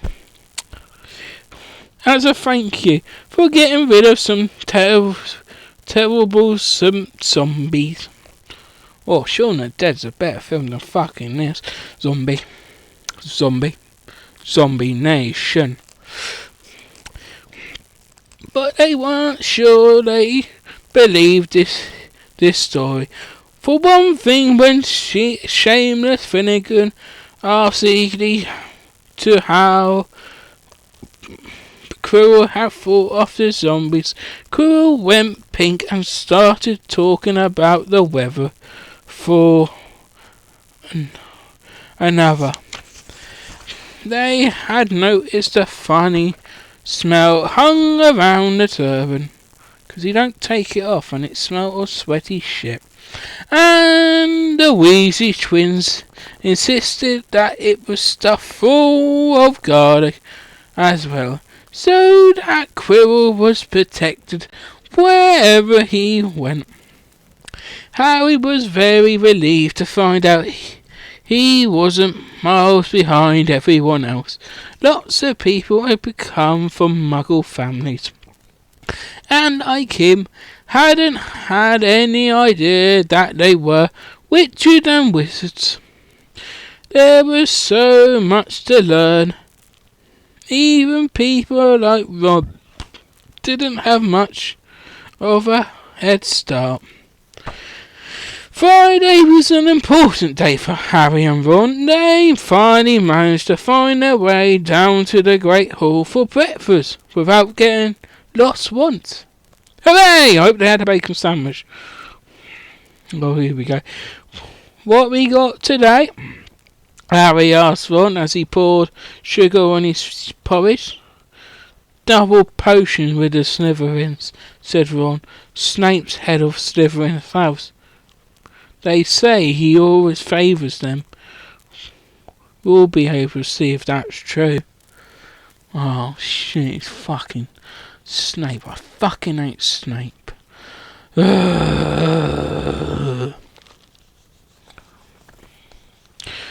Wish McGonagall favoured us, said Harry. Professor McGonagall was head of Slytherins. Was head for Gryffindor's house. Don't get that cocked up like fuck's sake. But it hadn't stopped her giving them a huge pile of homework the day before. Well, no, you were at school, you dickhead. My school was a bit busy, didn't give us homework. Just then the post had arrived. Hooray! Royal Mail actually delivering something? Fuck me. Harry had got used to this by now, but it had given him a bit of shock on the first morning when about 100 owls had suddenly streamed into the great hall during brekkie, circling the tables until they saw their owners and dropping letters and packages on their heads. Hedwig hadn't brought Harry anything so far. She sometimes flew in to nibble his ear and a bit of toast before going off to sleep in the owletry with the other school owls. This morning, however, she fluttered down between the marmalade and the sugar bowl and dropped a note on Harry's plate. Here we go, this is a fucking exciting bit. Harry tore it open at once. Dear Harry, it is said in very untidy school. I know you get Friday afternoons off, so would you like to come and have a cup of tea around 3? I want to hear all about your first week. Send us an answer back with Hedwig Hagrid. Hooray, Hagrid! Hagrid can write, everyone, he's not so thick. Harry borrowed Ron's quill and scribbled, yes, please, see you later, on the back of the note and sent Hagrid off again. It was lucky that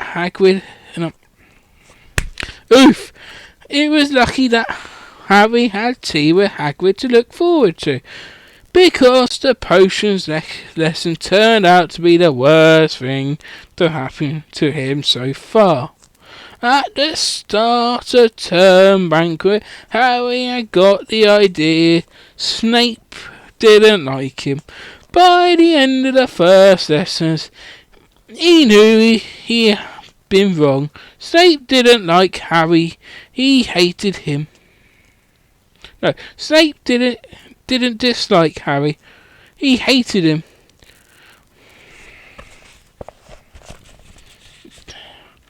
Call yourself a professional writer, huh? Potions lessons took place down one of the dungeons. It was colder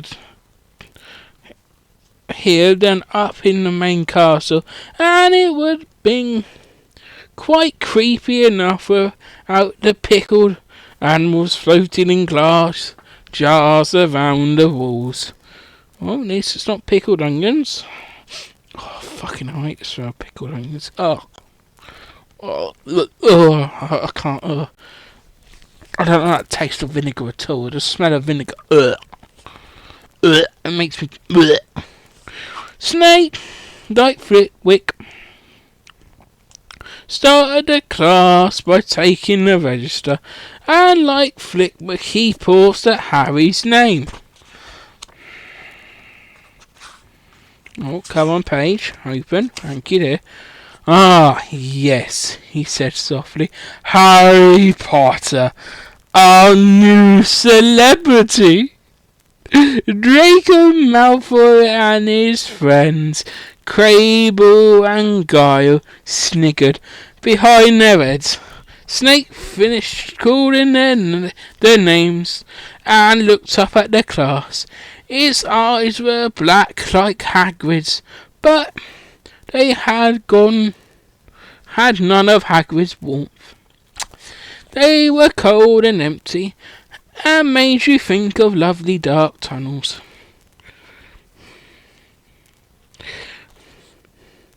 You're here to learn the subtle science and exact art of potion making, he began. He spoke in barely more than a whisper, but they caught every word, like Professor McGonagall. Snape had a gift of keeping the class silent without any effort. As there is little foolish wand waving here, many of you will hardly believe this is magic. I don't expect you will really understand the beauty of the softly simmering cauldron with its simmering flames, or shimmering flames even. The delicacy of powerful liquids that creep through human veins. That's blood! Bewitching the mind, enhancing the senses. I can teach you how to bottle fame, brew glory, even stop a death. If you weren't as big as a bunch of dickheads as I have to usually teach. It does say dunderheads, but I used to add dickheads because it's more funnier. More silence followed his little speech. Harry and Ron exchanged looks with raised eyebrows, like their Rock does, and Hermione Granger was on the edge of her seat. Wow, she has no fucking life. And looked desperately to start proving that she wasn't a dunderhead or a dickhead. Potter, said Snape suddenly. I wonder if I can get... What would I get if I added powdered root of asperhol to an infusion of woodworm? Powdered root of what? To an infusion of what? Yeah, my fucking thought exactly. Harry glanced at Ron, who looked stumped as he was. Hermione waved a hand in the air like a spaz. Not me. I don't know, sir, said Harry. Hey, Snape's lips curled into a sin. In a sin. Tut. Fame clearly isn't everything.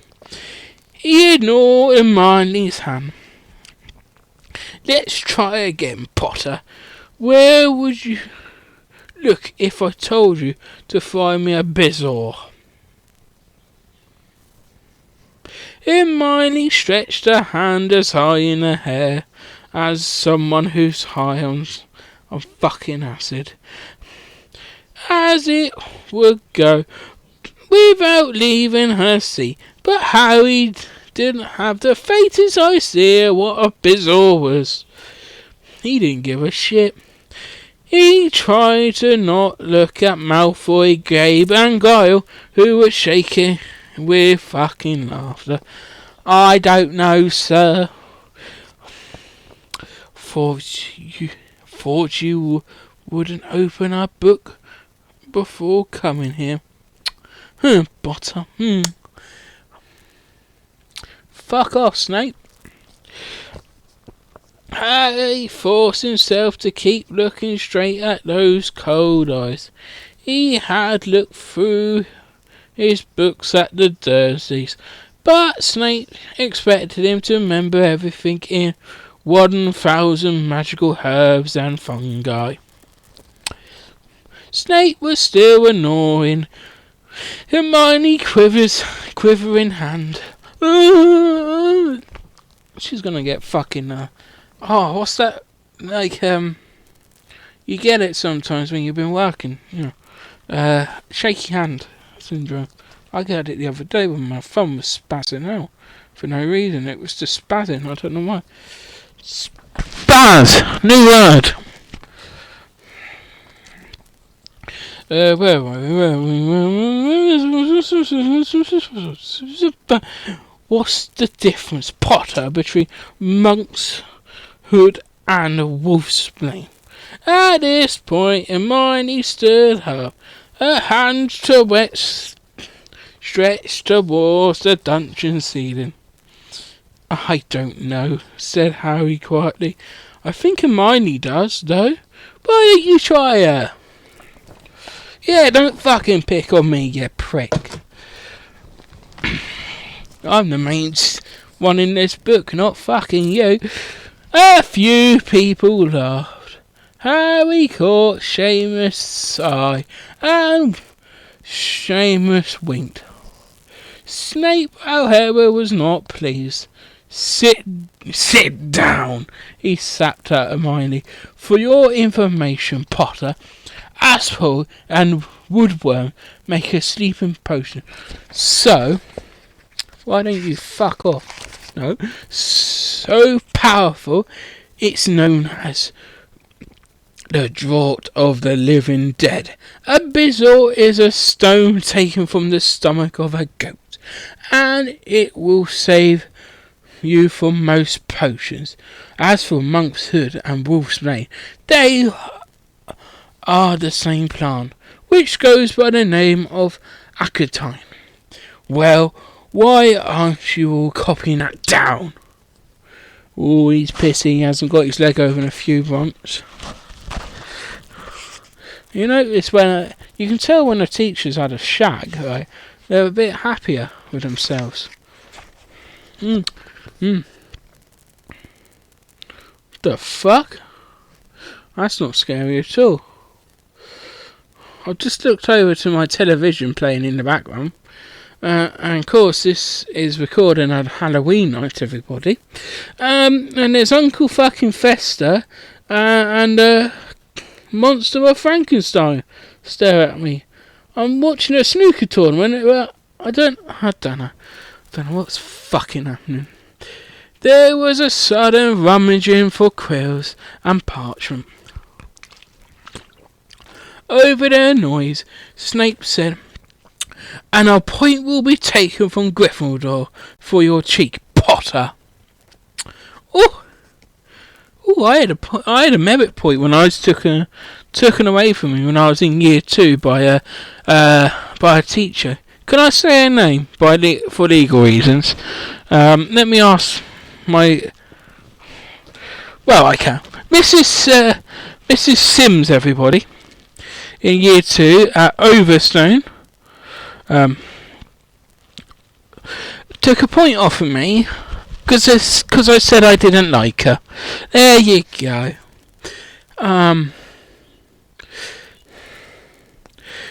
Things didn't improve for the Gryffindors. As the potions lesson continued, Snape put them all into pairs and set them to mixing up a simple potion that cured boils.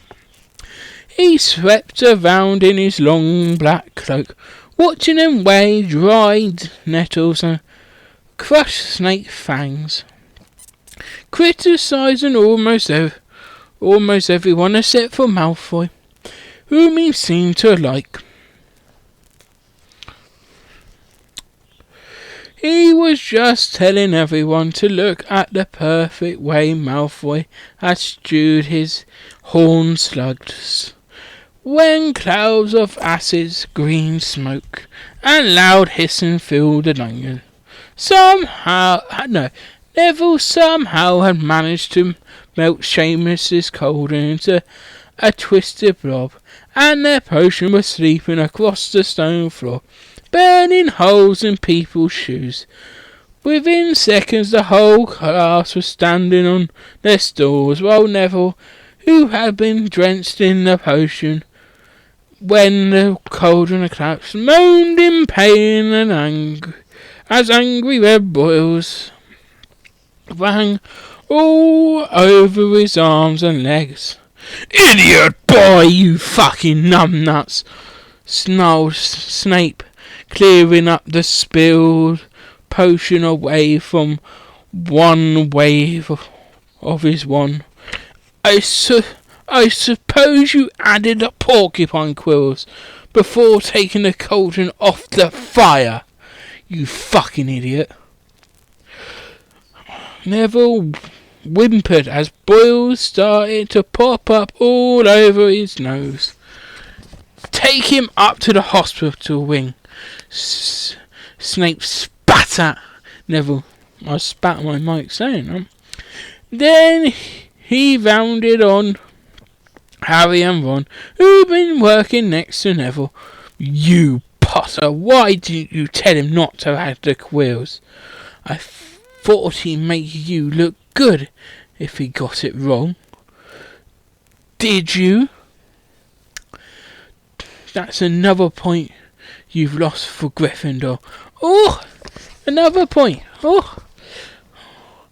This was so unfair that Harry opened his mouth to argue. But Ron kicked him behind their cauldrons. Don't push it, he muttered. I've heard Snape can turn very nasty. Well, a bit like my old school teachers. I knew how to push them now.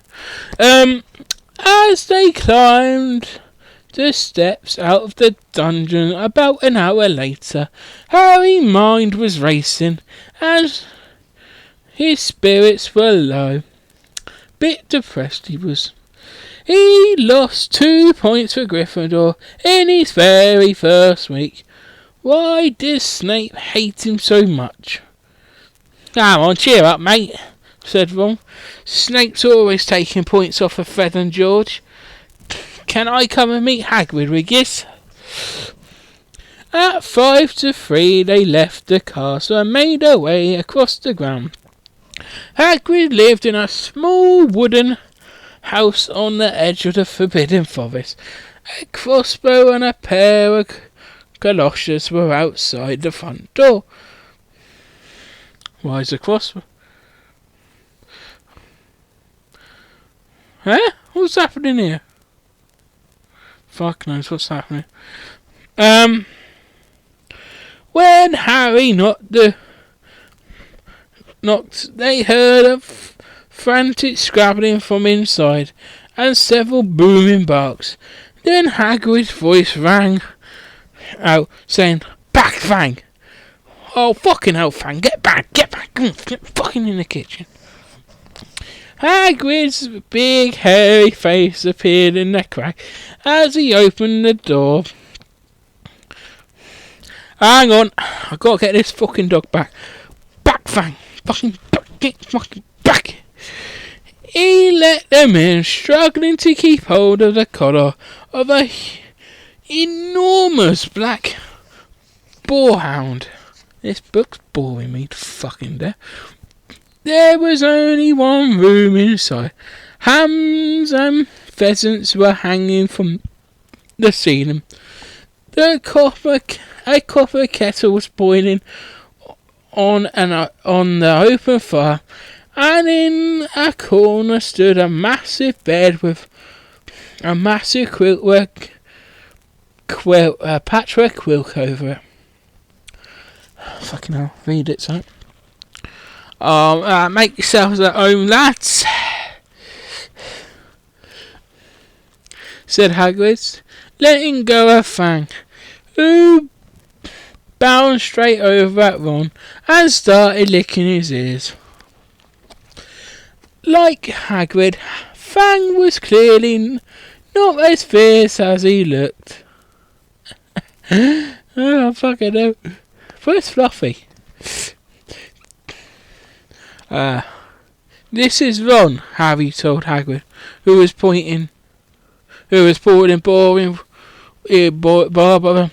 boiling water into a large teapot and putting cakes onto a plate. Another reason here, said Hagrid, glancing at Ron's freckles. I spent half my time chasing your twin brothers away from that fucking forest. They're bastards. Your brothers, they're fucking clever bastards, but bastards. The rock cakes almost broke their teeth, but Harry and Ron pretend to enjoy them, as they told Hagrid all about their first lessons. Fang rested his head on Harry's knee and drooled all over his robes. Oh, bless the dog. Harry and Ron were delighted to hear Hagrid call Flinch that old git.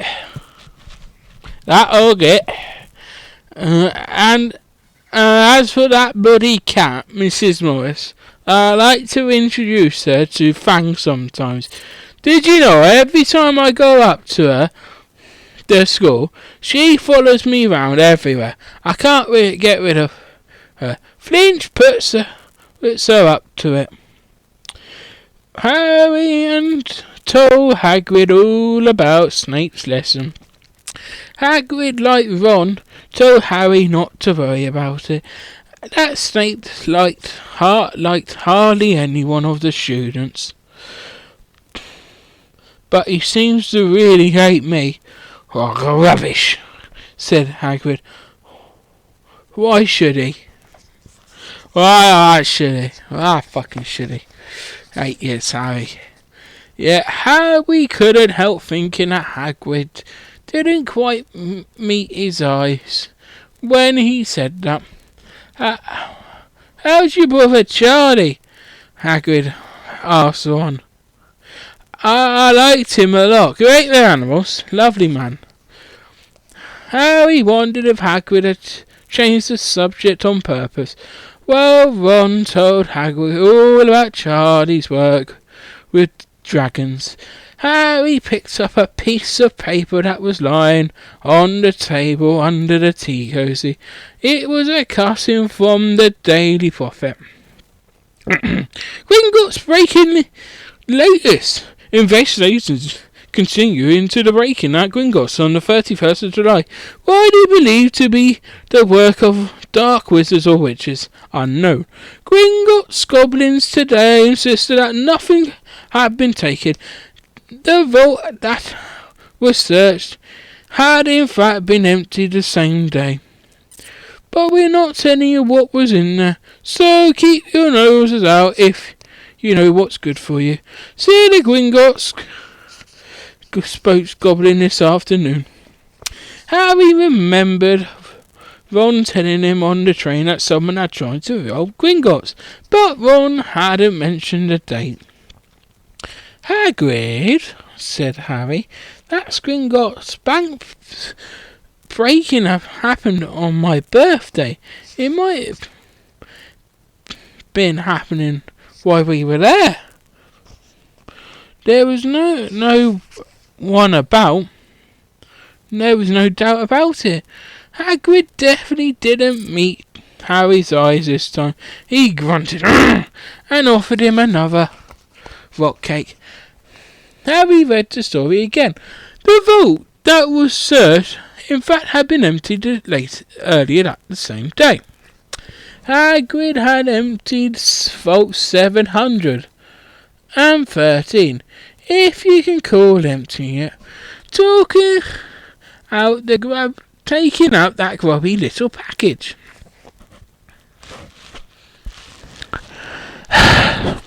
Nearly writes jokes for itself here. Little package. Insert your own joke. That had been what the thieves were looking for. As Harry and Ron walked back to the castle for dinner, their pockets weighed down with hot cakes. They've been too polite to refuse. Harry thought that none of the lessons that he had so far had given him much to think about. As tea with Hagrid. Had Hagrid collected that package just in time? I don't fucking know. I don't fucking care. Where was it now? I don't fucking know. I don't fucking care. And did Hagrid know something that Snape didn't want to tell Harry? Well, this was a short chapter, so I'm going to say some Eurovision songs that I'd like you to listen to. Who the hell is Edgar? The social media song, and make your mind up. End of chapter.